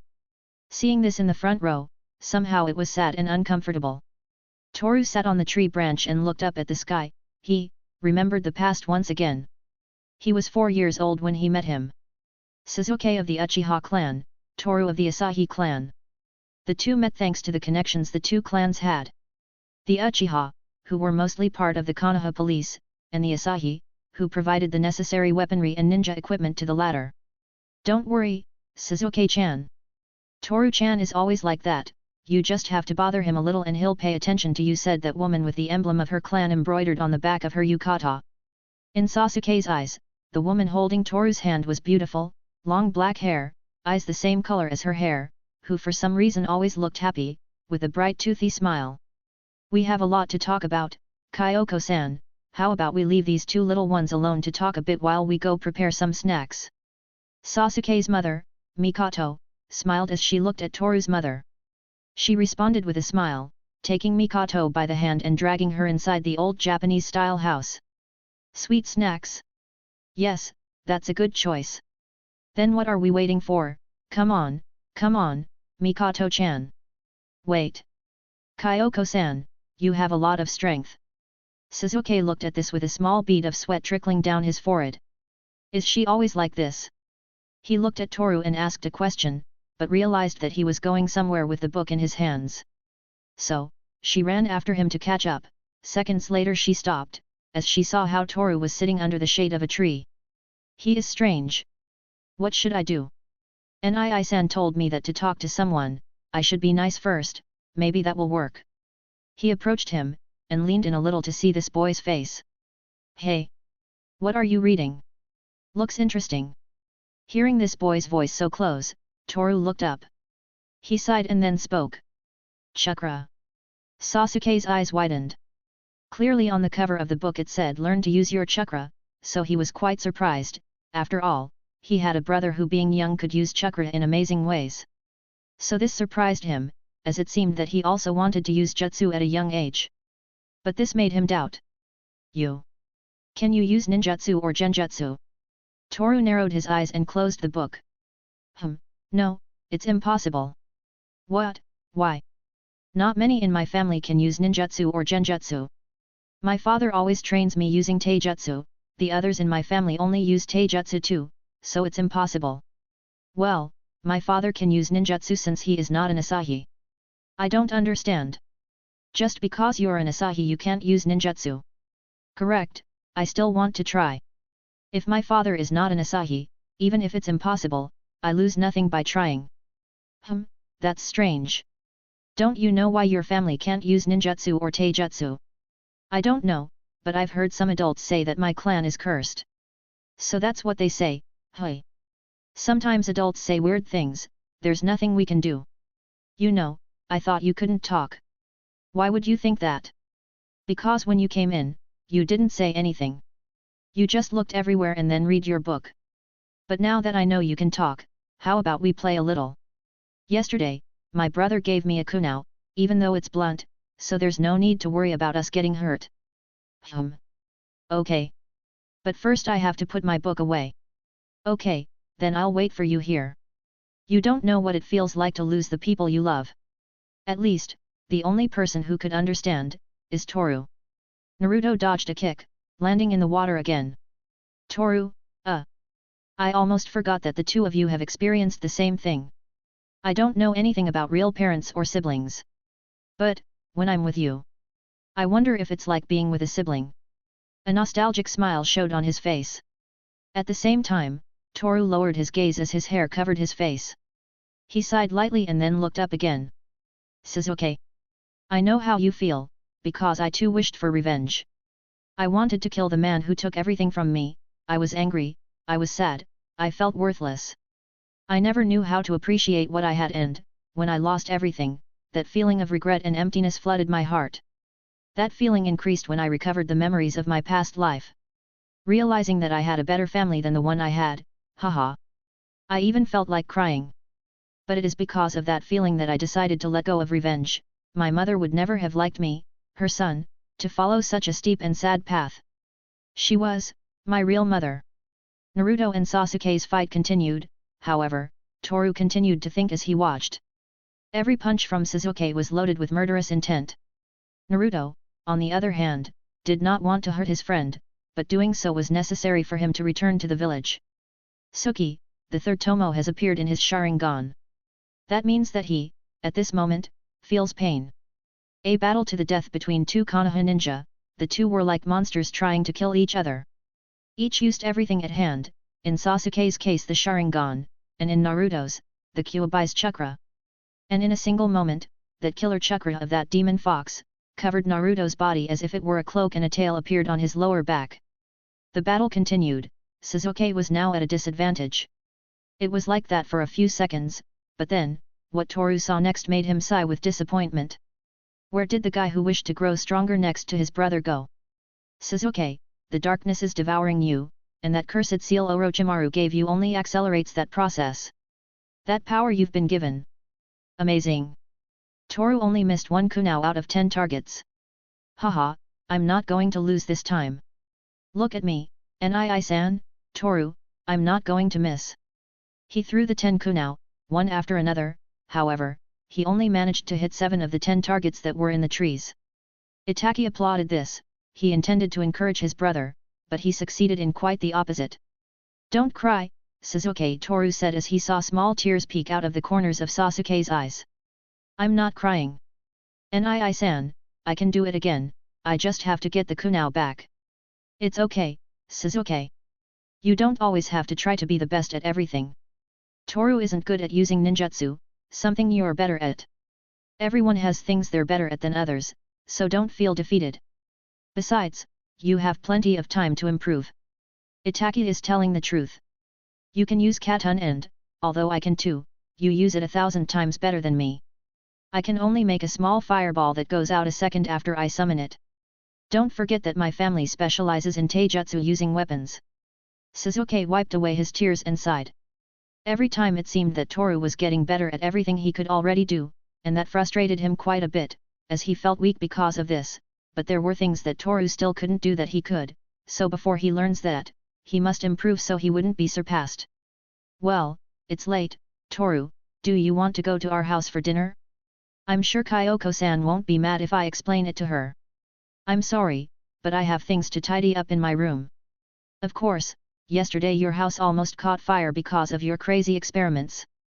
Let's not forget your room, everything turned to ashes and your mom got pretty mad, she hit you on the head and then hugged you while crying, said Sasuke. I don't want to remember that. Still, I'm leaving before she comes out looking for me. Haha, it's okay. See you, Toru. Itaki raised his hand, waving goodbye. Sasuke did the same. Bye, Toru, don't blow up anything else or you'll bankrupt your family. His skin was covered by a strange grayish-brown color, his hair grew, turning a dark blue color and a mark in the shape of a cross formed in the center of his face. Do you know, Naruto? This place is called the Valley of the End, the border of the Fire Country. This is a perfect place, don't you think? Because this is where it all ends. There was battle, until now and from now on. The shrieks of the 1,000 birds were heard again in this place. Black lightning began to accumulate in the palm of his hand and then, he looked up and saw Naruto. He too, held his arm tightly, place where a sphere of red chakra began to accumulate. He frowned and looked at Sasuke and then started to run in his direction. His feet touched the water, and Sasuke's feet propelled from where he was. Together, the Chidori and Rei's Nan collided, causing a giant explosion that covered much of the place. Seeing this, Toru put his hands in his pockets, but right in the middle of the explosion he realized something. My mother's cloak, after this I have to go back for it. He closed his eyes and sighed. The wind shook all the trees, the earth shook and half of the place was destroyed because of this chakra shock.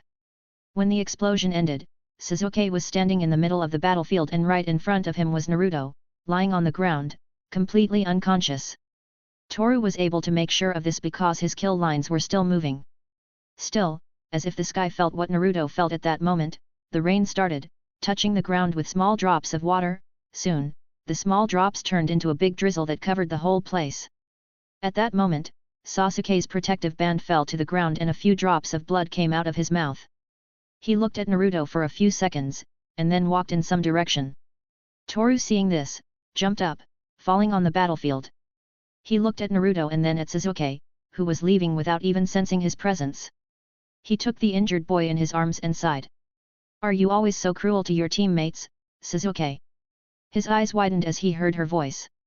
Slowly he turned around, that's when he could see who that voice belonged to. Toru? You want to stop me too? No, nothing like that. Then why are you here? One of the reasons why I'm here, is because I was forced, after all I promised not to get in your way. Every decision you make, is your own responsibility. However, I already said it once, but I'll say it again. Sasuke, once you step foot out of the land of fire, I hope you won't regret the decision you have to make. From now on, you will be an enemy of Konoha, you will be my enemy. That. I don't care. I know, that's why this will be the last thing I say to you. Sasuke, goodbye. Without looking back, Toru began to walk carrying Naruto in his arms. For a moment, his Shigen activated for no reason. No, there was a reason for this, it was just too embarrassing to admit it.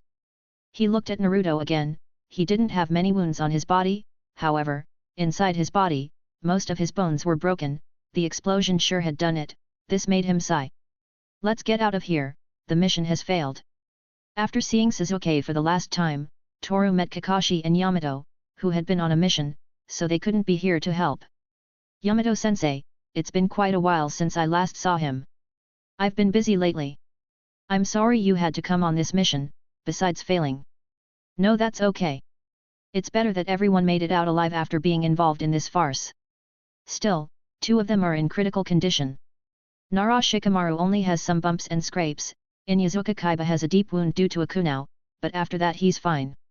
As for the remaining 2, Chiji and Niji, in critical condition. That's right. Toru narrowed his eyes wearily. Too much had happened in a single day.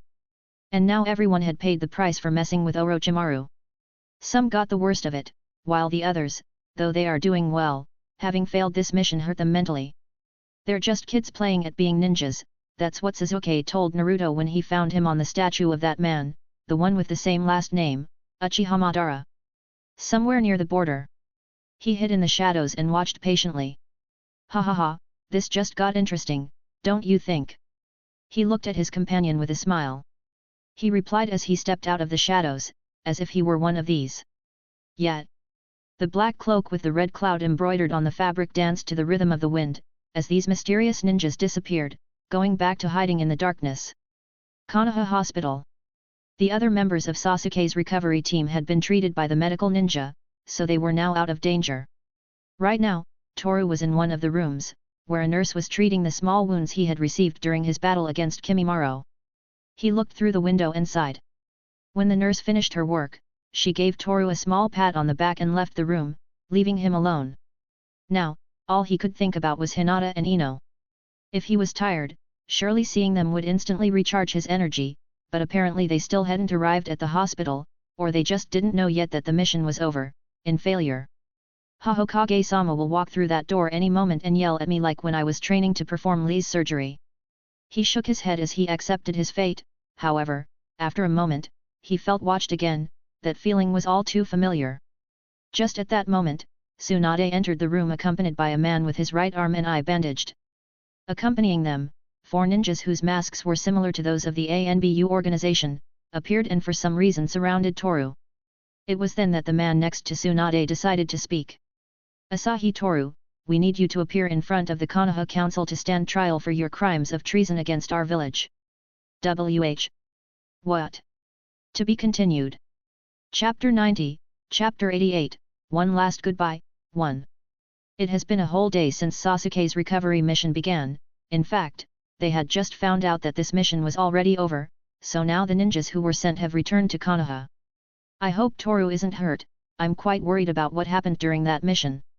Looking up at the sky while letting out a long sigh, Ino remembered that dream and the vision she had when Toru left the village along with the other boys. She felt that she should go along with him, yet, this mission was something that wasn't assigned to him, so it was impossible to accompany him. Hinata, on the other hand, nodded her head, since, although she didn't know it, Ino had the same dream and vision as her at that time. I trust Toru-kun, so I'm sure he'll be fine. Yeah, you're right. There's nothing to worry about. Then let's hurry and go visit Toru, maybe he'll be in the hospital along with the others. With a slight smile on their face, Ino and Hinata increased their speed, so they could get to where that boy was, but in some hospital room in Konoha. Asahi Toru, we need you to appear in front of the Konoha Council, to stand trial for your crimes of treason against our village. Crossing his arms, the man with the bandaged face stepped forward. At the same time, the masked ninjas placed one of their hands on the hilt of the katanas hanging from their waists. Just a meter away from the man, Tsunade sighed and waited in silence. For some reason, she had a disappointed expression on her face. WH. What? However, Toru didn't know what was going on. He frowned and looked at Tsunade. Is this some kind of joke? Because I don't understand. Hokage-sama, I need explanations. Since, if this is a joke, should I be laughing? I don't find anything funny in what they are saying, if it is, it would be hard to laugh. Tsunade closed her eyes and sighed, and before she could speak, the man with the bandages interrupted. We have found evidence that you have been selling information from our village to Orochimaru and villages that are not in the Shinobi Alliance. What they? That's ridiculous. I don't do that kind of thing, Toru said, but Tsunade interrupted. It's useless to lie, there is proof of your actions against our village. Toru, you must admit it. Looking from left to right, the masked ninjas began to surround Toru as they watched him intently. This made him feel overwhelmed by this. I want to see the evidence. Although he didn't know why he was being accused of treason, Toru tried to remain calm. With an expressionless face and ice-cold gaze, he looked at the two adults in front of him, then looked at the masked ninjas. His eyes scanned the environment again and again, for somehow, he felt in danger. He made sure he had all his weapons where they should be, so again he looked at Tsunade, who at the same time looked at the man with the bandaged arm and eye. "What are you waiting for, old geezer?" "I'm the one who does the work, you don't." Pulling out a small stack of sheets of paper, the man handed them to Toru, who received the documents. He took the sheets of paper in his hands, looked at everyone for a second and then began to read. "What is this? I didn't do any of this." "Then how? I'm sure I haven't been to any of these places, yet this clearly states in detail everything that I was there." His eyes widened in disbelief. Dates, times and places excerpted, all in minute detail, as if Toru himself had acted against his village. He clenched the sheets in his hands and then looked up. "This is fake, there's no way I..." "You're wrong, you've already been investigated. The evidence doesn't lie. You will admit your mistakes and pay for it. Our village punishes criminals and you are one of them," the man said, to which Tsunade nodded her head as she sighed. Toru did not understand. The evidence was perfect, but he was sure it was fake, as he himself had not done anything that was on the sheets of paper. However, according to the documents, there were witnesses to it, people who claimed to have seen him leaving Konoha. His breathing quickened slightly and a bead of sweat ran down his forehead. He looked everywhere looking for a solution to this, but it was useless. Even the Hokage himself was present. He had not denied anything that was going on, which said that she was in on it too. "This is a lie. I didn't do anything, this evidence is false." He realized something. He had no evidence to be able to defend himself, there was nothing, for, the evidence against him was perfect, as if someone had crafted it. Besides, rumors had circulated throughout Konoha that there was a traitor in the village, which made it even worse. "You can't deny it, there's no better proof than that. Now you will go with us to the Konoha Council, where you will be judged for your crimes." He closed his eyes and sighed. Tsunade, on the other hand, looked at this boy, remembering everything she had researched about him. She kept silent as she reminisced. He, in a way, was very similar to Orochimaru in personality and mentality. There was no point of comparison, the two were exactly alike, or that is the conclusion she had come to in her research. "Hokage-sama, this is a mistake, aren't you sure you have the wrong person?" Tsunade narrowed her eyes at the coldness with which Toru was facing this situation. There was no expression on his face, his voice was calm and without any evidence of nervousness. It was, as if he was empty, soulless, but this was something Toru did unconsciously. He was always like that, even in his past life he had that little problem. She touched her head painfully. She decided to leave all this work to that man with the bandaged arm. "Take care of this, old man. I have to talk to the other ninja who were assigned that mission. You shirk your duties as Hokage, I knew you were no good for this, from the very first moment." "Shut up, you idiot. I have to go." "Hokage-sama, wait." Toru got up from the stretcher and tried to stop Tsunade, but almost instantly, he felt hands grab his arm, throwing him violently against the floor. He watched as Tsunade slowly closed the door until everything stopped. "Why are you doing this?" "I haven't done anything, I'm sure I haven't done anything against this village." Toru, being lying on the ground face down, while one of the masked ninjas held his wrists to leave him immobilized, looked at the man in front of him, looking for a solution for everything that was happening. However, he found nothing. He was just lying there, not even able to move. Then, at that moment, the man with half of his face bandaged, bent down to get a closer look at Toru. He approached him and said in his ear, "Asahi Toru. Didn't you ever wonder why it was so easy to find the information you wanted so much?" He felt a shiver run through his body as he heard this. He slowly looked down as his eyes were wide open. Toru hadn't thought about it until now, due to the fact that the information he found in those documents left him in shock, but it was illogical to have been able to find information that could turn the ninja world upside down in a chest, right in plain sight of everyone. But then, this time, he heard something else. "What do we do next, Danzo-sama?" The Shigen in Toru's eyes instantly activated. The light of death slightly illuminated his face. That's when the names on those documents came to his mind. Shimura Danzo. That name echoed in his mind, over and over again. In a single second the images of that night flooded his mind. He could see again his mother's blood covering the floor and the tears on her face. His hair covered his face, and then Shakutan, Shimako Maizuru, Hijitsuru no Desatora Wifasudo Shakutan, Imbue, destroying fist of the rising sun. The intense destructive light covered his arms, causing the masked ninja to let go of his wrists. Almost a second later, he gave a small jump, climbing onto the hospital gurney. The light on his arms intensified. Immediately, he pulled out the daggers from his coat and looked at Danzo with murderous intent. Die! Appearing in front of Danzo, as if he had teleported, the daggers flared with Shakutan's light. Clang! The daggers and the katana of one of the masked ninja collided. Toru opened his eyes and exerted more force on his arms, breaking the ninja's sword, to a millisecond later, cut him in half like butter. Blood began to spray all over the floor as if it were a great crimson waterfall. Organs showed on the corpse cut in half, a cut so clean and perfect that it made Danzo look at this boy with disgust on his face. Having killed the masked ninja, Toru looked at Danzo with the light of death in his eyes. He did not hesitate at any moment, and attacked without mercy. He reappeared in front of Danzo, but he only looked at him with a neutral expression on his face. After all, another of his masked ninja appeared to protect him, although this was of no use, as Toru killed this one himself with a single slash of his daggers. You should know your position by now. Danzo crossed his arms behind his back and sighed. This caused Toru to look around. He quickly realized that there were dozens of masked ninja waiting for him outside by the window. He smiled. This was his victory. Those eyes are now mine. However, Danzo doesn't know Toru at all, as he slashed the door of the room with the daggers, leaving the place successfully. Go get him, don't kill him, but if you have no choice, do it without damaging his face. I need the eyes intact. He gave an order that the masked ninjas obeyed, following Toru at superhuman speed. He ran through the corridors of the hospital as fast as his legs would allow him, but it seemed impossible to get out of the place, since at every exit there was an enemy waiting for him. His mind whirled, remembering everything he had experienced so far. For a moment he felt like he was back in the past, when his mother was still alive. Okasama! Clang! Hopefully he managed to block one of the surprise attacks from one of the masked ninjas. However, even if he managed to block it, all the patients in the hospital looked at him without understanding what was going on. Even worse, the other ninjas caught up to him and surrounded him. Toru was at the center of it all. Stares fell on him, all the people in the hospital remembering him for his exploits in the Chunin exams.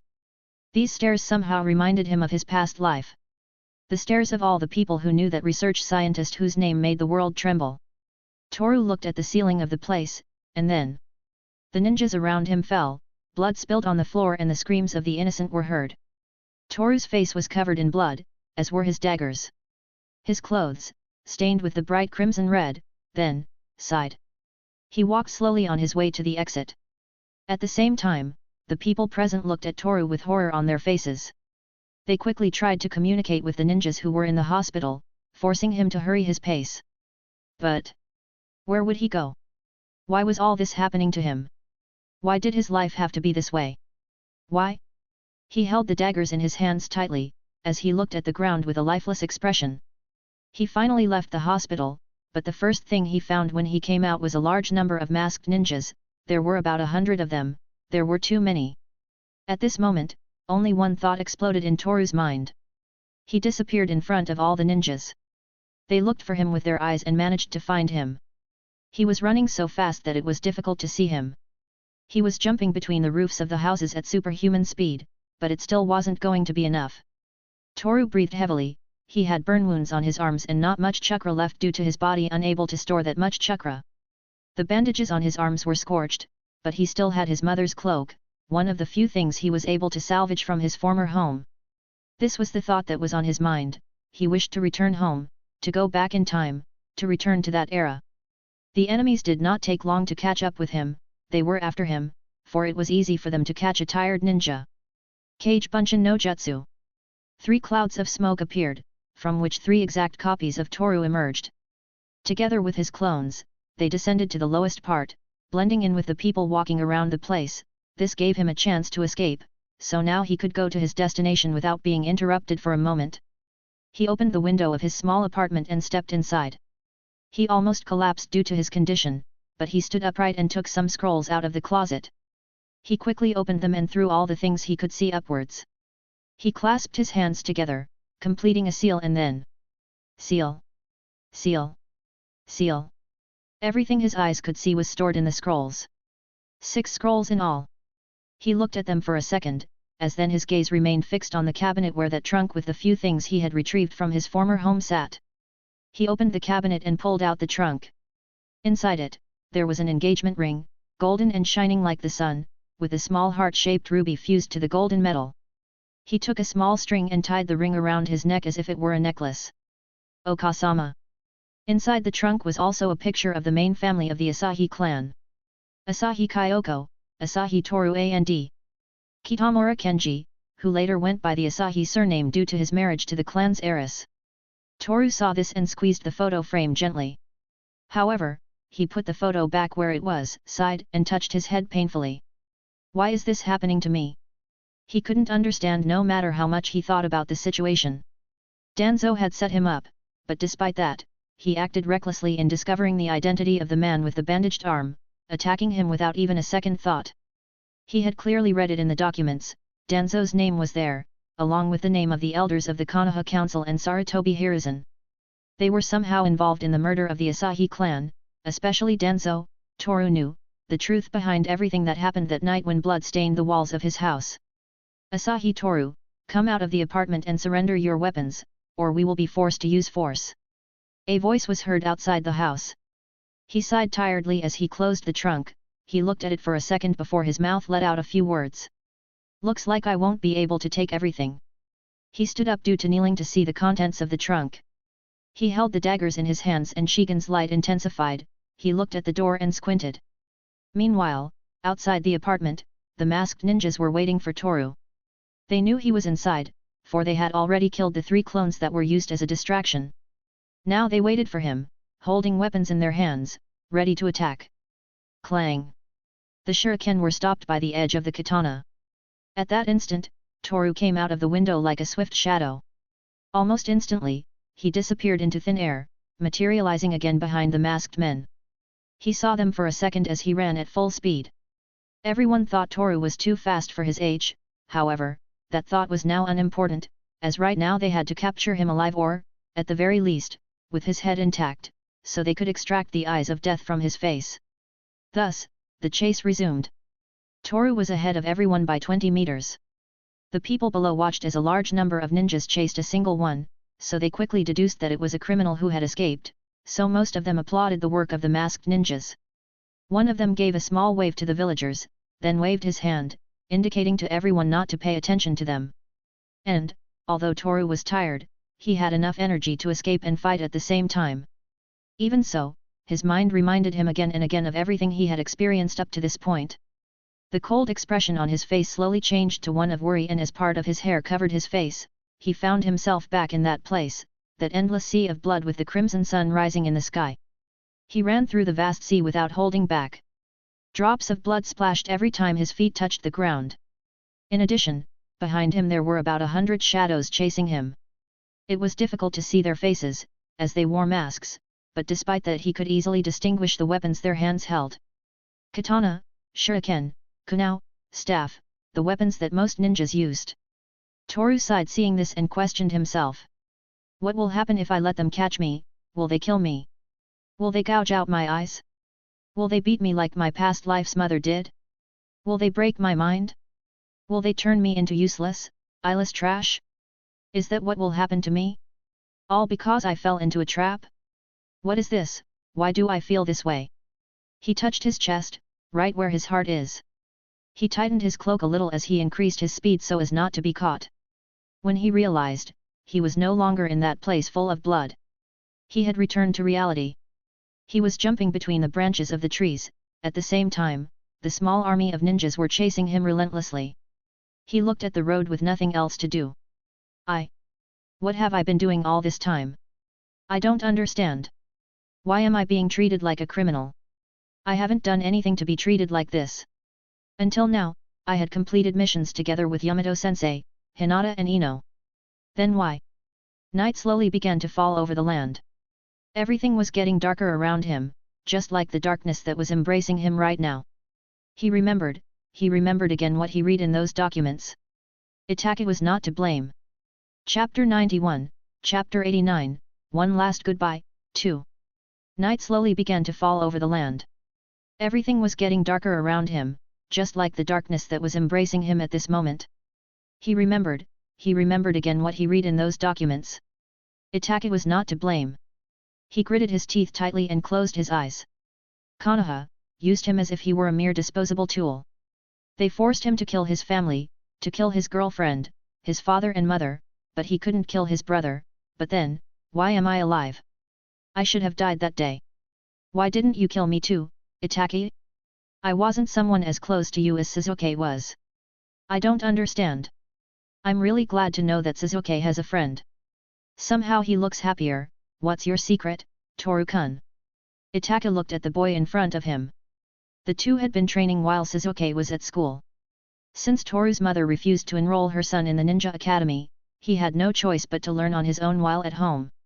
Although he also had a private tutor who taught him the most basic things that a child of his age should learn, but that was not enough, as Toru was a prodigy, since at his age he had the knowledge of an adult, that is, he was extremely intelligent.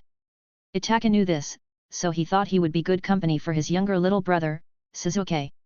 If someone smart was with him, he would possibly end up competing to be better, which would lead him to have better goals than the other kids. Secret? I don't know what you're talking about, Itake-san. Fufu, I guess it doesn't matter.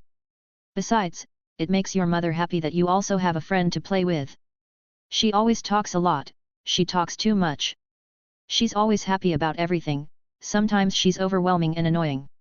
You shouldn't say that so lightly, do you hate Kyoko-san? Toru narrowed his eyes as he thought. I don't hate her. She's my mother, but I don't like being around her. He sighed as he heard this.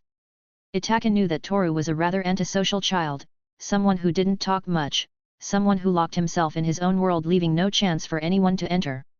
Still, he wanted to understand him, but it was difficult, as he didn't know the reason why Toru is that way. Then, he looked at the sky with a slight smile on his face. Kyoko-san is a very nice person, she has many friends and is good at blacksmithing, but since you were born, she decided to put all that aside to love you as much as possible.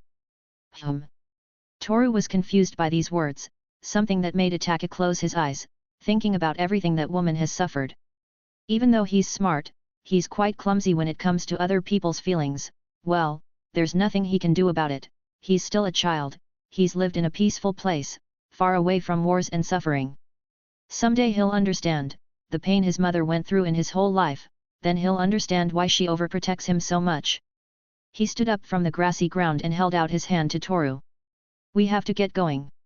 I have a mission in a few hours, so I won't be around for the next few days.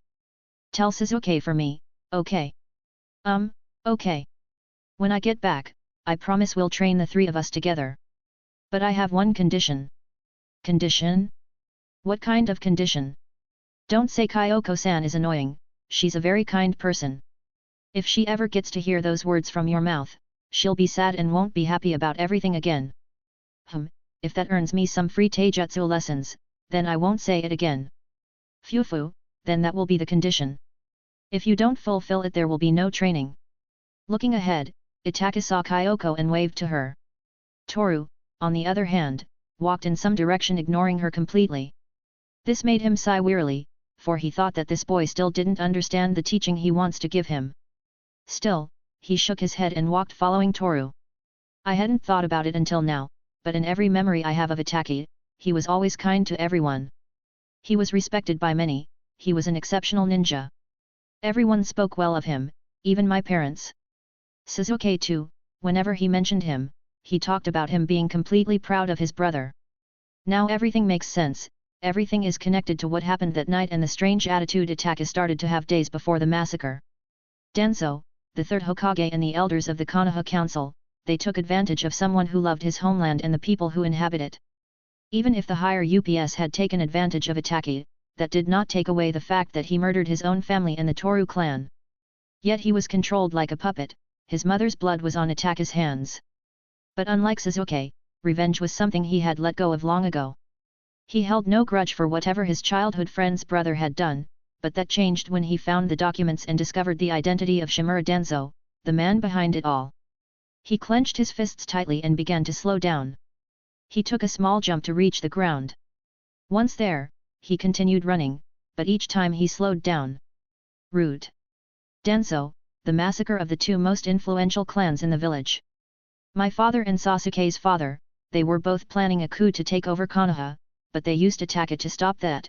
He was a spy under orders from the Hokage. The lifeless expression returned to his face. Gradually the light of death intensified in his eyes and the daggers began to glow brightly with the light of destruction. The ninja following me are not ANBU, so, I guess they are under Danzo's orders, that is, they are root ninja. So, if I let them catch me, they'll most likely end up killing me, and if for some reason I survive, they'll capture me and I'll be locked up for the rest of my life. Hinata and Ino are very reckless, they'll try to do something to free me, so, that puts their lives in danger. Ha! He sighed heavily. This was tiring and stressful. These strange feelings. I don't want them to hurt them, I don't want them to hurt me. From the beginning I was risking their lives because of my selfishness.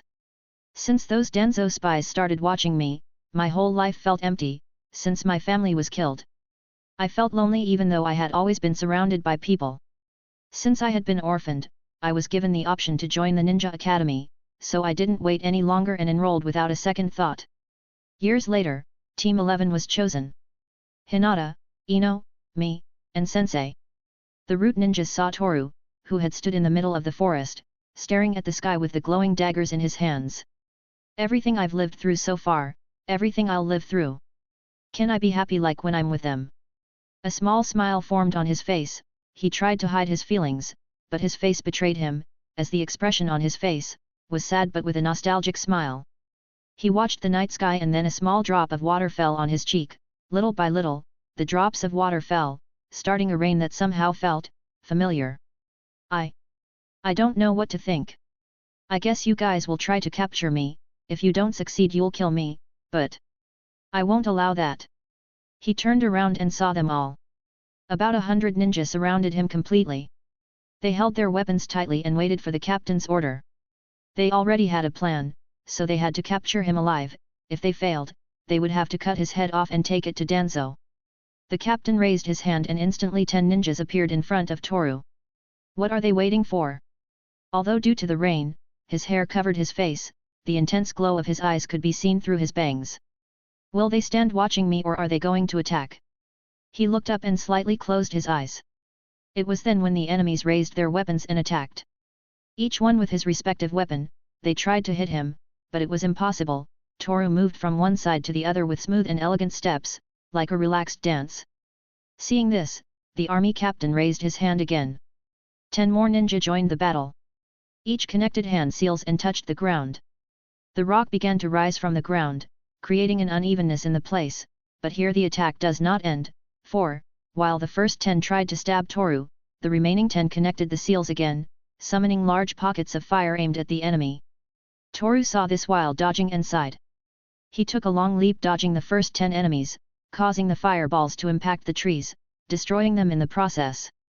This caused the entire area to clear, leaving the battlefield without trees, destroying all the places where they could hide. The captain waved his hand, 20 more ninjas jumped into the attack. He saw this and narrowed his eyes. Somehow it reminded him of his training with Yamato before the final test of the Chunin exams. Although Yamato was not as fast as Toru, he somehow managed to dodge all of their attacks, returning them with twice the power. Yamato-sensei hits hard, however, you guys haven't managed to touch me, that means. He descended, touching the ground gently with his toes. He adjusted his scarf and looked at everyone with the Shigan. The golden lines showed, but among all of them, a red line showed, connecting all the enemies in front of him. Dansogyakuzatsu, Ikatsumari Dancing Massacre, deadlocked. His body turned into a shadow moving at superhuman speed across the battlefield. When it stopped, blood could be seen dripping from its daggers. The army captain narrowed his eyes as he saw that none of the 40 ninja he had sent were moving, but in that instant the truth was revealed. Blood splattered, mingling with the rainwater. The bodies fell to the ground after a second, separating into pieces as if a butcher had made such a massacre. The blood, the organs strewn across the ground and the expressions on the faces of his fallen comrades made him feel shivers run down his spine. There was no choice, he was no normal ninja, the power of those eyes was something Danzo desires, so it is his job as a root ninja to get what his master asks for. But even though he wanted to jump into the battlefield, his body did not move from the place where he was. Toru, however, looked pensive in the midst of this battle. He looked up at the sky and held out his hand. Droplets of water fell on his hand and slowly ran down his arm until they reached his chest, where they dissolved because they touched the fabric of the cloak. The scarf was soaked, as was his hair and the rest of his clothes, but although the water from this rain was cold, Toru felt the warm embrace of death in the water. Blood stained his hands, and then again he found himself in that place full of blood, but this time, hundreds of billions of hands came out of the ocean of blood. They had the sole purpose of taking Toru to the depths, where no one would hear him scream. He accepted this, and let himself be dragged by the hands. He opened his eyes and found himself back in reality, but when he realized, there was only one ninja present, they had all been killed by his own hand, and that remaining ninja was someone he knew. Near Konoha Hospital, minutes earlier. The screams of fear attracted the attention of Hinata and Ino, who had just arrived at the hospital to see Toru. "What's going on?" asked Hinata, who got her answer as she entered the hospital along with Ino. Both of their eyes widened in shock at the sight. Blood and corpses were strewn all over the floor. There were people looking at all this with fear in their eyes, however, they also saw ninjas who were investigating the lifeless bodies. They both felt a chill run through their entire body, so they decided to look for Toru. "Will Toru-kun be alright?" "I don't know, we have to find his room and check." They quickly started running through the blood-filled corridors as they opened every door their eyes could see, but every second that passed took away their hopes of being able to find him until someone ran past them at a superhuman speed. That someone was Yamato. For a second, they saw the worried expression on his face. Yamato-sensei. Maybe he went to look for the one responsible for all this. "We have to hurry and find Toru, he must be here somewhere, let sensei take care of this." "Yes, but it's okay, nothing will happen. Trust me, Hinata." Seconds later. After being sent by the Hokage herself, Yamato had no choice but to obey. Toru had been marked as a B-class criminal in Konoha's bingo book the moment he attempted to assassinate Danzo. He sighed wearily because of this, as seeing Danzo after so long brought back bad memories he thought he had forgotten. "I'm Asahi Toru, I don't have any dreams that I want to fulfill in the future, there aren't many things that I like either, I just live based on luck, that's all." For some reason he remembered that day, when Team 11 was formed. He clearly remembered how Ino hated Toru and how Hinata had a hard time talking to the others. The grey-eyed boy, whose facial expression seemed lifeless, as if his will to live had been ripped out of him, gradually grew up. She watched as the expression on his face took on more life, it was as if Toru was really feeling happy. He sighed wearily with a faint nostalgic smile on his face. Children grow up so fast. He closed his eyes for a second, then returned his gaze to the road. To his good fortune, he had managed to find the trail left by the Root Ninja team. This served well enough to be able to pick up speed and not get lost along the way. However, what was he going to do when he ran into his student? Toru had just been announced as a criminal who sold secret Konoha information to Orochimaru and villages not in the Shinobi Alliance. That was a pretty serious crime, but he felt that something wasn't right, there was something that didn't fit. "I have to hurry." The closer he got to his target, the better he could smell the scent of blood wafting through the air. The rain had begun, accompanying the cold night of the waning moon. The small nocturnal animals began to swarm back and forth, as they emitted their mystical song. He squinted as he saw a light that went out a few seconds later. He leapt forward and came upon a cleared field. The remnants of trees cut down, though it was raining, the flames tried to consume them without success. The steam rose and disappeared as the rain devoured it. He walked a little way and observed the massacre that had taken place and, among all the blood, organs, and lifeless bodies, stood that child, looking at the blood on his hands and daggers without saying a word. He came a little closer, this made Toru aware of his presence, so he turned to see who it was. Yamato sighed heavily. Chapter 92, Chapter 90, One Last Goodbye, 3, Final. He walked a little way and looked at the massacre that had taken place and, among all the blood, organs, and lifeless bodies, stood that child, looking at the blood on his hands and daggers without saying a word. He came a little closer, this made Toru aware of his presence, so he turned to see who it was. Yamato sighed heavily. Toru's eyes, that blue glow like the sky, was now accompanied by a red circle surrounding the pupil, accompanying the organic X spinning inside his eye. Blood covered his clothes and the look on his face showed no guilt for what he had done. "Let's go back to the village," Yamato said, but Toru returned his gaze to the ground and said nothing. Rather, he shook the daggers to remove the blood on them and using one of the bandages on his arms, tried not to leave any blood residue on the metal. "Then that's how it will be. Well, so be it." Observing Toru's gesture, he quickly deduced that he had no intention of returning. He had killed over 100 people in one day, this on top of the crimes he had been accused of. He sighed again at the thought of all that his student had done, for, if what Tsunade told him was true, there was nothing more he could do to refuse. He was sent here with one objective and two options. Follow him and capture him, or kill him. He clenched his fists tightly and then walked slowly. He quickened his pace and began to run in Toru's direction until he disappeared into thin air, reappearing in front of him, charging a punch with the minimum of his strength, but then Toru leaned back, dodging the punch easily. The lifeless expression on his face made Yamato remember again how this all started. That time where Toru seemed to be a living dead unable to speak. "What my eyes see is different. It's as if I could see a second of the future. I could see Yamato-sensei's punch before he made it." However, Toru felt different than normal. He felt a strange sensation in his eyes, as if someone was sticking sharp needles into his eyeballs. He felt, his eyes were something strange. Sharingan, the eye that reflects feelings. Byakugan, the eye capable of seeing everything around him. So what is the Shigan really? What are these eyes that Toru has? That strange power, the color of the sky and blood. What does it mean? Eyes that perceive death more beach than anyone will ever see, eyes that see the very existence of things in the form of golden lines and red dots. But it could be said that these eyes do not see, but observe everything on a higher level. Death, which is normally invisible to any normal person, for Toru is something more than visible, it is something he can feel even if his eyes are gouged out, since, by perceiving the end of things, it could be said that he is observing the root of everything. Toru observes the world, with the eyes of a god. Yamato stepped back, for it was strange that Toru dodges his blows, as he was able to confirm this in his training before the final test of the Chunin exams. Even if he is faster, his reaction speed was not as high as his. "Sensei, if you want to capture or kill me, with that strength you won't succeed. Did you forget who I am? Now you call me a criminal, it's your duty as a jounin to capture and kill criminals." As the rain continued, Toru's eyes shone through his hair. Slowly the blood began to drain from his clothes and a sigh escaped his mouth. Yamato didn't respond, just looked up at the sky as the rain poured down relentlessly.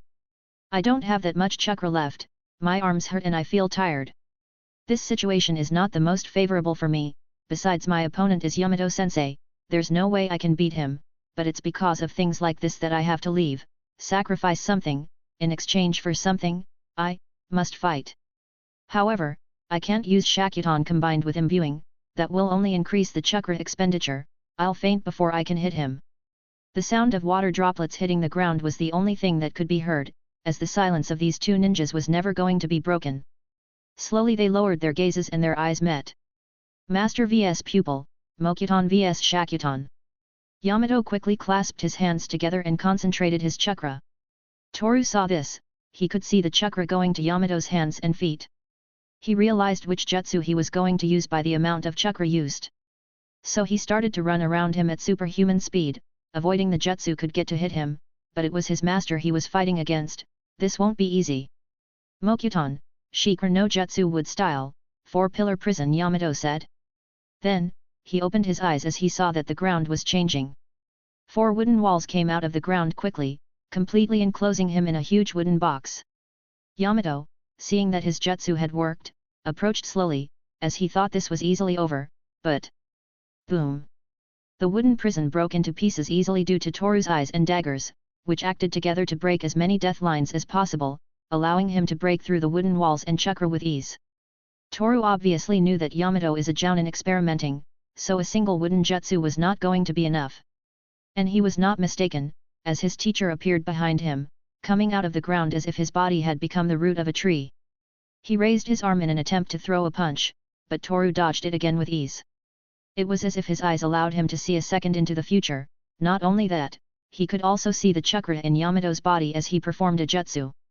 He felt that, just by watching his master fight, he could see his movements as if he was seeing the future as secondary images in his field of vision. One after another, Toru evaded all the punches and kicks. Yamato narrowed his eyes and took his distance again. On the one hand he felt disappointed in his student for all the things he has been accused of, but on the other hand, he should not hold back when fighting, for in front of him is the criminal Tsunade, the fifth Hokage, ordered him to capture or kill. He was a jounin, this was just his job and Toru did not seem to have a grudge against him. This is an empty fight. He looked at Toru again as he connected the seals on his hands. After that, he punched the ground, something that caused roots to start coming out from the ladder, turning into a kind of cannon. Mokuton, Mokuze shuriken wood style, wooden shuriken. From the cannon, dozens of shuriken made of wood shot out. Toru's eyes widened as he realized that the shuriken were covered with thorns, so, using Shigen to see through existence, he was able to foresee the trajectory of each of the shuriken. So, with the help of the daggers, he dodged and blocked each of Yamato's shuriken, but as expected from someone like Yamato, the attack did not end there. Mokuton, Jimoko Tudge. Large roots came out of the ground, which moved with intentions of crushing Toru, but using his speed, he moved backwards avoiding it, but... no. His eyes saw it too late. The chakra in Yamato's feet ran all over the battlefield until it was under his own feet, that meant, he used the first branches to make his eyes focus on one thing only. This led him to seize his chance, so the roots came out of the ground and wrapped around Toru's body and then... ah! Large thorns came out of the roots and stuck into his body, causing him great pain that stimulated his brain, causing his mind to react to the danger. The bright light of destruction illuminated Toru's entire body, causing the roots to completely incinerate. Shimako Maizuru, Hai no Karata imbuing, body of fire. With a heavy breath, Toru looked at his master while his body was still illuminated by Shakuton. He was in a great deal of pain, but thanks to this jutsu that sacrificed much of his chakra, the thorn wounds were sutured, preventing bleeding out. Sensei, you are stronger than this. The flames on Toru's body extinguished, revealing that his clothes were a bit singed. His clothes would have disintegrated had he not chosen a fabric resistant to high temperatures. If I use any more chakra, I'm likely to end up fainting. This somehow makes me feel like garbage. Yamato-sensei. What does he think of me right now? What will Ino and Hinata think of me when they find out what's going on? I'm afraid that they will come to hate me, it terrifies me to think about it, I've never felt like that before. Since all this started, I saw Ino as a nuisance and Hinata as someone I didn't want to relate to again, but as time went by I changed my mind. It's nice to be with them, it's nice to be together in a team with Yamato-sensei. They are all important to me, I thought, that I could forget the past and live happily, just like my mother wanted. He took a step forward while holding the daggers tightly. Yamato stood on guard, as he prepared to use another jutsu. Just then, Toru remembered something. Okasama, why do you allow my father to treat you like that?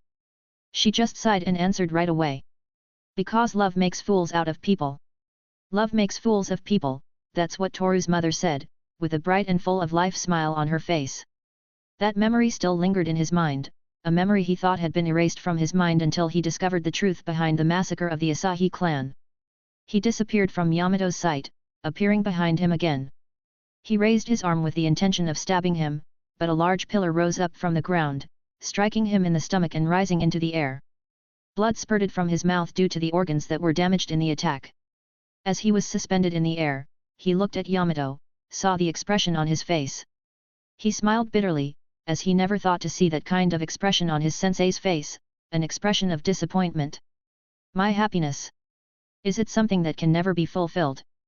Closing his eyes, Toru let himself fall into the void. I wonder if Okasama would be disappointed if he saw me in this situation. Would he have the same expression Yamato-sensei has right now? With all the things I've been through so far, this life and my past life, it makes me feel like the world hates me. Boom! The loud rumble caused by Toru's falling body echoed through the place. Accompanied by the droplets of water falling relentlessly, he looked up at the sky and saw the waning moon among the weeping clouds drenching the earth. Slowly he rose from the ground with his eyes downcast. If I'm going to fight sensei for real, then I'll have to bring out my best jutsu. Looking at Yamato with a small smile, he clasped his hands together as he took a big breath of air, at the same time, the X in his eyes quickly spun to a screeching halt. Phaeton, De Toppa wind style, great rupture. He expelled the large blast of air, which was about to hit Yamato, but the result was obvious. A wooden wall rose up and resisted the wind attack. This made him close his eyes as he sighed, but for a moment he forgot that he was fighting Toru, someone who usually plays dirty when it comes to fighting. He realized it too late, when Toru was already behind him. Blood splattered on Toru's face and hands. At the same time, Yamato let out a small whimper of pain. Reacting shortly after being stabbed, he concentrated chakra on his back, which turned into wood. Taking advantage of this, he caused the thorns to rise, stabbing Toru in the stomach and arm, which forced him back while using Shakutan to stitch the wounds. Unfortunately, the chakra drain was too excessive, so much so that his vision began to blur. He watched the blood fall to the ground like a waterfall, while drops of water washed away the dirt on his clothes. He staggered because of this and then looked down at his daggers. There it was, the blood of his master. He asked himself why he didn't kill him at that moment, for with Shigen, he could have easily done it, but he just couldn't. He buried the dagger in Yamato's back with his eyes closed, so he didn't know if he cut a line of death. Yamato held his shoulder in pain and watched the blood fall. Slowly, Toru put the daggers away. This was no longer about running away, he just wanted to train with his master one last time before he left. This last action of Toru's made Yamato's eyes widen in disbelief. Toru raised his fists, demanding a fight with no weapons and no jutsu. Simply the fists would do the talking in this last fight, this last training. I understand. He raised his guard as well, and the two approached at the same time. They disappeared into thin air and reappeared, double punching each other in the face. The force of the blow caused a small draft to blow in place, and even though he felt weak and sore, he decided to continue fighting. His chakra was already almost non-existent, as in a second the Shigen was deactivated due to this lack of energy. Both continued with the exchange of blows. One after another, the sound of Toru's body being hit without stopping resounded along with the drops of water that continued to fall. Both had an expressionless face at this moment, both had their eyes on a single target that they wished to reach. That was why their fists decided to settle this matter. Bam! Toru was sent to the ground due to being punched in the head. He rolled on the ground to a stop, and when he got up, he felt a red liquid fall into his eye, for at this moment he realized, he was weak. Yamato had too much strength, something that was unable to rival against Toru's speed, but this was only getting worse, as his speed has already been drastically decreased due to his injuries and lack of chakra. This was a losing fight. He tried to stand, but his body did not respond as he wanted it to. I'm in pain. I think my arm broke when I fell. My legs are starting to give out and I can't stand anymore. My vision is limited and I have wounds all over my body. The last time I was like this was in my fight against Okamitsuki, that happened days after the third test of the Chunin exam. Oh, phew, kukyaku. A smile formed on Toru's mouth. Yamato looked at this with a frown. Phew. Kukyaku. Ha ha ha. Ha ha ha ha ha. Toru was laughing out loud while trying to stay conscious. That memory that had come to his mind brought him quite a few things to think about. This at last opened his eyes. This memory of the Chunin exams. Ha ha ha. I'm sorry. It's just, I remembered something. Yamato not tending to what he was referring to. Possibly the mental stress hurt him and that's why he was acting that way, but it was quite the opposite. He looked up at the sky with a nostalgic smile and sighed. The raindrops made his hair cover part of his face, which made it difficult to tell what kind of expression he had, although it wasn't that hard to tell from the smile on his mouth. Sensei, do you remember that time after the survival test? No, obviously you don't remember because you weren't there, but you left someone in your place, a spokesman who took it upon himself to mention our weaknesses as a team, to Team 11. Yamato's eyes widened at the memory. At this moment, right in front of him, at last, he realized that his student had believed. Heaven and earth. You, for some reason, decided to keep my flaw a secret. But now I know. Toru. Love makes people idiot. That's why what I don't have, what I must get, what I need, is heaven, because I, Sensei, am a idiot. When Toru looked at him, Yamato opened his eyes and was speechless. He saw that weird, quiet kid who joined his team more than 6 months ago. He saw how this situation opened his mind, discovering himself, his own flaw. He looked at the ground and clenched his fists tightly.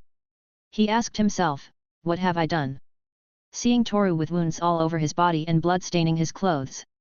He could barely stand, it seemed as if the slightest breeze was strong enough to knock him to the ground. He regretted this, he felt guilty. He could not guide his student on the right path. Toru had sunk into an endless pit of darkness. Yamato, failed as a teacher.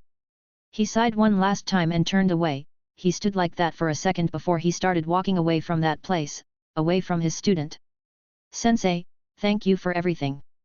These words were like needles stabbing into Yamato's heart, who just looked at the ground with a blank expression on his face as he walked away. Taking advantage of this, Toru touched his forehead, staining his hand with blood and, using the last drops of chakra, touched the ground to perform an invocation. Kukiyos, no jutsu. A small cloud of smoke appeared. Seconds later, a snow-white furred wolf showed itself. His crimson eyes widened as he saw Toru in a pitiful state. Toru Dano. Oh, it's you. Your name was Okaminaru, wasn't it? Staying conscious, Toru smiled bitterly before continuing. Take me away from here, as far away as you can. But why, what's going on? I don't understand, I don't know what's going on. Okaminaru was confused. Out of nowhere he is summoned and the first thing he finds is Toru being on the verge of death. It was normal to have sudden thoughts if he had no context of the situation. Still, he could see a man slowly walking away. Then, he growled and bared his fangs. Was it him? Did he do this to you? Okaminaru's bloodlust could be felt in the air, but Toru stroked his head and sighed. It wasn't him. Yay, let's go. With his last breath, Toru fell onto Okaminaru's back. This made him panic, as he thought he had died, but then he knew he was only unconscious, so he sighed and, looking at the man walking away for the last time, Okaminaru started to run in some direction away from the human village. Days later. It was night again. The moonlight softly illuminated the mountains and, amidst all this, two shadows showed themselves. Watching the stars in the sky, he sighed heavily as he tried to endure the pain. His arm was broken and he had several wounds from short sharp objects on his body. He felt bad, mentally. I should have said it before, but... Okaminaru, your fur is very soft and comfortable. It makes the pain of my wounds lessen. He said, feeling completely comfortable using the white fur wolf as a pillow. Thank you. Okaminaru didn't know what to think about this human. If he was strong enough to take on Okamitsuki, he should have no problem healing himself, but here they were, looking up at the sky leaning against a large mountain, and for some reason Toru was stroking his fur like it was nothing. It had been 3 days since they left Konoha, and now Toru found himself thinking about what he would do next. He was now a wanted criminal by the ninja of his hometown. He was emotionally affected, he was tired of it all, he was tired of running away. A few hours ago they came across a search party, root ninjas. This was obviously part of Danzo's plan. If he wanted Toru's eyes, he had to find him first and, considering that now all of Konoha is against him, Danzo had the chance to kill him easily and without repercussions. Shimura Danzo, you are responsible for everything. Although I promised myself not to take the path of revenge, I have been forced into this. You have managed to separate me from the people I love, the people I care about the most. For me, this whole world can go to hell, I only care about what I love the most, and I will not let this happen again. I'm angry, I'm very angry, I hurt my teacher, but I wasn't strong-willed enough to kill him and I'm thankful that didn't happen. Hinata, Ino and Hanabi, I hope you won't try to look for me. He stood up, pulling one of the daggers out of his cloak. He held out his hand where he held the dagger and looked at it carefully. The dagger had blood on the blade. For my clan, for the people who gave me happiness, for my mother, for my self-satisfaction, I will make sure that Danzo never sees the light of day again. Now, for the time being, I need to plan things well, this time there must be no failures. Watching the blood on the dagger, Toru smiled slightly as his hair covered one eye. At the same time, the light of death illuminated his face, the light of the advanced Shigen. Thanks to doing some research when he met Tsunade, he was able to discover something interesting. The person whose blood is on that dagger, Yamato, has a very interesting past with Orochimaru. I'll need a laboratory. Lab? Okaminaru asked. You'll know when you see it, Okaminaru. For the time being, you can return to your village, I will summon you when I need your help. Now I'm curious, but if Toru Dano says so, there's nothing I can do. So, I'll see you tomorrow. Okaminaru disappeared in a cloud of smoke, leaving Toru all alone in that place. He gazed intently at the stars. Each one shone brightly, surely many of them had already ceased to exist, leaving only the light of their deaths, which would soon disappear completely, remaining forever in oblivion. Somewhere far away where that great star known as the sun shines, life increases unimpeded. A place where mysteries await. And while the sun shines, filling everything in its path with life, two little girls were playing happily next to a mysterious man with black hair and a vacant gaze. Two girls very similar in appearance, both with brown hair and aquamarine eyes. One of them had wavy hair tied in twin pigtails with wine-colored ribbons, while the latter had short shoulder-length hair. They both laughed as they played, running back and forth, forcing the man to exert himself a little, but it was no use, he tired too quickly and fell back on the grass. "Are you all right?" said the short-haired girl. "You didn't hurt your back again?"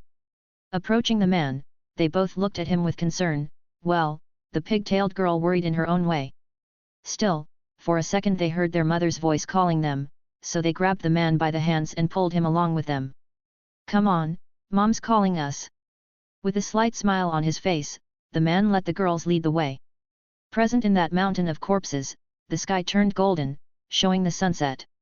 Blood stained the battlefield and weapons, swords and spears, scattered all over the ground, piercing the fallen enemies and friends. She fell to her knees at the sight of the carnage her decisions had caused. She clenched the hilt of her sword tightly as she tried to contain her feelings, but it was impossible. "Everyone! I'm sorry. I'm sorry." Tears began to stream down her cheeks as she closed her eyes. The wind made his golden hair dance and the blood took the shine off his knight's armor. Present at that sunset, she made a promise she could never keep. In the middle of the vast ocean, the four great machines rose up to put an end to it and, in the midst of all this impending destruction, they looked each other in the eye. Their silver hair moved to the rhythm of the wind while a smile formed on the mouth of the blindfolded boy. "It was a pleasure working with you." He held a black cube in his hand as he looked at the silver-haired, blindfolded lady. She did not respond, but also held another black-colored cube in her hand. They looked at each other as the giant machines prepared to crush them, but then, they both put the boxes together. After that, as the explosion began to devour their bodies, the boy smiled kindly. The large buildings rose from the ground to touch the sky. The wind blew strongly, causing her skirt to lift a little. She observed everything from above, with a smile on her face. She felt at ease with the view this city gave her, so much so that she even felt like laughing, but she did not. She simply walked carelessly on top of the building. Her skin was as white as porcelain, an extraordinary beauty. Her black hair was tied in two pigtails of the same length. Her right eye was the color of blood, while her left eye was a golden color and in it was a clock of inorganic appearance. A beauty in a black dress with crimson patterns and long boots with a butterfly-shaped ribbon, this outfit undoubtedly gave her a gothic Lolita appearance. She walked until she reached the edge of the building, from where she jumped off without a care in the world. Even so, the expression on her face did not change, she kept her smile and as she fell, she reached out her hand, trying to reach the stars in the night sky. When she was about to touch the ground, the shadows swallowed her up without a trace of her existence. 1 year later. She descended from heaven as if she were an angel. The wind shook her cloak and her hair. Toru did not know who this person was whose wings were so similar to those of a real angel. However, this was not a kind angel, for she looked down on him, as if he were nothing more than trash you might encounter on your way. Still, Toru just looked at her with an emotionless face, as the light of the advanced Shigen began its appearance. Volume 1, Naruto, The End. _____. Today is my birthday. And well, with this chapter ends Volume 1. I just wanted to thank you for following this story for so long. You had too much patience with the beginning of this fanfic, it was a mess, but I tried to improve it as much as I could, as a result this ending. I hope you liked it and keep following me in Volume 2 of this story. Chapter 93, Chapter 90.1, What happened next? It rained that day. The clouds soaked the earth, showing the sadness of the sky and, right at the entrance of the village, they waited patiently. Both of their hair and clothes were soaked because of this rain. Still. Why were they here? It was because Tsunade ordered them to wait for their master at the entrance of the village, Konoha. Because they couldn't find Toru, they felt something was wrong. He was not in any room, there were lifeless bodies scattered on the floor. They could not figure it out and their suspicions were growing. They trusted the Hokage, who told them that they could find him and Yamato at the entrance of the village, but it had already been a long time since they arrived. The rain continued and some thunder was heard in the distance. A silhouette could be seen approaching from the outskirts of the village. The silhouette of a man in the military uniform of Konoha.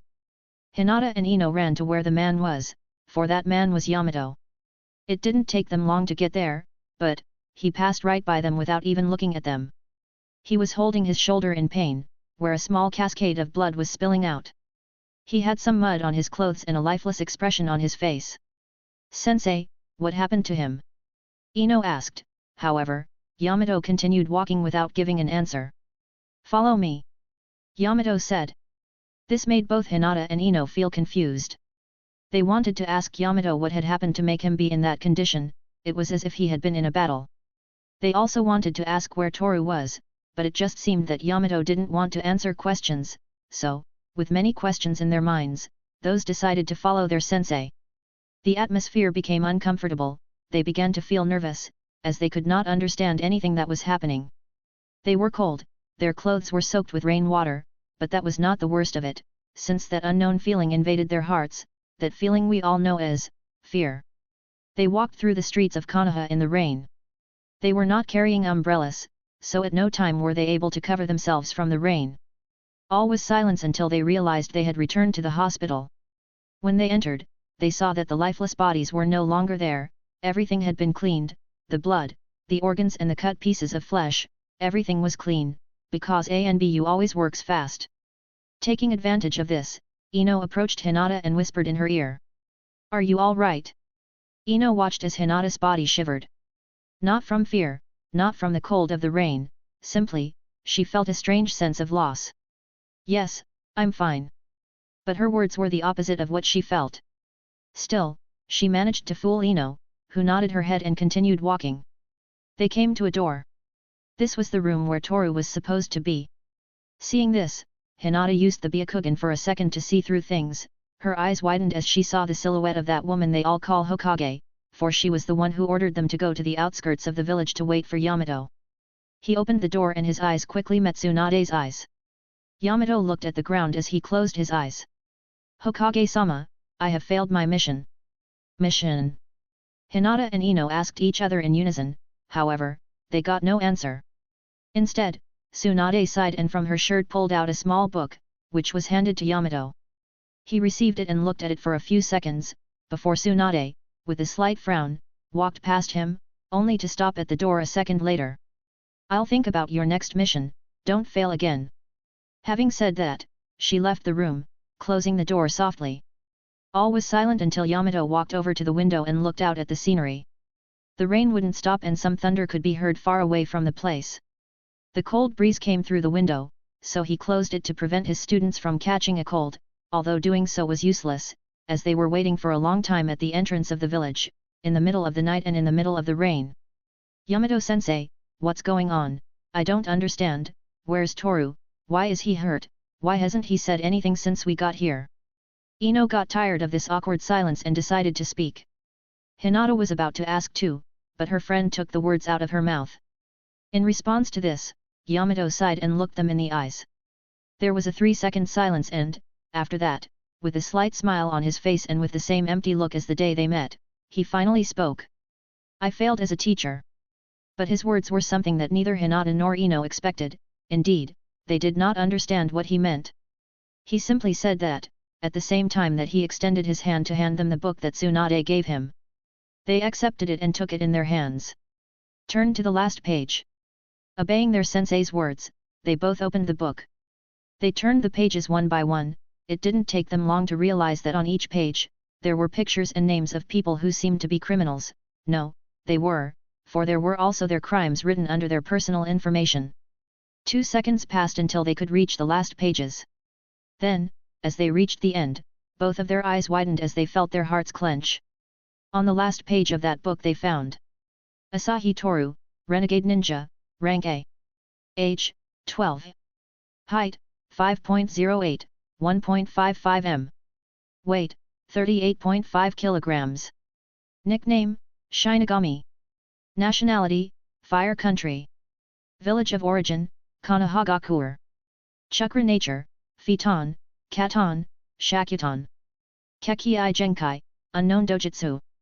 Crimes committed: treason, first-degree murder, attempted murder, theft of confidential information, tampering with confidential information, selling confidential information, breaking and entering. Bounty on his head, 10 million yen. A deep silence was felt throughout. Ino clenched the book in her hands tightly and her gaze grew dark as she looked at the last page of this book. She sighed heavily and her hands began to tremble. The same was happening to Hinata, who clenched her fists tightly. Sensei, this is a joke, right? Still staring at the book, Ino had a heavy feeling in her heart. In response to this, Yamato sighed and returned his gaze to the window. Outside, it seemed that the rain was slowly stopping. Again he touched his shoulder where he felt pain, for Toru's dagger had managed to leave a deep wound. When he looked at his hand, he could see blood staining it. He narrowed his eyes for a second, and then looked back at his female students to answer the question, but then his eyes widened in shock. Both girls were holding the book tightly as tears welled up.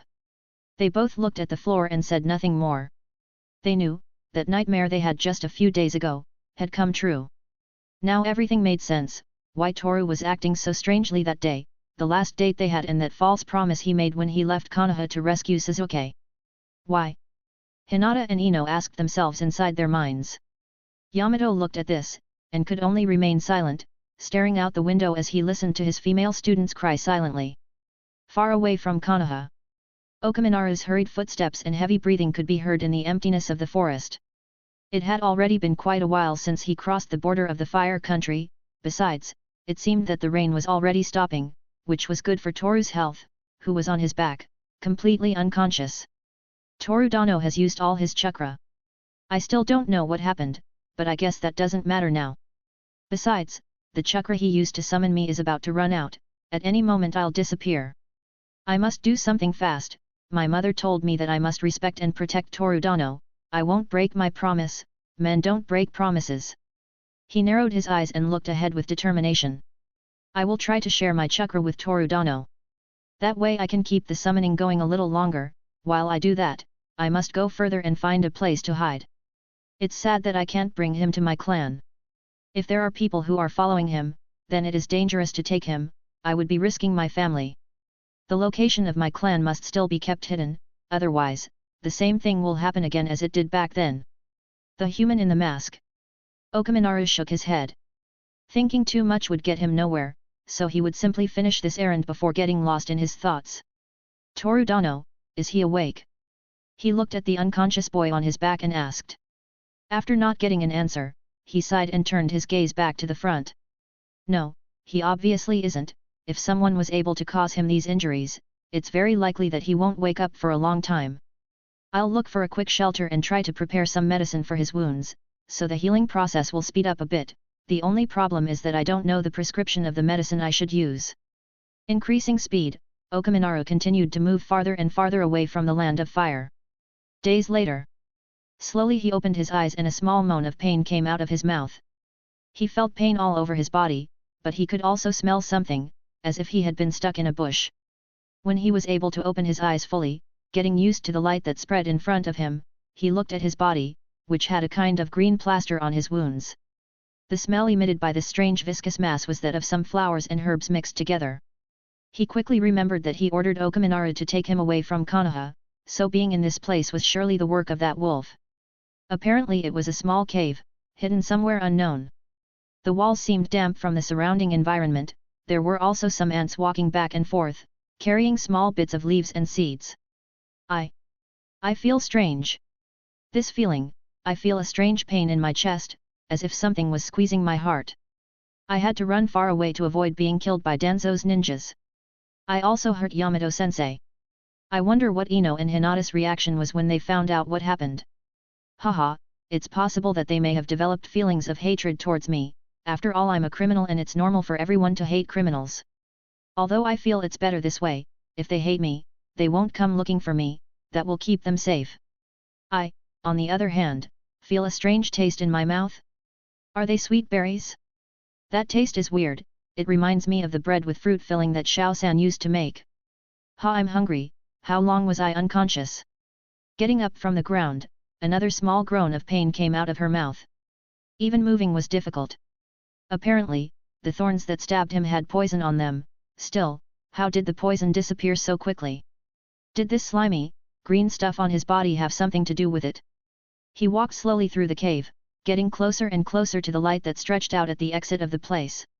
He staggered because his body was too weak, but to his good fortune, he had recovered enough to be able to stand. So, he continued to walk out of the cave.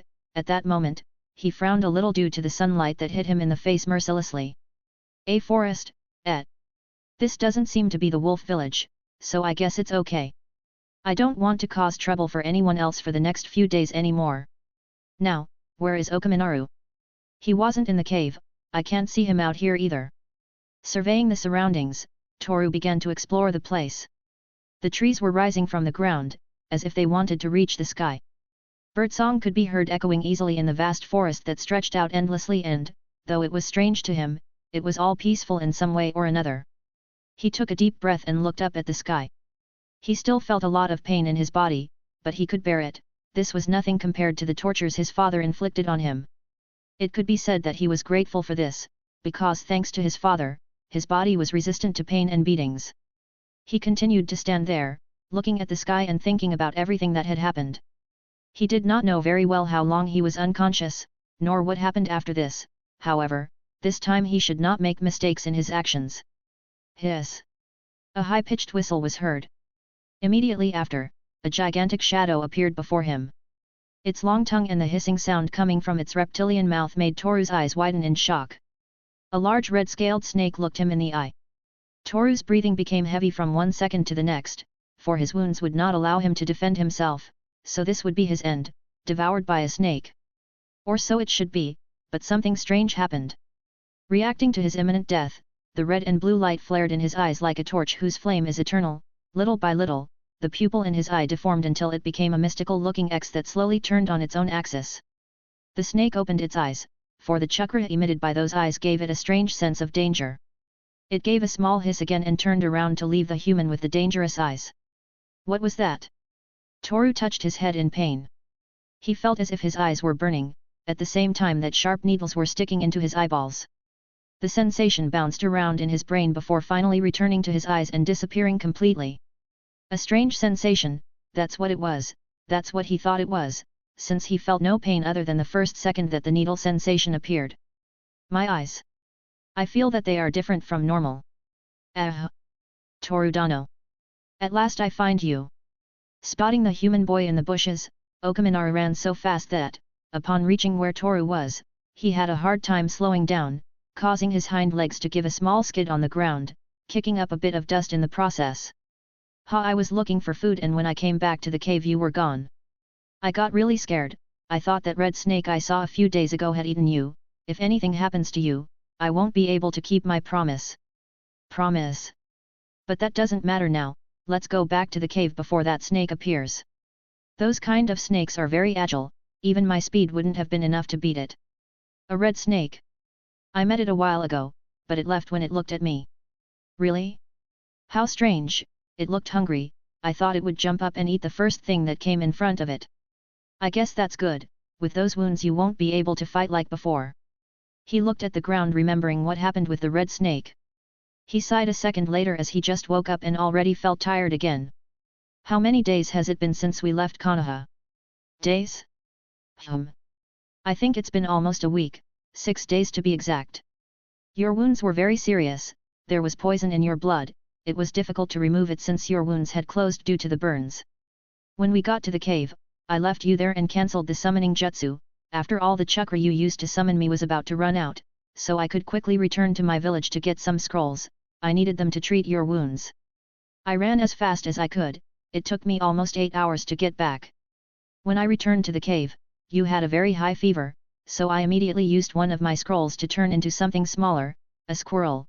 Thanks to that I could prepare medicine with the recipe my mother gave me and apply it on every burn and open wound. As for the poison, my mother gave me a special liquid, I made you swallow it, but you almost drowned. One last thing, don't ask me how I made the medicine I put on your body because it might seem unpleasant to you. You chewed the herbs and flowers and put them on my wounds, didn't you? How did you guess? Because I smell like dog sage. Hearing this, Okaminaru avoided eye contact while laughing a little.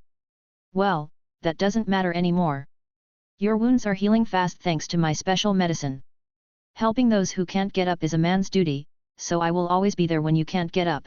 I will help you every time you feel weak, but I think it won't always be necessary, since we men are strong, we will always sacrifice ourselves for the ones we love. You talk about men, but your voice doesn't sound like one. It's like you're making your voice sound low on purpose. My voice was always like that. I'm a man, you'll see that when I grow up my voice will be much better than yours. Okay. Why are you looking at me like that? I'm not weird, I assure you. But I didn't say anything. Both wolf and human walked slowly through this forest until they reached the cave they came out of. Toru seemed to get along well with Okaminaru. Though he had only met him once during his confrontation against the Okamai clan leader, that didn't seem to matter to either of them, as they now talked normally as if they were old friends. Time passed, Toru's wounds finally healed completely. It had been almost a month since they arrived at this cave and Okaminaru never told Toru how he was fed while he was unconscious, but that was no longer important, as it was something that was in the past. He put on his cloak and scarf, pulled out the 2 daggers that were under his cloak and made sure his claw-shaped earring was tight enough so that it wouldn't fall out. He looked at the engagement ring tied around his neck with a faint smile and then, took the protective plate with the Konohagakure emblem. This begins now. Using a bone splinter as a needle, he sewed the metal plate to the scarf, so that it was in front of his neck, where everyone could see it. Now the ninjas of Konoha are looking for me. I must stay hidden and begin my plan. And this dagger that I have kept since that day, it is what will help me stay away from Konoha, the blood of Yamato-sensei. With this, I will obtain the Kekii Genkai of the first Hokage, the wood element. Raising his hand to where the blood-covered dagger lay, Toru looked up at the sky and a smile formed on his mouth. Beside him, that wolf with fur as white as snow and crimson eyes stood. The latter looked at the sky as well, closed his eyes and when he opened them, he felt something on his back. Okaminaru, it's time to get a job. The money I bring with me is not enough to finance a lab, so are you ready? Kukiku, I'm always ready for anything, don't worry about that. Well said, but first. Yeah, I saw them too, they're all over the place. Root ninjas, they're under Danzo's command. Ha ha ha, how about we kill them all? I'm going to need guinea pigs for my experiments. Well, someone like me doesn't run away from a battle. They both looked up into the trees, where dozens of ninjas were watching them with expressionless faces under their masks. At that very instant, light, red, and blue, showed in Toru's eyes. At the same time, while on Okaminaru's back, he put away the bloody dagger so as not to dirty it with the blood of Danzo's ninjas and using his remaining weapon, it ignited with the light of chaos. Dansokyakuzatsu, Reifusudariku Dancing Massacre, Vital Strike. Toru and Okaminaru disappeared from the sight of the ninja who were present. And then, in that forest somewhere in the world, screams and explosions of power were heard, which soon died away to leave the silence with which it all began. Chapter 94, Chapter 90.2, Those Who Hide in the Shadows of Dawn, 1. The ninja weapons clashed against each other, causing sparks that momentarily illuminated the night. The eyes of both ninjas met, one of them possessed eyes black as the night itself, while the latter showed a mystical X in the pupil, accompanied by a mysterious blue color like the sky, whose iris was surrounded by an intense and bright red color. The battle between these two ninjas was evenly matched, neither was backing down, no, he was simply toying with his enemy. Damn brat! He held his arm tightly, as a deep cut was located there. Blood gushed out like an unstoppable waterfall, little by little his movements lost speed until... Job done! Toru's eyes flashed as he watched the man fall in front of him. All around him was littered with corpses, each one had died in gruesome ways, clean slashes separating limbs and breaking bones. For him, it was easy to kill these bastards with just a slash of his daggers. This was now his part-time job and, although it was hard to find people worth as much money as the leader of this band of ninjas, it was enough to fund his own lab. Mercenary work was sometimes a bit tiring, he always had to search for information on his own, make preparations and many more things just to kill a single person. Luckily I didn't damage the face, so they can recognize it and pay me what they promised me. Now, I should check this base, maybe there is something valuable. Okaminaru, keep an eye on the surroundings, if anything happens, kill them all. If they attack me I will have no choice but to defend myself. If they die in the process, it will be their fault for attacking me without a second thought. Besides, if it helps you continue with your bizarre plans, that's fine with me. Thanks, I'll reward you when we get to our base. Having said that, Toru began to explore the base of these ninjas. According to the information he managed to get, this was a gang belonging to some sort of mercenary organization. Among them was the leader, whose head was worth 15 million ryu. Toru accepted this job from some suspicious people who bought the corpses. Moreover, when he joined this job, he was given a bingo book, which contained different assassination targets. It was a surprise for him to find Hitaki Kakashi and Sarutobi Asuma in that book. Both were worth a lot of money, over 30 million each, but Toru didn't need so much money to go head on and kill them, with the man he had just assassinated was more than enough. Now, he marked with an X the image of the man's face that appeared in his book, indicating that the target had already been eliminated. I need to take a bath, I'm covered in blood again. Now that I remember, I forgot to leave one or the other alive to use in my experimentation, though I don't think I'll have to do that. I already have 10 root ninjas kidnapped. If they survive, they may be of use to me in the next few months. While thinking, he went through the pockets of all the corpses. That's how he was able to find about 2 million ryu. Seeing the pitiful amount of money these guys had, a sigh came out of his mouth. They were about 50 people, so it was unfortunate that they all together have so little money. Still, after his monetary disappointment, he continued to look through the things that were lying on the ground until he reached the tents belonging to the now deceased mercenaries. Once there, he took the opportunity to renew his ninja equipment, basically stealing everything he could and sealing them in some scrolls. All this took him about 10 minutes until he reached the last tent, which was the largest. As he approached, he could smell a strange odor. It's the second time in my life I've seen something like this, only this time it's worse. When he opened the tent, he saw a naked girl, possibly between 16 to 17 years old. She had bruises all over her body, her gaze was vacant, she looked malnourished and her lips were dry. She never noticed that a strange boy had entered the tent. She simply covered her body with her arms while hiding her face in her knees. Although it was little, Toru could see her face. She was a pretty girl, however, all her beauty was wasted due to the deplorable conditions she was in. He squinted his eyes, to see a strange viscous liquid coming out of the girl's crotch. This gave him a strange feeling, as a small burning flame flared in his eyes, the light of death presented itself. He held the daggers in his hands and approached. Feeling the sound of a stranger's footsteps, the girl's eyes widened in fear, tears began to run down her cheeks, as she tried not to let her sobs be heard. She hugged herself tightly, and waited for this stranger to do what he had to do. This was no life, she thought so. Being abused over and over again, being beaten and treated like an object, this was not living. Mom, help me. She closed her eyes tightly as, in tears, she called out to her mother, asking for help, but no one came to her rescue.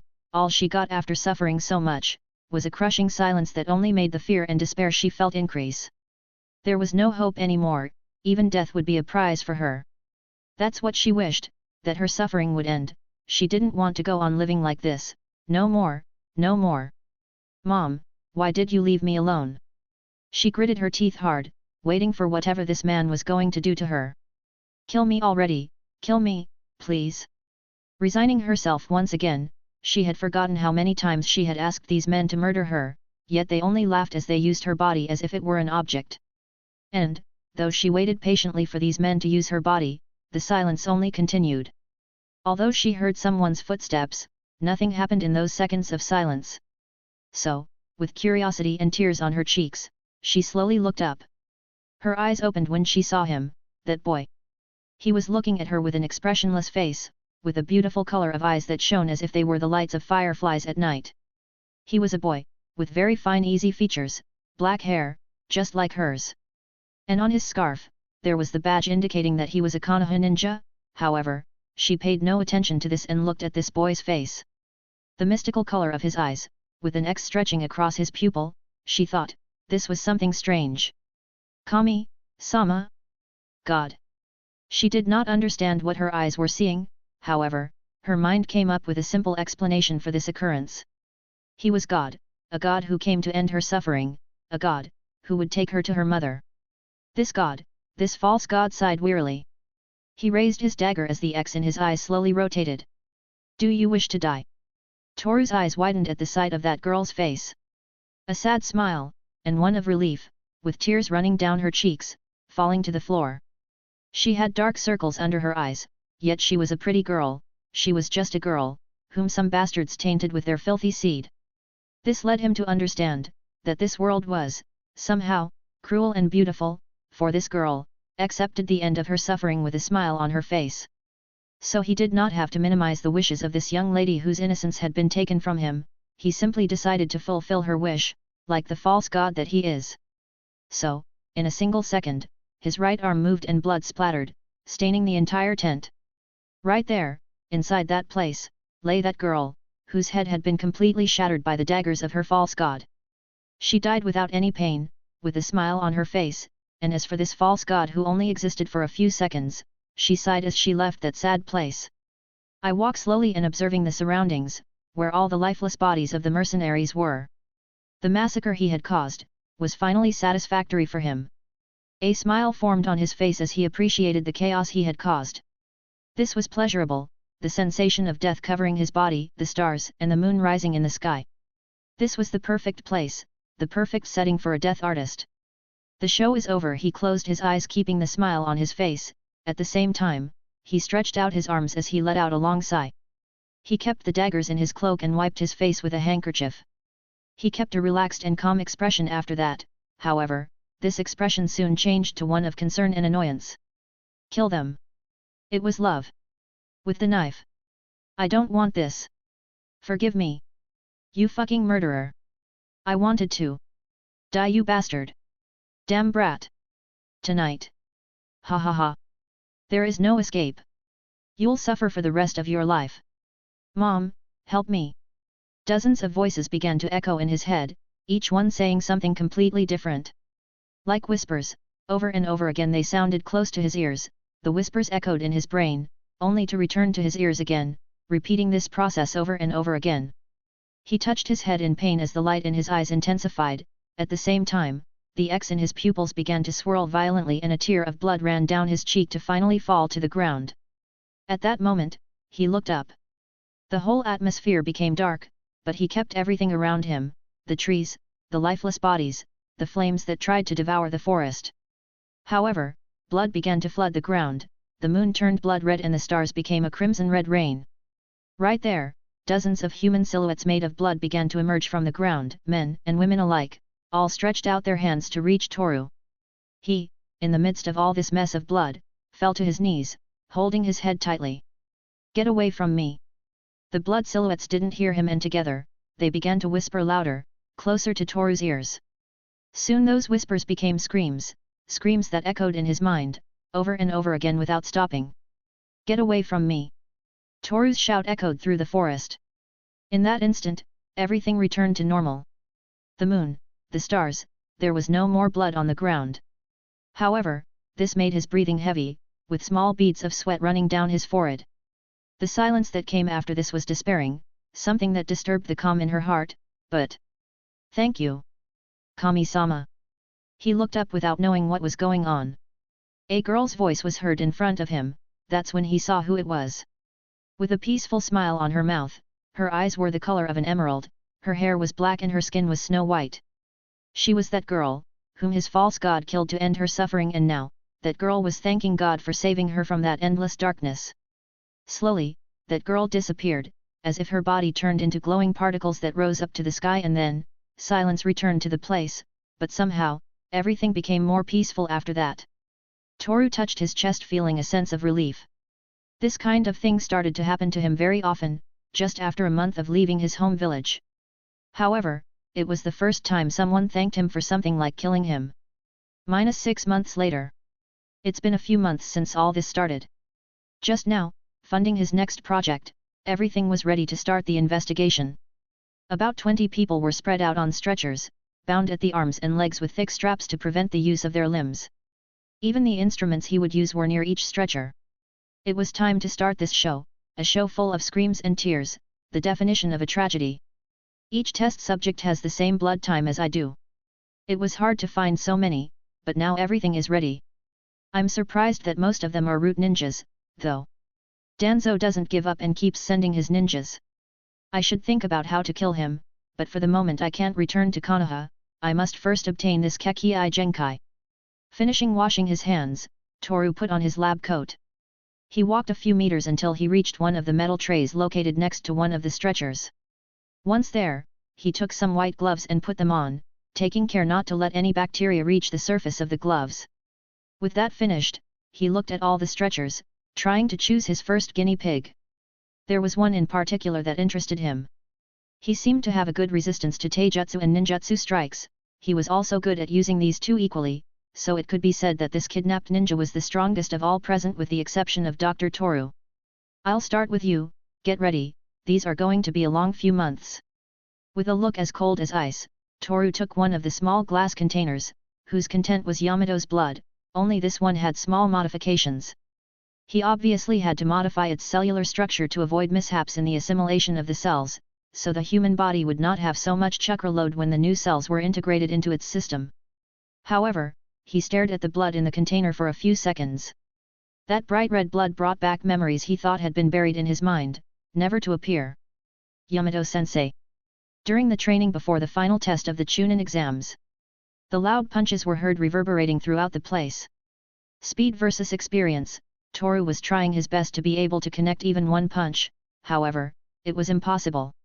Every time he thought he had managed to find a weakness to throw a crushing punch, Yamato would parry it as if it had been nothing, as if it was simply the punch of a small child with no ability to defend himself. Every time he threw a punch, his energy was depleted. He was exhausted, his speed began to slow down greatly, with each passing second. Yamato, on the other hand, showed no mercy and, every time Toru approached to throw a punch, he easily blocked it, only to hit him back a second later with twice the force. It looks like you can't continue anymore, so let's end the training for the day. Can you stand up? Yamato asked as he saw his student lying on the ground, completely exhausted from the hard training he was receiving. Ha, ha. I can't breathe. I'm going to die. You're overreacting. Yet. I was just thinking about some things that have me intrigued.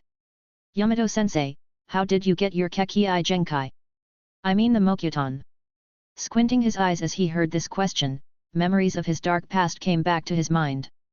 Now that he had become a sensei, there was no problem in telling this to his student.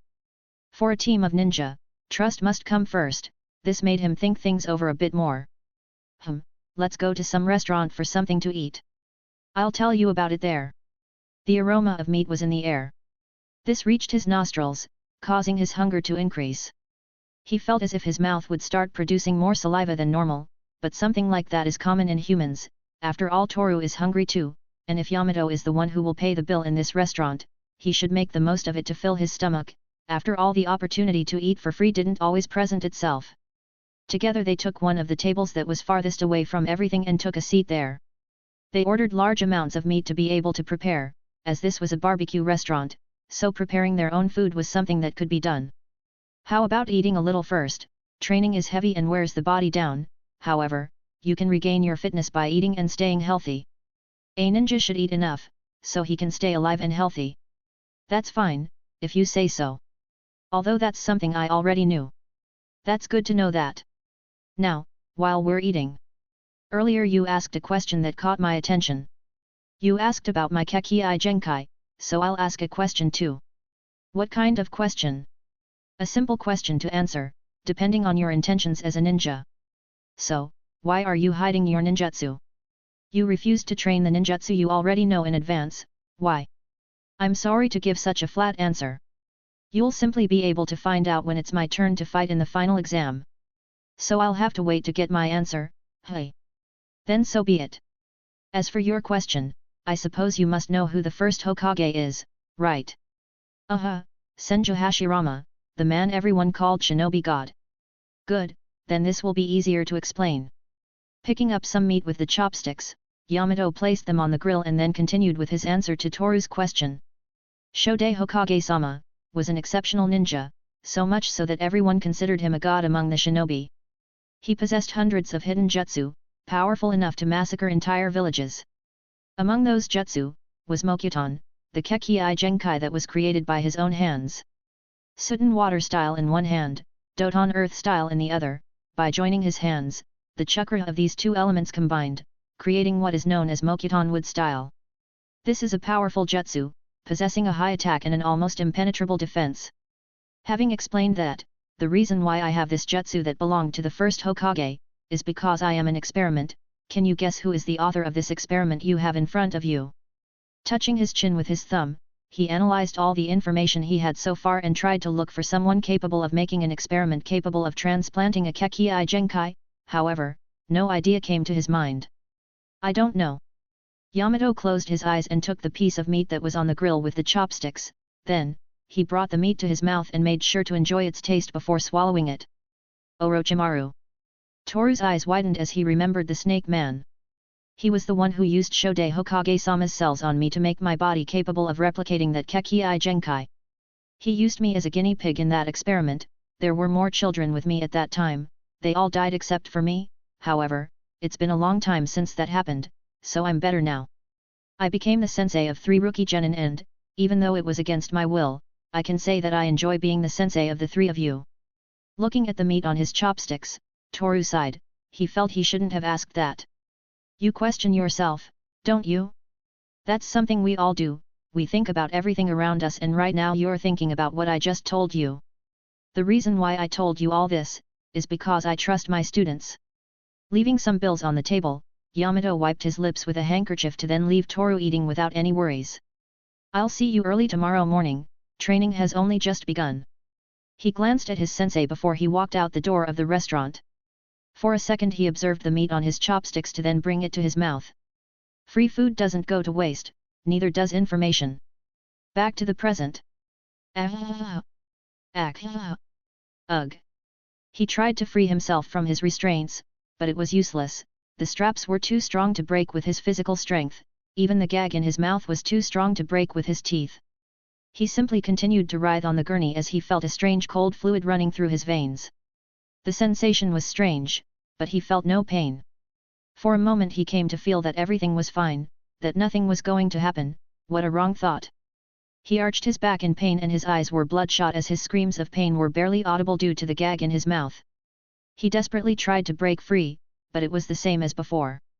He felt his heartbeat quicken, he also felt the blood move faster than normal inside his veins and, at that moment, his screams stopped being heard, being replaced by moans of agony as his body convulsed. Blood began to flow from his eyes and mouth, at the same time as roots began to grow from different places on her body. Roots clung to the stretcher, roots began to come out of his arms and legs, but the place where the most roots were coming out was from his chest, right where his heart should be. His vision began to blur and before perishing before this cruel experiment, he looked into the eyes of the boy who held a pencil and a notebook, which wrote down everything that was happening, with such a cold look, that it seemed like death itself looking into his eyes. Test Subject 01. Dead. The assimilation of the cells was too much for his body, he could not resist the process and the balance in his chakra was lost, showing the roots of Mokuton coming out of specific places in his body. Note for the next test, slightly modify the cell structure to avoid disturbing the chakra balance. Adjust slightly the amounts of red and white blood cells that the test subject's body receives. Disappointed by his first failure, Toru sighed wearily. Let's get on with it. Chapter 95, Chapter 90.3, Those Who Hide in the Shadows of Dawn, 2. -4 months later. More than a year had passed since Toru left Konohagakure. In this time span, he encountered hundreds of elite ninja sent by Danzo, who tried to assassinate him without success. Even while he was in the midst of his research, the root ninja attacked, without even mercy, though the way most of those who survived ended up was somewhat strange. After all those ninja who survived were now trees without a shred of vitality. Test Subject 123. Stable. His heart rate remains stable, his breathing also remains the same. His blood circulation is unchanged and the chakra in his body does not appear to have any malfunctions. The death lines in his body are still moving normally, however, the assimilation of the cells is leaving him exhausted, but he is slowly recovering. The individual's body seems to have successfully accepted the cells and it appears that his chakra is recovering twice as fast as before. Toru set the notebook and pencil down on the table next to the metal tray. He sighed heavily as he looked at the fruits of his efforts. It had been long enough, all that he had to live through in order to achieve what he so desired. I made it. A smile formed on his mouth. This was the pleasure a person feels when seeing a job well done, it was everything he desired. Now, all that was left was to kill the experiment. After all, this one might get loose and reveal itself against him, so it was best to make sure the experiment didn't use its new powers to kill Toru. Thanks to you I have what I want, so you will have a painless death. The man lying on the stretcher looked up at the ceiling and sighed. At last this suffering would end. After all, he had been on that stretcher for over a month, suffering again and again the tortures of this mad scientist. Close your eyes, take a deep breath. Imagine a place that makes you feel happiness, peace, a place where you feel comfortable with yourself. Stretch out your arms, look at the sky and die with that beautiful landscape you have imagined. After this, blood splattered on the walls and the stretcher, to seconds later fall slowly to the floor. Using a single scalpel, Toru destroyed the man's head, giving him a painless death in gratitude for the success of this experiment. Well, it's all finished. I have already done my calculations, everything should go well, my body should assimilate the cells without any problems. After all, my calculations in this kind of thing have never failed, even in my past life I was praised for that. So I must prepare myself, the moment I have waited so long for is near. At last I will be able to get the Kekkei Genkai from Yamato-sensei. He quickly prepared the whole place. He got rid of all the corpses of his experiments by burning them with shakutan. He tidied up the whole clandestine laboratory to have enough space to move in case the cells caused him pain. Now only the most important thing was missing. Taking a syringe with a red liquid inside, Toru took a seat on one of the stretchers, lay down on it and took a deep breath. He was about to implant his sensei's cells, which was strange, but necessary for what he wanted. He took some time to think things over, and when he felt he was ready, the smile returned to his face. Let's get this over with. Sticking the needle of the syringe into his left arm, Toru made sure the liquid would enter his veins. Once that was finished, he set the syringe down on the metal tray and leaned back on the gurney, waiting for the result. The seconds passed, however, no memorable event happened. It was simply him, lying on the stretcher, watching the flame of the candles on the candlesticks. He felt a strange chill run through his veins. Slowly, it moved throughout his body until it finally reached his heart. He sighed lightly as he thought so much that he even thought he would die stuck in his own mind. Having his own sensei's cells was something that somehow made him feel nostalgic. He closed his eyes slowly, but something didn't go right. Toru got up from the gurney quickly as he touched his chest hard.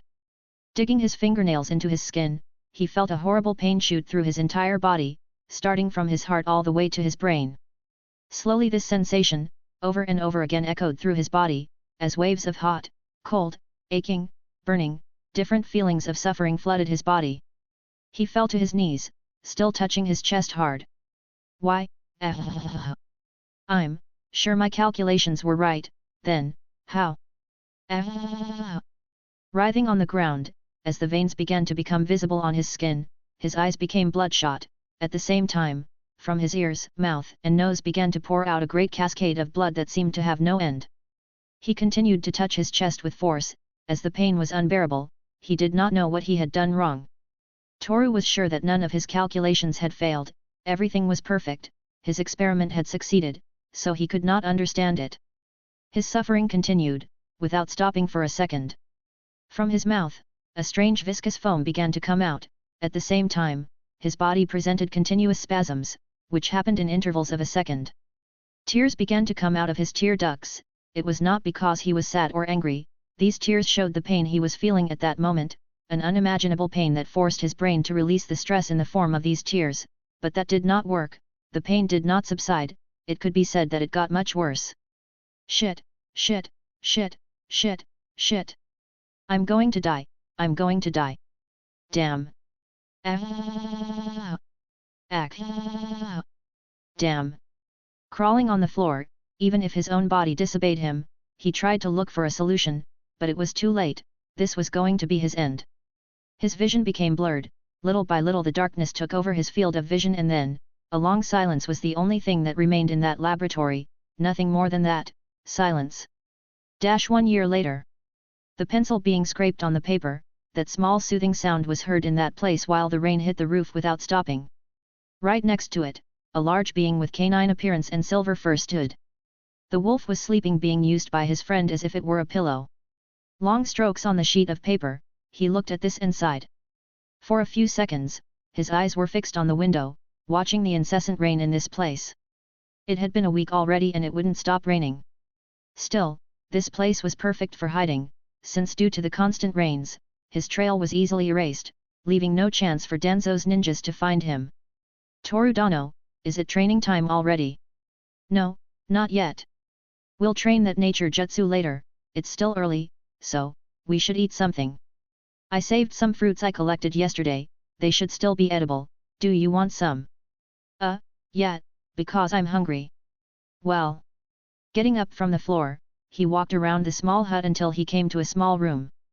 Once in there, he looked at the large amount of food that had been stored next to large blocks of ice that seemed not to melt.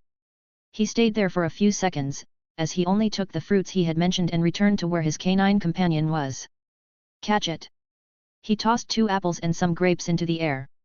At that instant, Okaminaru's gaze sharpened and disappeared into thin air.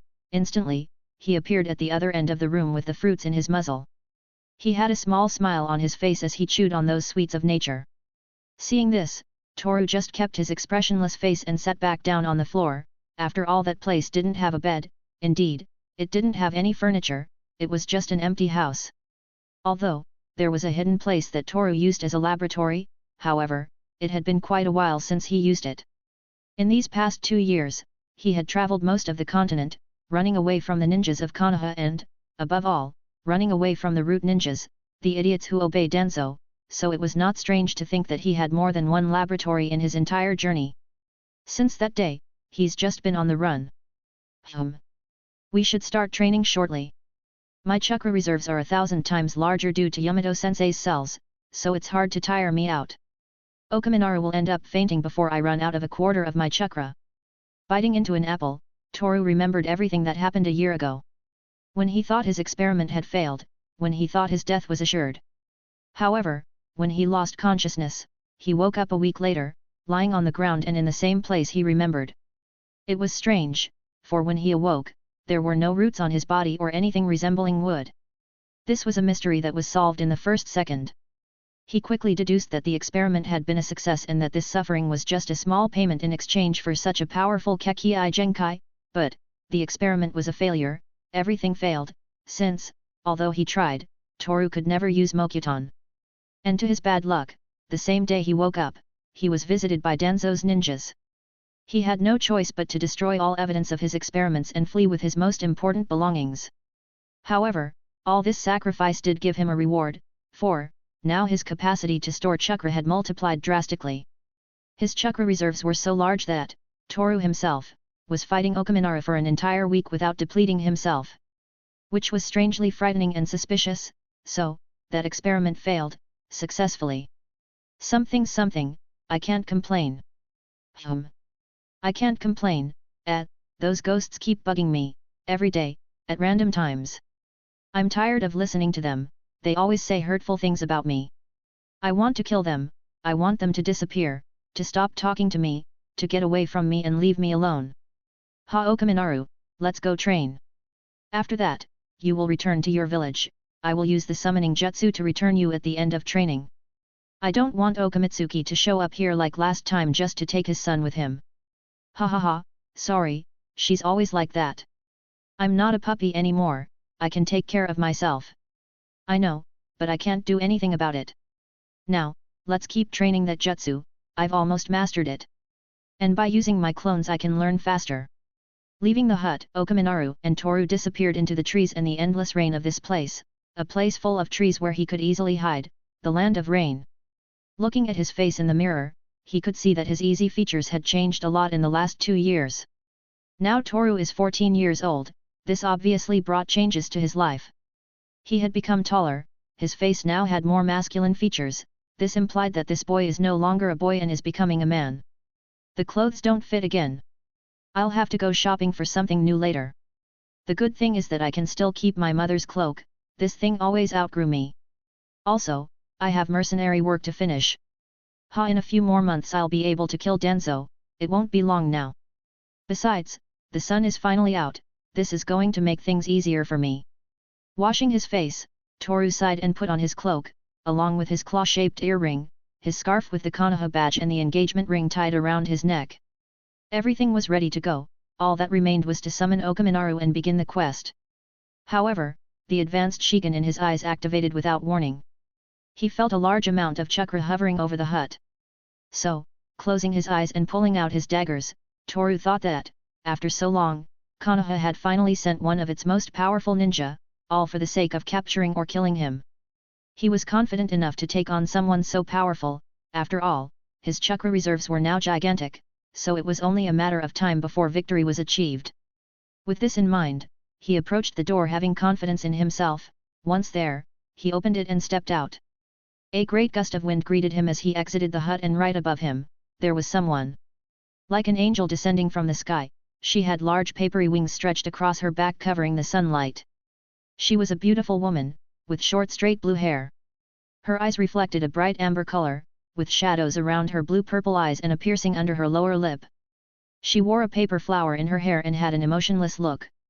2 years ago, in Konoha, over 100 elite ninja were killed in less than an hour. In the following 2 years, more than 400 ninja of the same quality, but from different villages, were easily killed. Mercenaries, bandits, criminals, ANBU ninja from many other villages. He looked at the woman, whose voice was as beautiful as her face. All that his eyes saw at that moment, was a mystery. She was, a paper angel, so fragile and dangerous. That was all you're doing, wasn't it, Asahi True, Konohagaku no Shinigami? Questions arose in his mind. However, Toru thought he knew where he stood. Who are you? And even though he asked that, just by looking at the cloak with the red cloud design he could tell where this mysterious angel came from. After all, Itake was wearing the same clothes the day they saw each other's faces again after 5 years. I've come to invite you to Akatsuki. Akatsuki, hey! The guys who want to kidnap Naruto. This doesn't look good at all. We need your power to help us with our mission. Come with us and lend us your strength. A sudden proposal was heard by his ears, which simply led him to let out a tired sigh. Why would Akatsuki need the mediocre power of a 14-year-old boy? It's stupid. Keeping his face emotionless, Toru shook his head. Think of Akatsuki as a place that will protect a lonely kid like you. It will be better than being chased for the rest of your life. Descending gently, touching the ground with the tips of his toes, the large angel wings turned into hundreds of paper leaves, which danced to the rhythm of the wind, surrounding the whole place. If you do your job, everything you do after that will be your own business. Shaking his head, while holding the daggers behind his back, hidden in his cloak, Toru closed her eyes. If she belongs to that group of people who tried to kidnap Naruto, trusting them would be like tying a rope around his own neck. It just didn't make sense. It's a good offer, but I'm afraid I have to refuse. Since I can take care of myself, I don't need anyone's protection. Showing the daggers in his hands, Toru already decided what he had to do. This person in front of him is dangerous, however, he could still defend himself, killing her before she kills him. So, in a quick movement, Toru appeared behind her, cutting her whole body into pieces, but there was no blood, no screams of pain either. So he turned her gaze and I see, that's how it's going to be. I guess I have no choice. Toru saw how the body of that woman turned into hundreds of sheets of paper, which went to a specific place where they joined, returning to form her body completely, all this without having any scratches. I'll have to forcibly recruit you, said the blue-haired woman. Seeing this was strange for him, as this woman's body turned into paper, as if she was not human. This led to more questions arising in his head. However, it wasn't time to think so much, as hundreds of sheets of paper headed towards him like a murderous rain. His eyes sharpened and he slowly began to walk in the direction of the woman in front of him. The sheets of paper flew back and forth, but something made the woman squint her eyes. After all, the sheets of paper didn't seem to cut the body of the boy in front of her. Indeed, every time a sheet of paper came close to Toru, it ended up cutting into 2 or more pieces of paper. It was as if he had an armor that protected him from any attack. Although this was not correct, because at this moment, while walking relaxedly, he used the daggers at high speed to cut the paper. So much was the speed at which he moved, that it seemed that his body simply maintained the same position in which all this began. I'm here. She felt a chilling voice in her ear. Immediately, she turned her gaze quickly, seeing Toru, who had just appeared right behind her, raising his arm to strike a blow with the daggers. So, reacting quickly, she raised one of her paper wings to protect herself from the sudden attack. The daggers clashed against the paper, which seemed to have a resistance far superior to that of any metal. After all, the sheets of paper were stopping the edge of the daggers. Shimakomezru, Shakutan, Ningweji imbuing, Shakutan, burning edge. However, Toru's voice was heard again. After that, a large bright light appeared in his hands. It was the daggers, which were imbued with her Kekii Genkai. This made the woman's eyes widen as she saw the paper burning due to the high temperatures the daggers could reach, so she jumped up and spread her wings again. If I'm in the sky, I'll have the advantage, that was what she thought, but seeing this, Toru smiled slightly. Phaeton, Epiratov Muin style, air platform. Taking a great leap, Toru was far away from reaching the woman. However, as if the air under his feet stiffened, he took another leap, and another, until quickly positioning himself in front of her once again. This jutsu is very useful, I'm glad I created it. Raising his arm to deliver the final blow, Toru watched the woman one last time. She understood that this boy had the advantage. He wielded fire jutsu and could reach any ninja that is capable of flight, though the latter are hard to find. There was no escape, there was no way to defeat him. She did not understand what was this feeling that suddenly came to her heart, but it was like a shiver, seeing him in the eyes. Mysterious blue eyes, whose pupil was surrounded in a faint red color that glowed just like the blue iris. Right there, inside the iris, a mystical-looking X slowly turned, analyzing his enemy's every move. This was, without a doubt, the sensation of death rapidly approaching. It lifted large amounts of paper, forming walls that Toru easily destroyed. There was no alternative left, she would have to use a jutsu of a much higher level. So, she rose higher in the air, to be able to perform this jutsu. However, he appeared to give her a hammer kick in the head, causing her to fall at a great speed, and when her body was about to touch the ground, the paper was able to cushion her fall. It's over, die. Though this guy obviously wasn't going to leave her alone, as he appeared in front of her again, as if he had some ability to teleport. This time, he intensified the flames covering his knives and attacked, but... Toru felt how a strange invisible force prevented him from approaching her. Then, at that moment... Shinra Tensei! A male voice echoed in place, before a loud boom exploded violently. Just a second before the rumble, Toru felt as if his entire body was being pulled at high speed by a strange gravitational force. By the time he realized it, he was buried in a mountain, blood was pouring from his head and his vision was beginning to darken. At the same time, the mysterious man descended from the sky. His cloak, which was identical to that of the blue-haired woman, danced to the rhythm of the wind as his feet gently touched the ground. Without paying much attention to the woman's presence, this man began to walk slowly to where the rumble exploded. The trees on the site were shattered, most of them split in half, there was even blood on the cut wooden tourniquets. Also on the ground, it was as if the earth had been lifted by a strange violent force. Toru watched as the man approached him, walking slowly and leisurely. Even after he was about to faint, he could see one last thing. Those eyes. After saying that, he fell unconscious due to the heavy blow he received from crashing into the mountain in less than a second. Seeing this, the man grabbed Toru by the collar of the cloak and lifted him up, dragging him as he slowly rose back into the air. "We're leaving, Konan," said the man. Konan looked up at the sky, keeping her face expressionless. Sheets of paper began to cover her back, forming large wings of the same material. Her feet lifted off the ground to finally fly next to that man who called himself God. Yes. Pain. She nodded her head as she thought about what had happened. After all, if he hadn't intervened in the fight, she would have surely been killed by that boy by now. And now, together with Toru, they head to that place where those who hide in the shadows of dawn meet, those who call themselves Akatsuki. Chapter 96, Chapter 91, Pain. Somewhere unknown. He opened his eyes, trying to get used to the pain his body was feeling. Outside, somewhere, drops of water could be heard falling, forming the noisy melody of a torrential rain. He moved his right hand, feeling that he was lying on some sheets. Where am I? Lying on the sheets, motionless, Toru tried to remember the last thing he experienced before passing out. Then, his eyes opened as he remembered. He touched his head painfully and sat up. He was lying on a bed a moment ago, inside a room with metal walls. The place was quite clean, something that surprised Toru considering the condition the metal walls were in. There was a small bedside table with a lit candle, there was also a small piece of bread and a glass with water. What is this? Standing up, he noticed that his clothes were stained with blood. However, the place where all that blood should have come out was gone. He had no wound, still his body felt a lot of pain, as if he had fallen from a great height. As he stood up, he could also see the bread and the glass of water on the small table. He sighed tiredly and checked his equipment.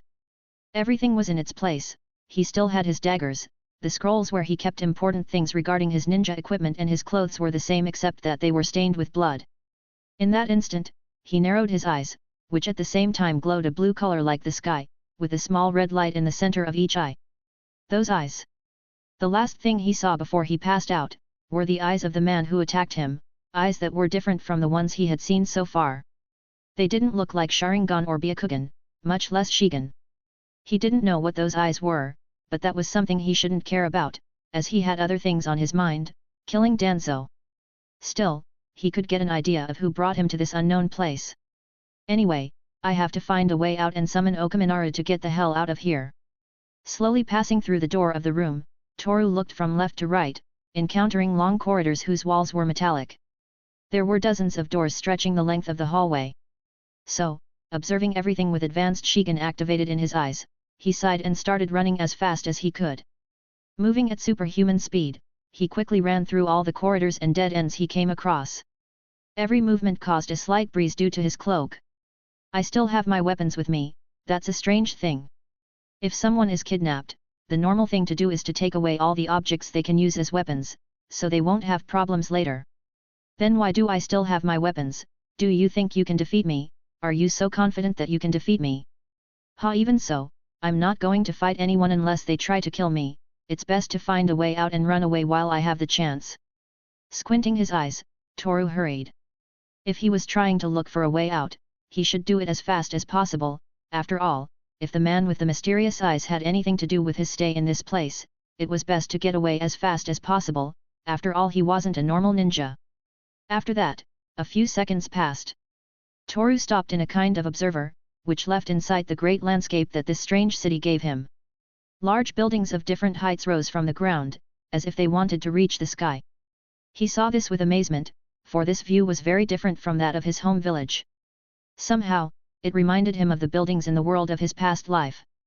What a strange place! Apparently, I'm still in the rain country, so this must be that big city I saw when I came to this country together with Orochimaru. I didn't think I'd ever get to enter this place. Megakure Hidden Rain Village. Looking at the large buildings, as the rain fell without stopping, the Shigan in his eyes deactivated and he prepared to jump from the top of the building he was in, as it seemed to be the tallest among all the buildings in this village. Kukiyo no.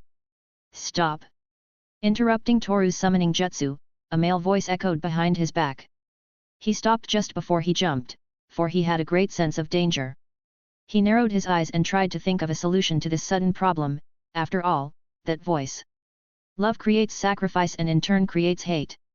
Hearing these words from the mysterious voice, Toru turned around, seeing at last, the appearance of this being. He had white skin and remarkable orange hair. On his face, he had several piercings placed on his nose, lower lip, and ears.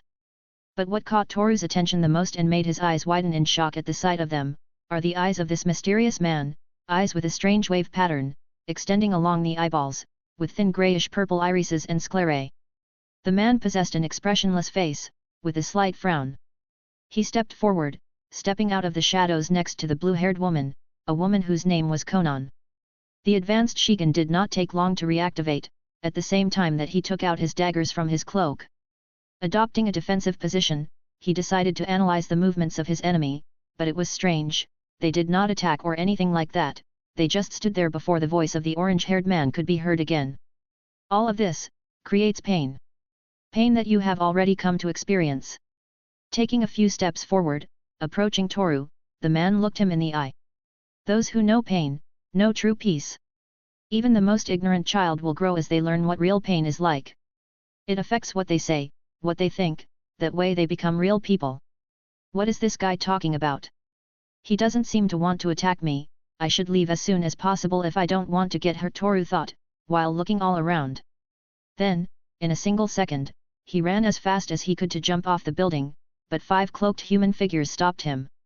So, Asahi Toru, I see with my eyes that you are a real person. Toru felt confused, as this man kept talking nonsense while looking at him with those strange eyes. A real person, he said looking into his eyes again. Just as you heard, Shinigami of Konoha. The reason why you are here, has to do with us, Akatsuki. He opened his arms while looking at the rainy sky with an expressionless face. Join us and together, we will change this cursed world we live in, and in this new world we will create, there will be peace for you, you can love, you can laugh, there will be no more pain. He continued to watch and listen to this man, who was saying strange things that somehow Toru could understand. Pain, love, hate. He shook his head and in that instant, he disappeared from everyone's sight, reappearing in front of the man. Pain. Konan was about to jump to defend Pain, however, he stopped her with a slight wave of his hand. Shinra Tensei. Shit. Toru again was sent flying by the strange force of gravity. This sent him tumbling off the building, going straight into the ground at an overwhelming speed. However, the 5 silhouettes appeared, which hit Toru like a volleyball, sending him back to the tallest tower in Omegakure in less than a second. Landed on his own face, Toru tried to get up, but the 5 silhouettes stopped him again. Each silhouette looked very similar to the orange-haired man. They had piercings in different places on their faces, they also had the same color hair. No more wars, no more suffering. This new world will give you the chance to end the pain you feel. The pain of losing your loved ones, the pain of being taken away from the people you love. Staring at the ground, Toru didn't understand how this man knew so much about him. Besides, he had this strange power that kept him from getting close. His mind still didn't show him the solution to this problem, however, this situation made him feel more stressed than usual. He needed to get out of that place if he wanted to stay as he had been so far. The people I love, the ones I lost. I don't care about that, the world can stay as it is, I don't care what happens. Wars, death, pain. Do you have any traumas? Fuck you, I'm out of here. He tried to stand up, but the orange-haired people surrounded him, preventing him from escaping. Stop, listen to my words, the words of God. The man approached Toru, giving him a better view of the strange eyes the latter had. At that moment, silence took over the scene, the raindrops gradually ceased and at the end of it, Pain's voice was heard once again, the voice of God. Konohagakure no Shinigami, join Akatsuki, we need your strength to fulfill our mission in this world. In return you will receive protection and we will finance the atrocities you were doing in that laboratory. Join Akatsuki, and you will know true peace. Join Akatsuki, and you will rule the world. Looking into his eyes, Toru was interested in a few words from this self-proclaimed god. And now that he had thought it over, as he looked at the ground helplessly, he realized that he had nothing in this world, he had no home to return to, he had no support from anyone except for Okaminaru and the Okamai clan. After that, he was alone in this world until the day he could complete his revenge. The light in his eyes intensified and he slowly rose from the ground. A human who thinks he's God, hey, what a stupid thing to say. Pain narrowed his eyes at Toru's statement, however, he remained silent, waiting for the answer to the proposal he had brought up earlier. His eyes watched that boy get up from the ground. At that moment, their eyes met. The bright eyes of death slightly illuminated his face and then, he said. The word of God, the strength of a god, the power that a true god must have, none of that exists. Gods, if they are to exist, are arrogant good-for-nothings, just like you, just like me. A mischievous smile formed on his mouth, at the same time, a small lock of hair covered one of his bright eyes. We have a similar way of thinking, besides it doesn't seem like you're going to let me go if I refuse to join Akatsuki. In that case, there's a person I want to kill. If you promise me not to interfere with that, plus keeping the benefits you mentioned above myself, I will consider your proposal. If this allows me to move forward with my plans, I don't see any problem. I see, so you have chosen to be a real person, Asahi Toru. Turning around, Pain made his way to some unknown place, along with the 5 people whose hair color was similar, but before disappearing into the darkness, he looked at him with those strange purple eyes.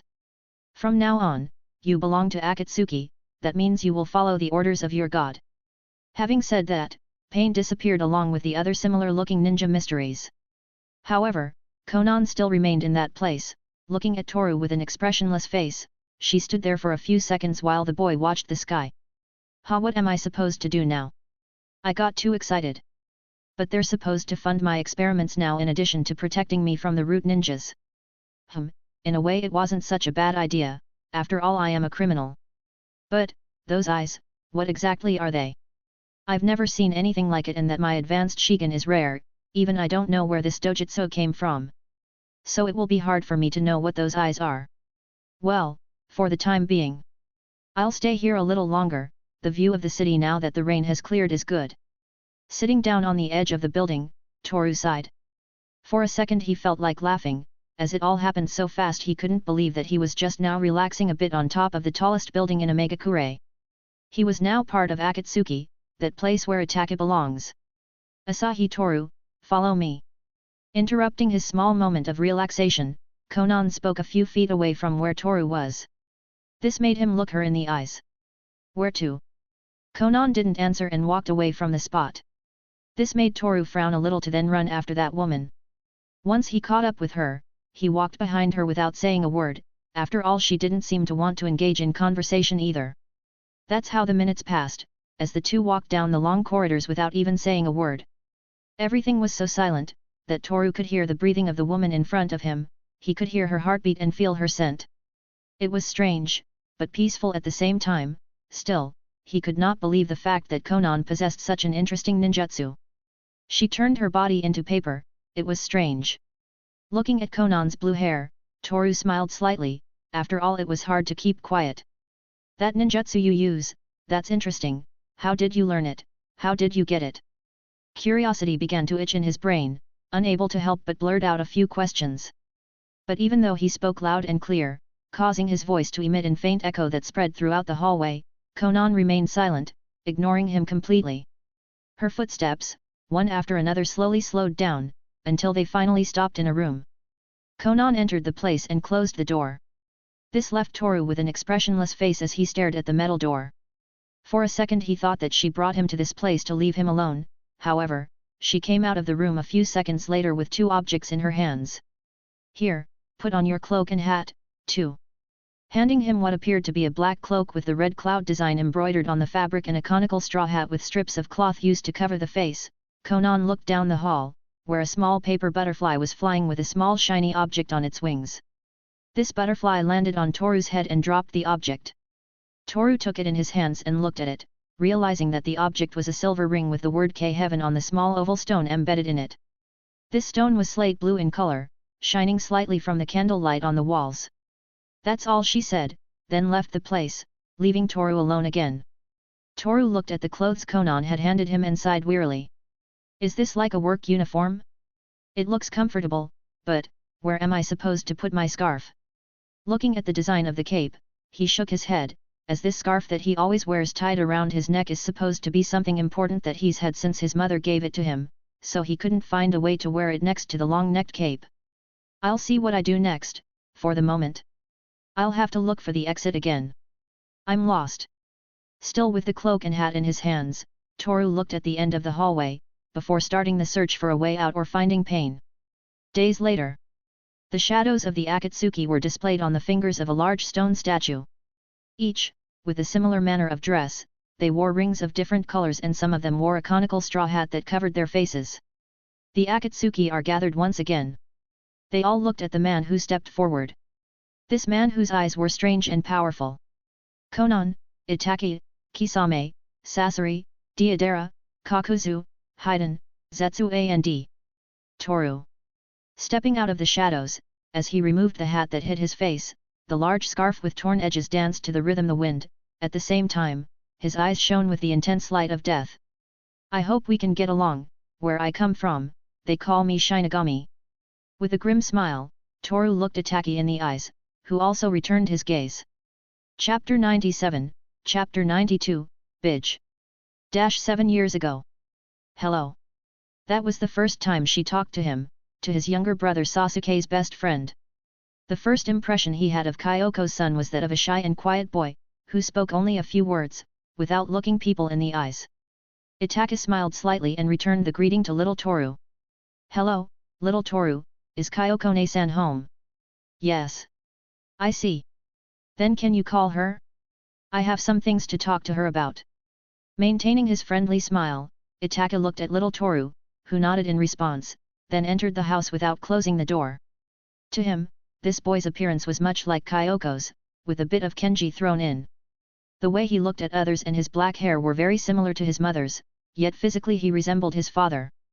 This made him smile slightly, after all this was like having a second younger brother. In the present, somewhere in Omegakure. But seeing this he could only squint his eyes and sigh softly. That boy who used to look innocent and calm now stood before him with a grim smile on his mouth, his eyes shone with the light of death in them as he took off his hat. Toru had grown up, he was no longer a child. However, Itake was quite surprised that this child now looked like Kyoko, he was like a shadow clone of that woman. "Hello, I'm Asahi Toru, where I come from they call me Shinigami. I hope we can get along." Introducing himself to all the Akatsuki, Toru looked straight into Itake's eyes, who at the same time returned his gaze, as cold as a large ice floe. This led him to let out a long weary sigh, before two thorn-like daggers emerged from the sleeves of his cloak. The light in Toru's eyes intensified and disappeared in plain sight. Itake opened his eyes and quickly pulled out a kunao from the sleeves of his cloak. At that moment, clang! The metallic sound, followed by small sparks lit up their faces. The Shigen looked at the Sharingan, two strange eyes held eye contact for a second as both ninja struggled holding the sharp weapons in their hands. 2 years go by fast, Itake. Toru. The grim smile on Toru's face made Itake feel like leaving the place, however, he stayed there only because he had a mission to accomplish. "Toru, get a hold of yourself."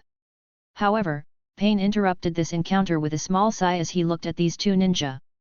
His face was expressionless, but this was enough for Toru, with a small smile, to keep the daggers in the sleeves of the black cloak. "Sorry, I couldn't help myself." Keeping his smile and the murderous gleam in his eyes, Toru took a leap, returning to the left little finger of the large statue's hand. Once there, he deactivated the Shigen and put his hat back on. "What the fuck was that? Ha ha ha." Standing on the left index finger of the statue, Haiden, a man with medium-long silver-colored hair combed back, spoke while chuckling. His eyes were purple in color and he had the collar of his cloak slightly open, showing that under the cloak he was not wearing a shirt.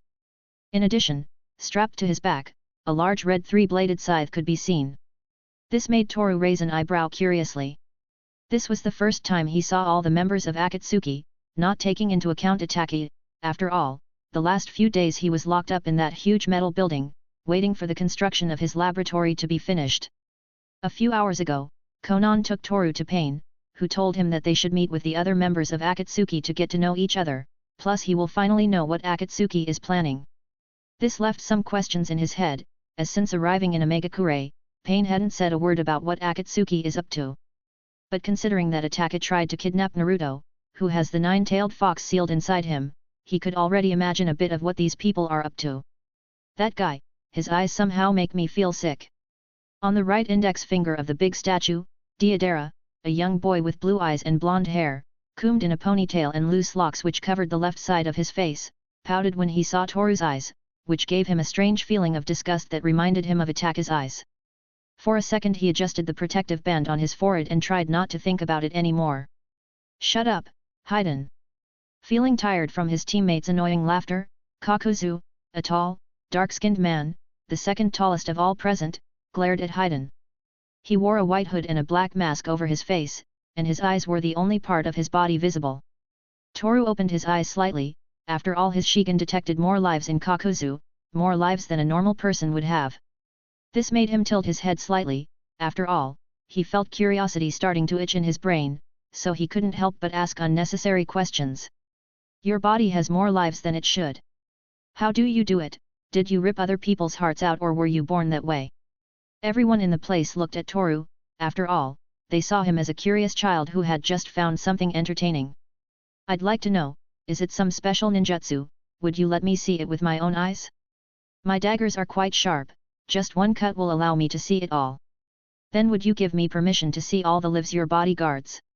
But after hearing this, everyone stopped considering him a child. Moreover, Toru's words made Kakuzu uncomfortable, who remained silent and with his arms folded. He did not want to get involved with him, as he thought he might kill him in a fit of anger. While all this was going on, just above the left ring finger of the statue, a pale blue-skinned man, with small white eyes, and having strange gill-like markings on his cheeks, smiled slightly seeing Itake's reaction after everything this new member was provoking. It was kind of funny to see the look on that boy's face, as he seemed like someone unpredictable and strange, like a book sealed in chains. Though he would soon find out that he was quite the opposite. Ha ha ha, what a funny bastard. You're interesting kid, would you be interested in hearing about the cult of Jashin? Jashin Evil Heart.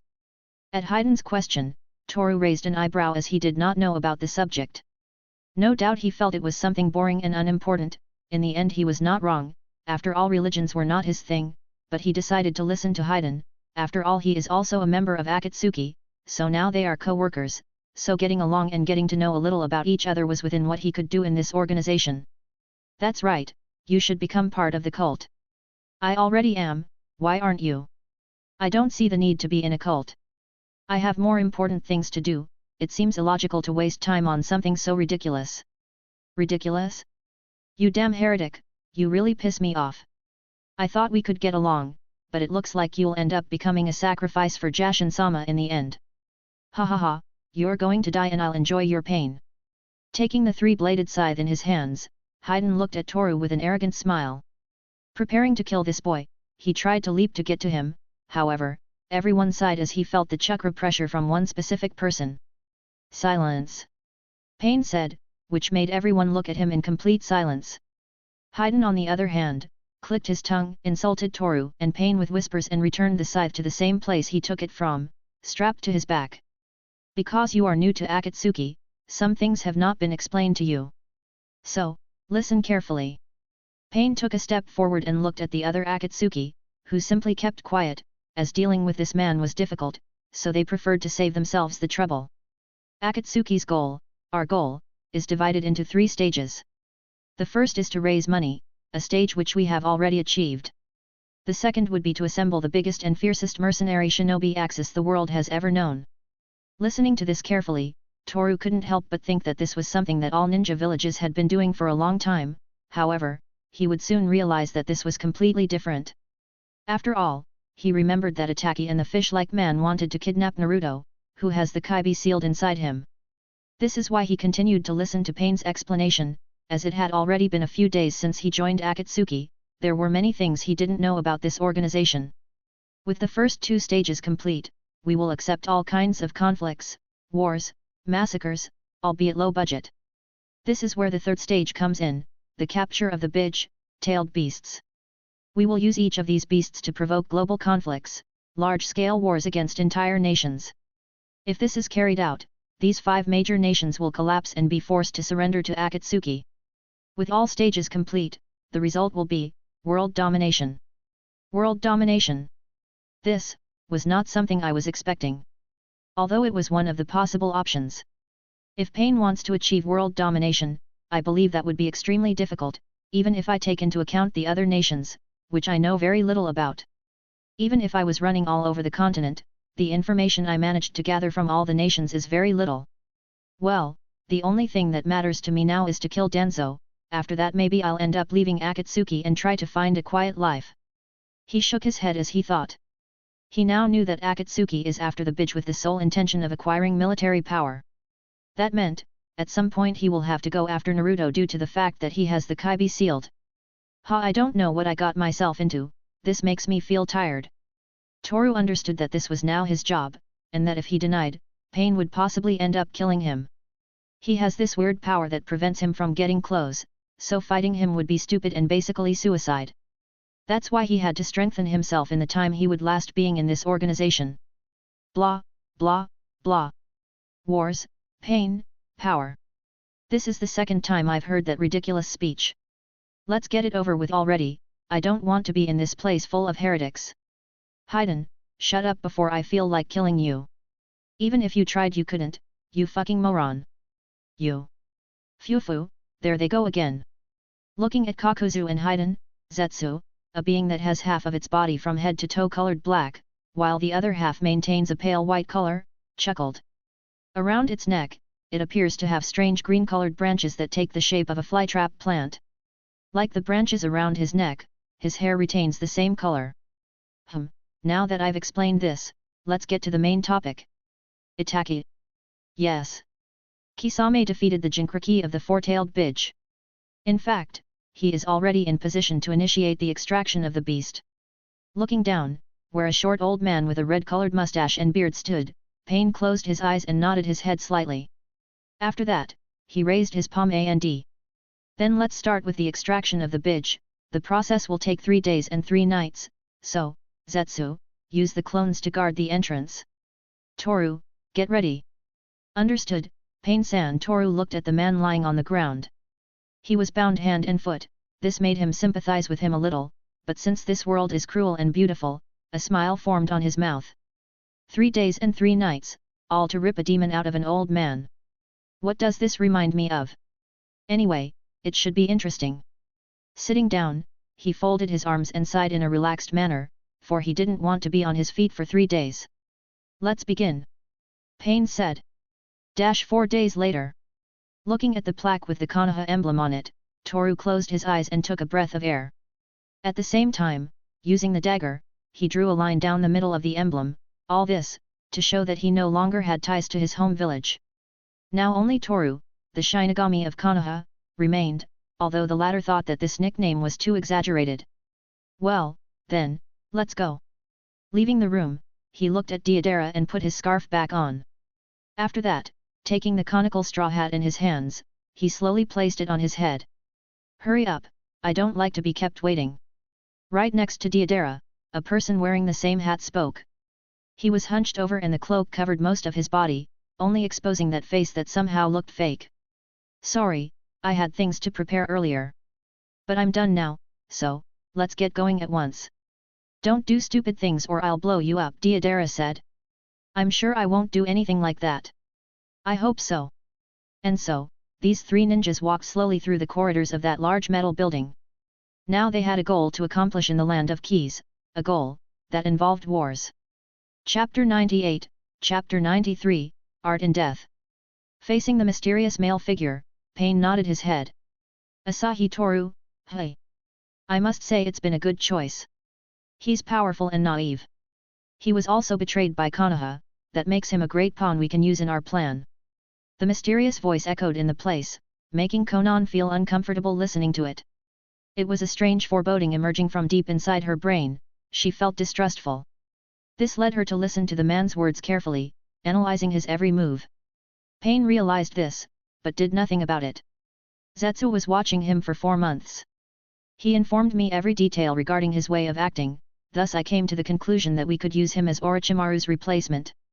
There is no point of comparison, they both have the same twisted mind. They have performed atrocious experiments on humans and are wanted criminals by Konohagakure. Besides, he is still a child who doesn't understand about this world full of pain." "I see. In any case, you'll have to find him a partner. I said earlier that in Akatsuki there must be 2-person teams. Take care of finding him a partner that is perfect for him, for Asahi Toru will be a very useful piece in capturing the bitch." "Yes, I'm thinking about that. In the meantime, I sent him along with Sasori and Deidara to the country of the Keys. They have a mercenary job to do. When he returns, I'll assign him a partner and a bitch he can capture." "Good, then I'll entrust him to you. It won't be long before we achieve what we want." After this brief talk, the mysterious male figure vanished, as if he had been sucked into a vortex of darkness. This caused Konan and Pain to stare into the void after this person disappeared. When all this is over, the world will know true pain. Entering the large building again, Pain's cloak danced to the rhythm of the wind as he walked away. In that same spot, Konan looked at him with an expressionless face before looking up at the rainy sky. She slowly closed her eyes and remembered some things from the past. Country of the Keys. It had already been a whole day since they left Aim no Kuni country of rain to head to Kachai no Kuni country of the Keys. Thanks to the explosive clay figures that Deidara could create, this team of 3 ninjas was heading to that country flying on a giant clay bird, which seemed to move as if it had a will of its own. "The first time I saw you, I thought you were a girl, Deidara-san." "What did you say?" Looking at Toru contemptuously, Deidara pouted as he slowly approached him. From one moment to the next, he appeared behind him and held him by the waist. "Say that again, see if you have enough balls."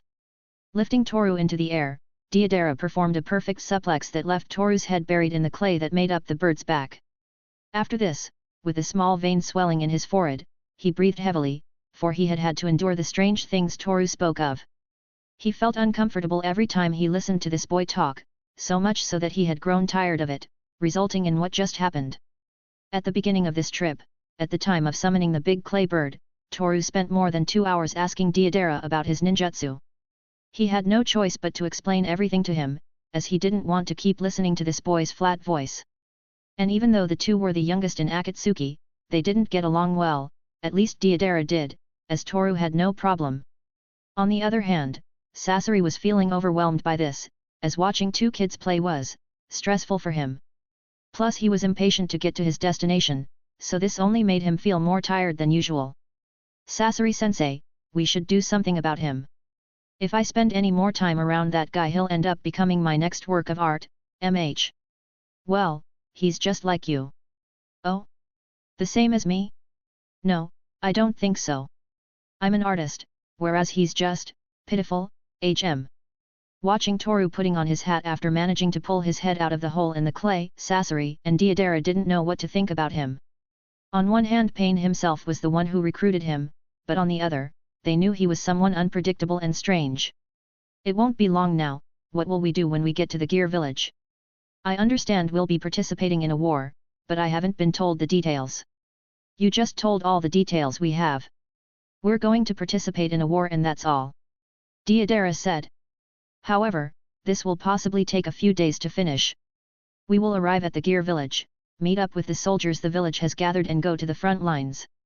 Our job will be to make the enemy surrender to Akatsuki. Looking at Toru, Sasori spoke with a strange tone of voice, which sounded like a person forcing his voice to sound deeper. His cloak and hat billowed in the rhythm of the wind, as they were at a great height, moving at high speeds on a giant clay bird. I see. It's like Pain-san said, the enemies will beg for our help for a low price.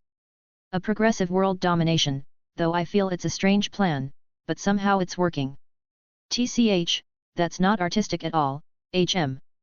Shaking his head, Deidara still thought that world domination thing was boring and unartistic. The normal thing to do would be to blow some things up, but he couldn't do that too often like in the past, since he's part of Akatsuki now, so he shouldn't draw attention to himself more than necessary. Artistic? Wow, I hadn't noticed this, but you've been saying the word art more than 47 times the whole trip. Yes, your art is great aesthetically, but if you only create the clay figures to make them explode, it would be such a waste. You don't understand even though you heard me explain it to you 4 hours ago, mh. True art is an explosion. Your mind can't handle my artwork, my beautiful clay figures when exploded, create the best art your eyes have ever seen. But even though it's in front of your disgusting eyes, you are unable to see it, nh. Really? I'm sure I'm looking at it right now, but I think if you use your exploding clay in battle, it will certainly be a magnificent work of art. Although, it's no match for my art. Deidara raised an eyebrow upon hearing this. He didn't understand how Toru started talking about art as if he was a true artist. In fact, this also attracted the attention of Sasori, who waited patiently for this boy to explain why his art is better than Deidara's. You say my art is inferior, Some very strange lies come out of your mouth, Toru idiot. You are not an artist unlike me and Sasori-sensei. Don't talk as if you understand my art. That's fine. I'm sure you'll be able to see my art on the battlefield. You two, shut up already. I'm starting to lose my patience, Sasori said. The next day, the army of ninja from the Gear Village began to move and, right in the front of it all, there were them, Akatsuki, at least there were 3 of them. The day before, when they arrived at the Ingrain village, they immediately began to make preparations to start the war. They gathered as much information as possible about the enemy, since the village they were going to face was the Padlock village. Both the Gear village and the Padlock village have been at war for years. Because the key country is a country independent from the others, its internal conflicts are isolated, not even the Shinobi Alliance knows much about this country and the villages it has. There seems to be more than we think.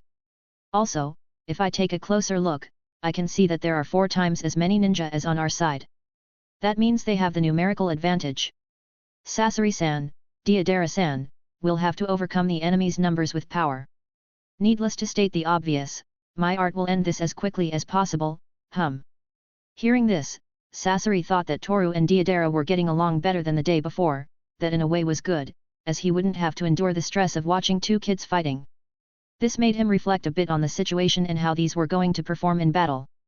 So, stepping forward, he took out a large scroll and placed it on the ground.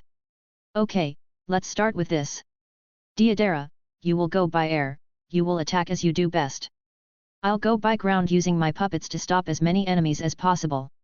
Toru, you will go behind my back, just stand there and wait for my orders. Hearing this, Toru frowned. Wait for orders? No, I don't follow orders from anyone. Since I left Konoha I've been able to live in freedom, that's why I don't follow orders anymore.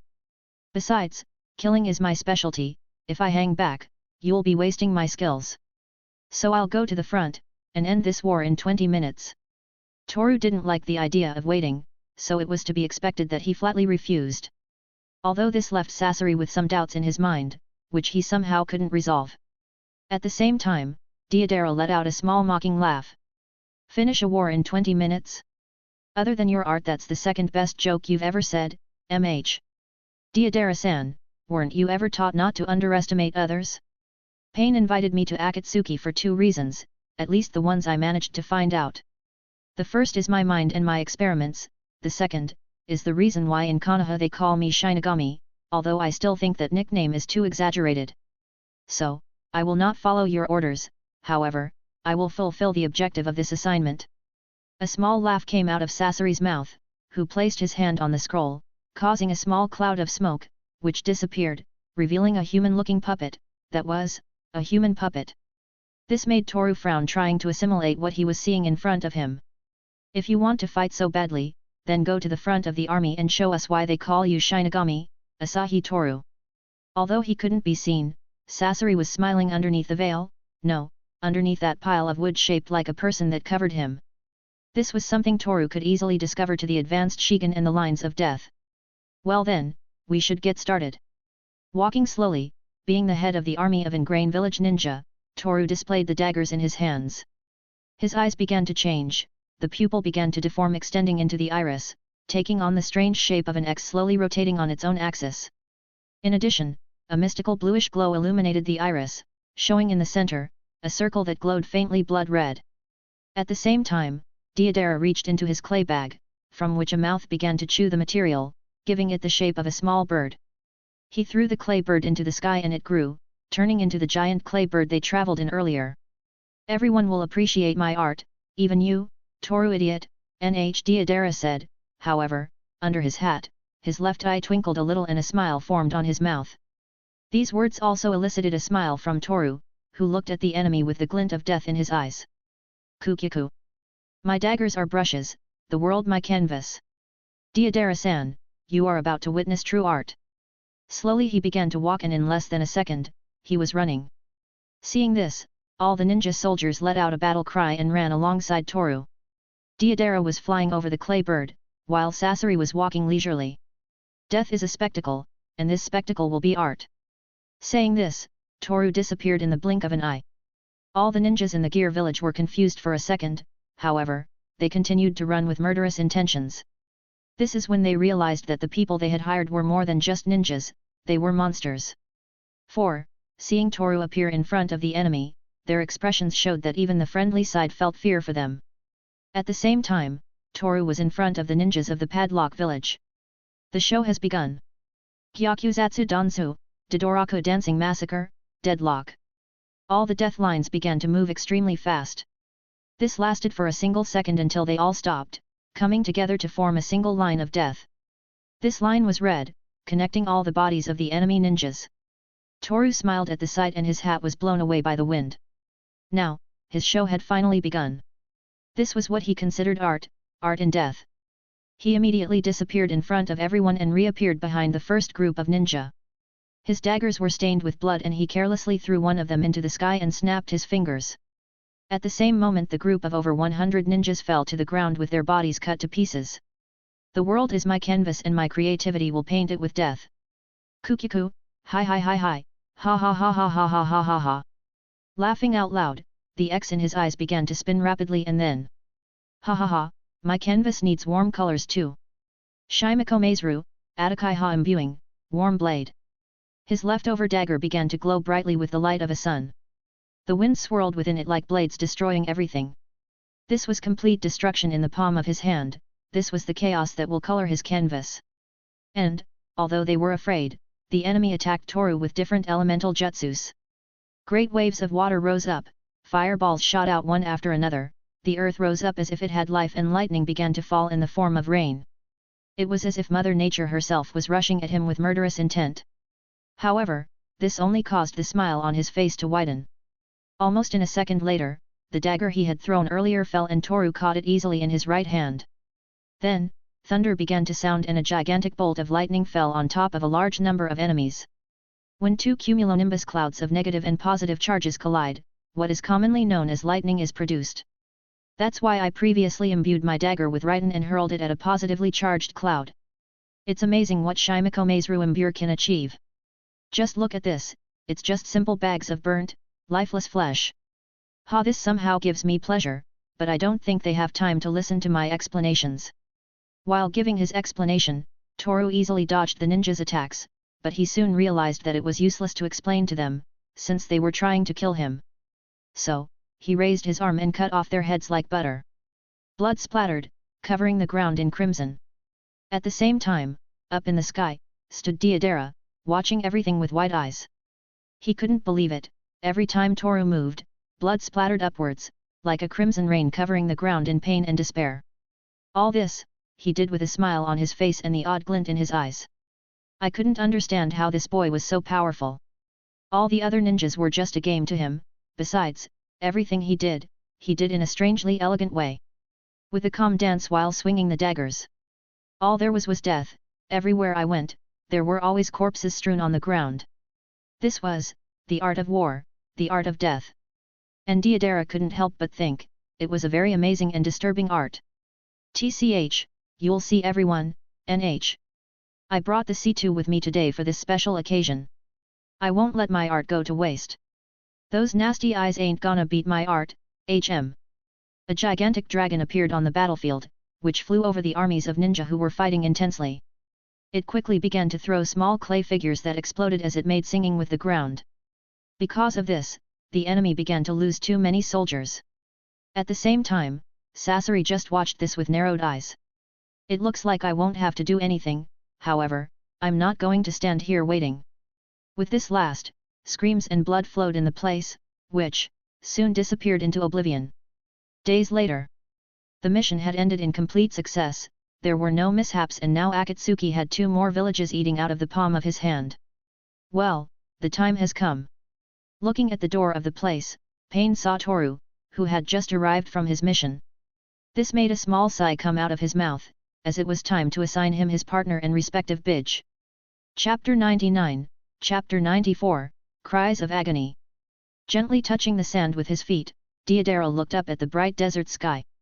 He sighed and a second later scratched his head impatiently.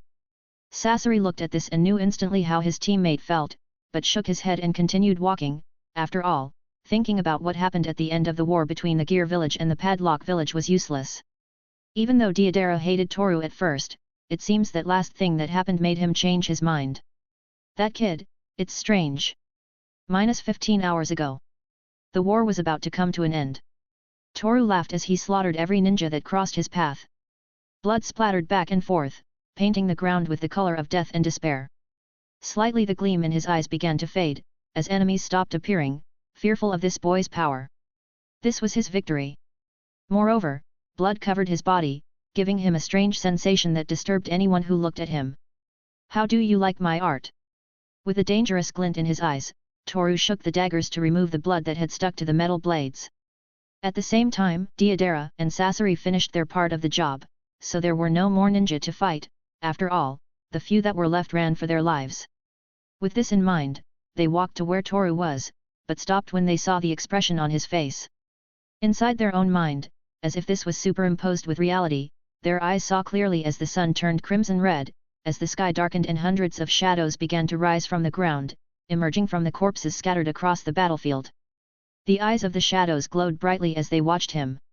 He did not move from where he was, he lost all ability over his body, this prevented him from moving freely. Those shadows began to approach Toru. Some raised their weapons and others looked at him with angry expressions on their grim faces. Every step the shadows took, it seemed as if their own souls were too heavy to move, yet, in spite of that, the shadows moved, approaching him slowly. Toru could not speak, could not move, much less defend himself, so he just watched this in silence, with a wide-eyed expression. Sweat began to trickle down his forehead and in his eyes the light of death intensified. One of the shadows thrust the sword into Toru's stomach. This caused a strange black liquid to come out of the wound. The same happened to his mouth, which expelled a large amount of that black liquid, which was as thick as blood, as hot as fire, as cold as ice, as painful as 1,000 needles with poison. He could not move, he stood there and continued to watch while these shadows caused him all kinds of wounds. One after another, blows, cuts, any wound you could imagine showed on Toru's body. At the same time, voices, tens of hundreds, hundreds of thousands, cried, screamed, insulted and cursed this boy. The voices echoed in his mind, making him fall to his knees as his mutilated body continued to expel that large amount of black blood. His bones showed through his wounds. The torn muscles, the completely ruptured tendons, his veins expelling the black blood and the pained expression on his face. He could do nothing and the shadows watched him with smiles. Little by little, over and over again, they repeated this hundreds of times, thousands, millions in a single second. And outside all this, Sasori and Deidara watched silently. Toru, standing in that place completely surrounded by corpses, laughed out loud, laughter that resembled screams of agony. An expression of immense pain showed on his face, an expression that let out a tear of blood as the X within the pupils of his eyes slowly rotated within its own axis. They didn't know what was happening. In fact, they thought this was some sort of ritual as Haydn usually does, but they quickly realized that couldn't be true. Toru was somehow suffering. His uncontrolled, maddened laughter showed how his mind was breaking as he watched these shadows torture him. He brought his hand to his face and dug his fingernails into his forehead. A small drop of blood fell into his bright blue eye and immediately everything returned to normal. He looked at the sky, the ground and all the surroundings with concern. After that, he sighed wearily and put his hand to his chest. It hurts. The expressionlessness returned to his face, his eyes slowly changed, returning to their usual silver color. However, only for a few seconds, his eyes looked empty and colorless, a dull color that showed no life. But after all this he saw, a grim smile formed on his mouth as he covered half of his face with his hand. Ever since I got these eyes, all this has been repeating itself so many times that I've already lost count. In these past 2 years, day after day, each time death covers my hands, this happens. I don't know what to do about it. Digging his nails into his face, Toru looked at all the death spreading across the battlefield.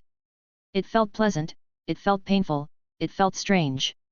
Different emotions flooded his heart, but he pushed the thoughts aside due to the fact that he was still in the middle of this war that had already concluded.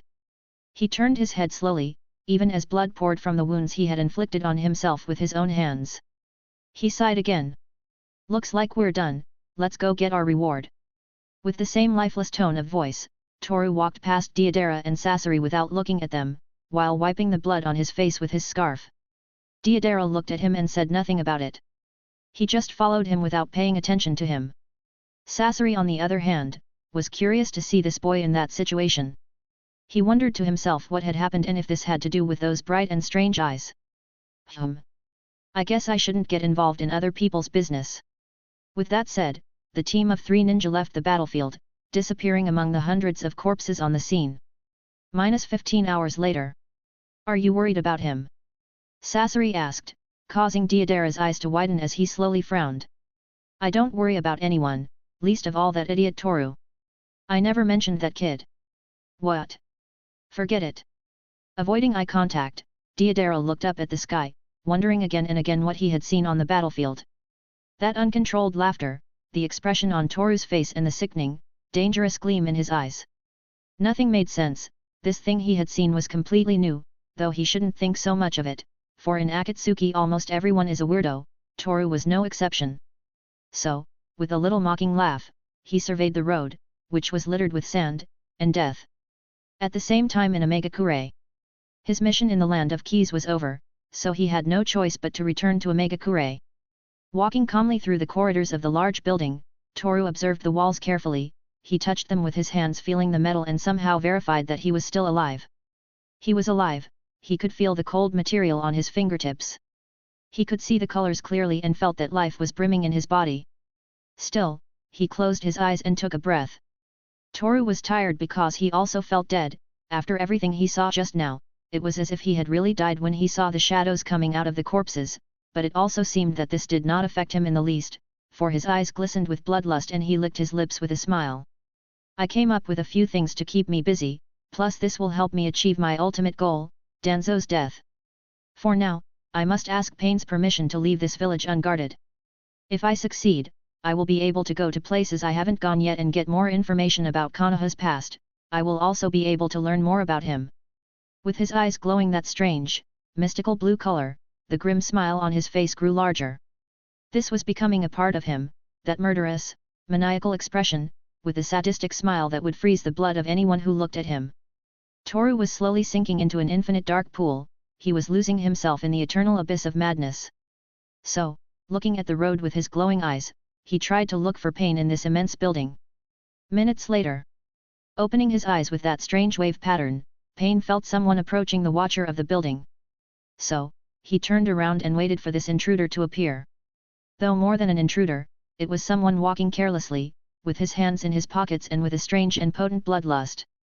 However, as the seconds passed, he realized who it was, so he ignored him for a few seconds, until a voice was heard echoing in the place. Pain-san, there are some things I want to talk about, do you have some time? The owner of that voice was Toru, who had an expressionless face on his face, at the same time his eyes shone with the light of death in them. At the same time, Pain was silent and didn't answer, instead, he nodded his head slightly. This made Toru take a few steps forward, standing 3 meters away.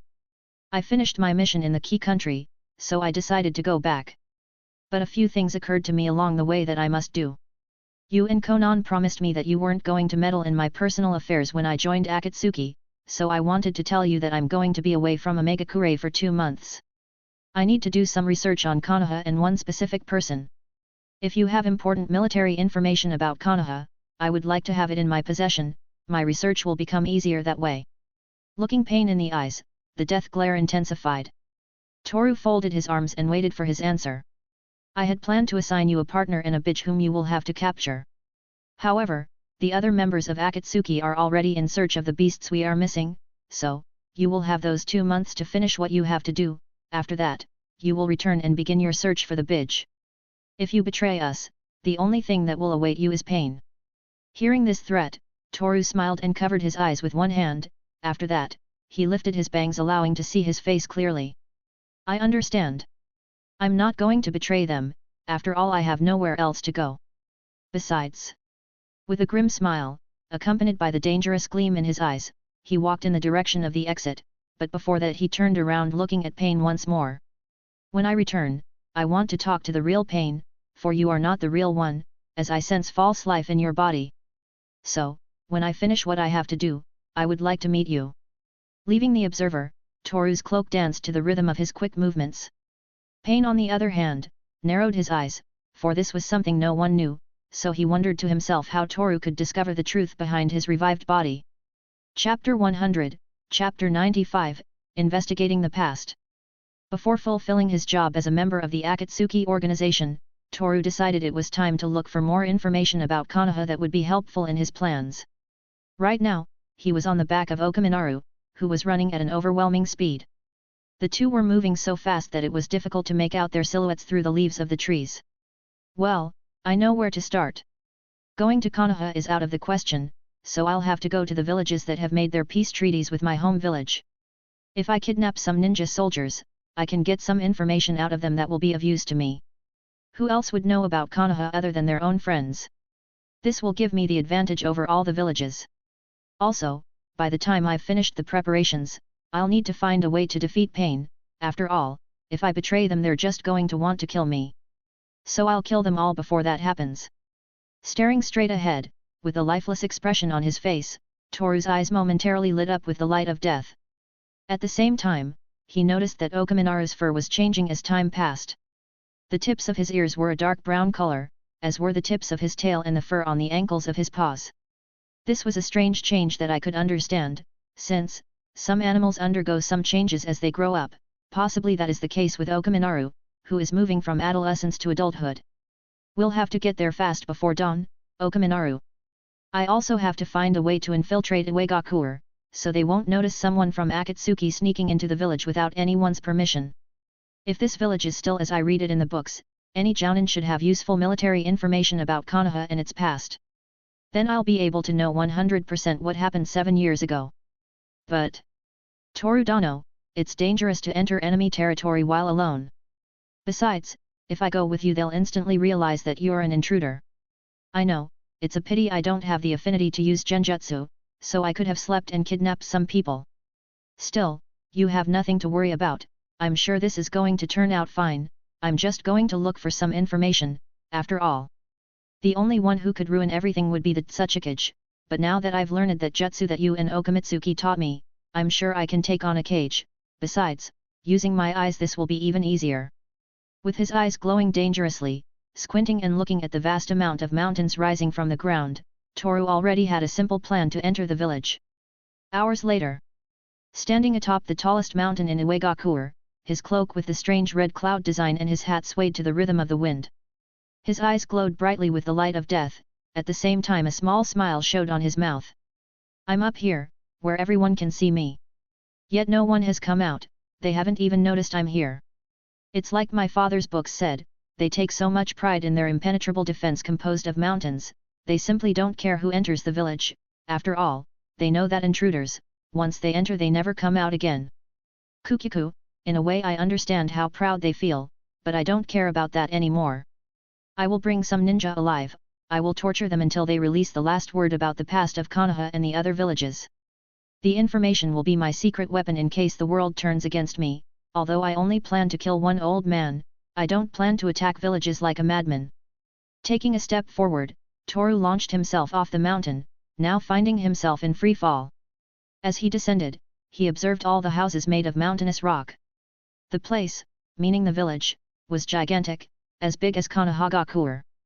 This somehow brought back some memories, but he quickly forgot this and clasped his hands together, completing a seal to perform ninjutsu.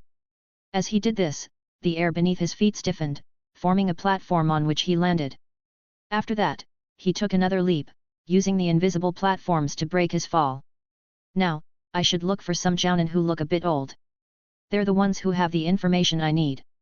Hiding among the rocks, he watched every movement of the inhabitants of this place. For a moment he kept thinking that this village was too peaceful for the information he already had from Iwagakure. The little he knew, was that in this place there are always wars with other villages, so Toru thought that the Tsuchikage would be mobilizing some troops to participate in more wars. Even so, his assumptions were wrong. There they are, they don't appear to be simple lairs. There are 5 of them in all, I'll knock them all out and kidnap 2 of them. I must be quick if I don't want to get caught. Glancing at the 5 casually talking ninjas, his eyes glinted through his hat and he prepared to launch himself into the attack. He stomped hard on the ground, cracking it in the process. After that, Toru disappeared as if his body had been swallowed by darkness, but this was not true, for he had only moved at such a high speed, that his body gave the illusion of having disappeared. Ahey! Appearing in front of the 5 ninjas, Toru raised his arm and struck them all in the neck, knocking them out instantly. These fell to the ground without even being able to defend themselves, which made this boy look at them with an expressionless face, as he thought doing this was too easy. Not only was a second enough to knock them out, but also no one around seemed to notice what happened. So, after this cheap show, Toru grabbed 2 of the older-looking ninjas by the vest and dragged them away quietly as he looked for a place to summon Okaminaru. However, that he was able to enter this village was something that the Tsuchikage himself allowed, since, somewhere else. Tsuchikage's house. In the tallest building in the entire village, inside the largest room, sat a man of short stature, red nose and rectangular eyebrows, seated in front of a desk filled with papers, large stacks of sheets of paper rising up to the ceiling. This man sighed, for he was stubborn enough to sit there reading all those papers, but he also thought this was better, even though his hips and back ached. Tsuchikage-sama. A large amount of strange chakra entered the village. Slamming the door loudly, a jounin from this village appeared. He looked worried, as well as having sweat on his forehead. However, the Tsuchikage slapped the desk with his palm and stood up, as he had already felt that strange chakra a few seconds ago. Approaching the window, Noki, better known as the 3rd Tsuchikage, frowned and touched his back in pain. Send a squad. With slow, relaxed steps, Toru shuffled the two ninja he kidnapped without any concern whatsoever. Looking up at the sky through the cloth strips of his hat, he nodded his head and a smile formed on his face. They found me too quickly. Feeling dozens of murderous stares, he took a step forward and disappeared, reappearing a few meters ahead. Now he was running at an abnormal speed, as dozens of ninjas from this village chased after him. Surprising, I thought they wouldn't have one of those things that detects intruders in the village. It looks like it's just like Konoha in that, but from what I see, they won't be able to catch me, so I'll hurry up and get out of here. I have nothing more to do in this place. Quickening his pace, Toru walked away from the place, quickly reaching the main exit of Uegakure. He immediately noticed that there were about 10 ninjas waiting for him, so he threw the ninjas he had kidnapped into the sky and stepped on the ground heavily, causing a small crater to form in the ground. Then, he passed the barrier of ninjas, easily hitting 3 of them with his fist. Kukiyo no Jutsu. Clasping his hands together, a cloud of smoke appeared beside him, from which emerged a fearsome wolf of white fur with brown, whose eyes were crimson like blood. "We're out of here, Okaminaru." Climbing onto Okaminaru's back, Toru looked up, catching the 2 ninja he had kidnapped and tossed into the sky earlier. In fact, one of them woke up while he was climbing into the sky, but Toru put him back to sleep by punching him in the face. Okaminaru watched this with a confused expression, but it wasn't time to ask questions, it was time to run for your life. "Hold on, Toru Dano, I'll use chakra on my paws." Saying this and increasing the speed, Okaminaru's paws left the ground broken due to the force he used in every movement. Toru, however, smiled slightly as they began to climb the mountain. Making Okaminaru stop for a second at the top of that mountain, Toru looked up at the tallest building and the light in his eyes intensified. At the same time, on that building, the Tsuchikage looked at the black cloak with the red cloud design embroidered on the fabric. Moreover, he could distinguish that strange gleam in the intruder's eyes, making his face look angry. "That person belongs to Akatsuki." As if he had heard the old man's words, Toru smiled and stretched out his arms. He looked at this village for the last time and some words came out of his mouth. "See you, Tsuchikage-san." After that, the intruder was able to escape easily, without killing anyone or causing havoc to the place.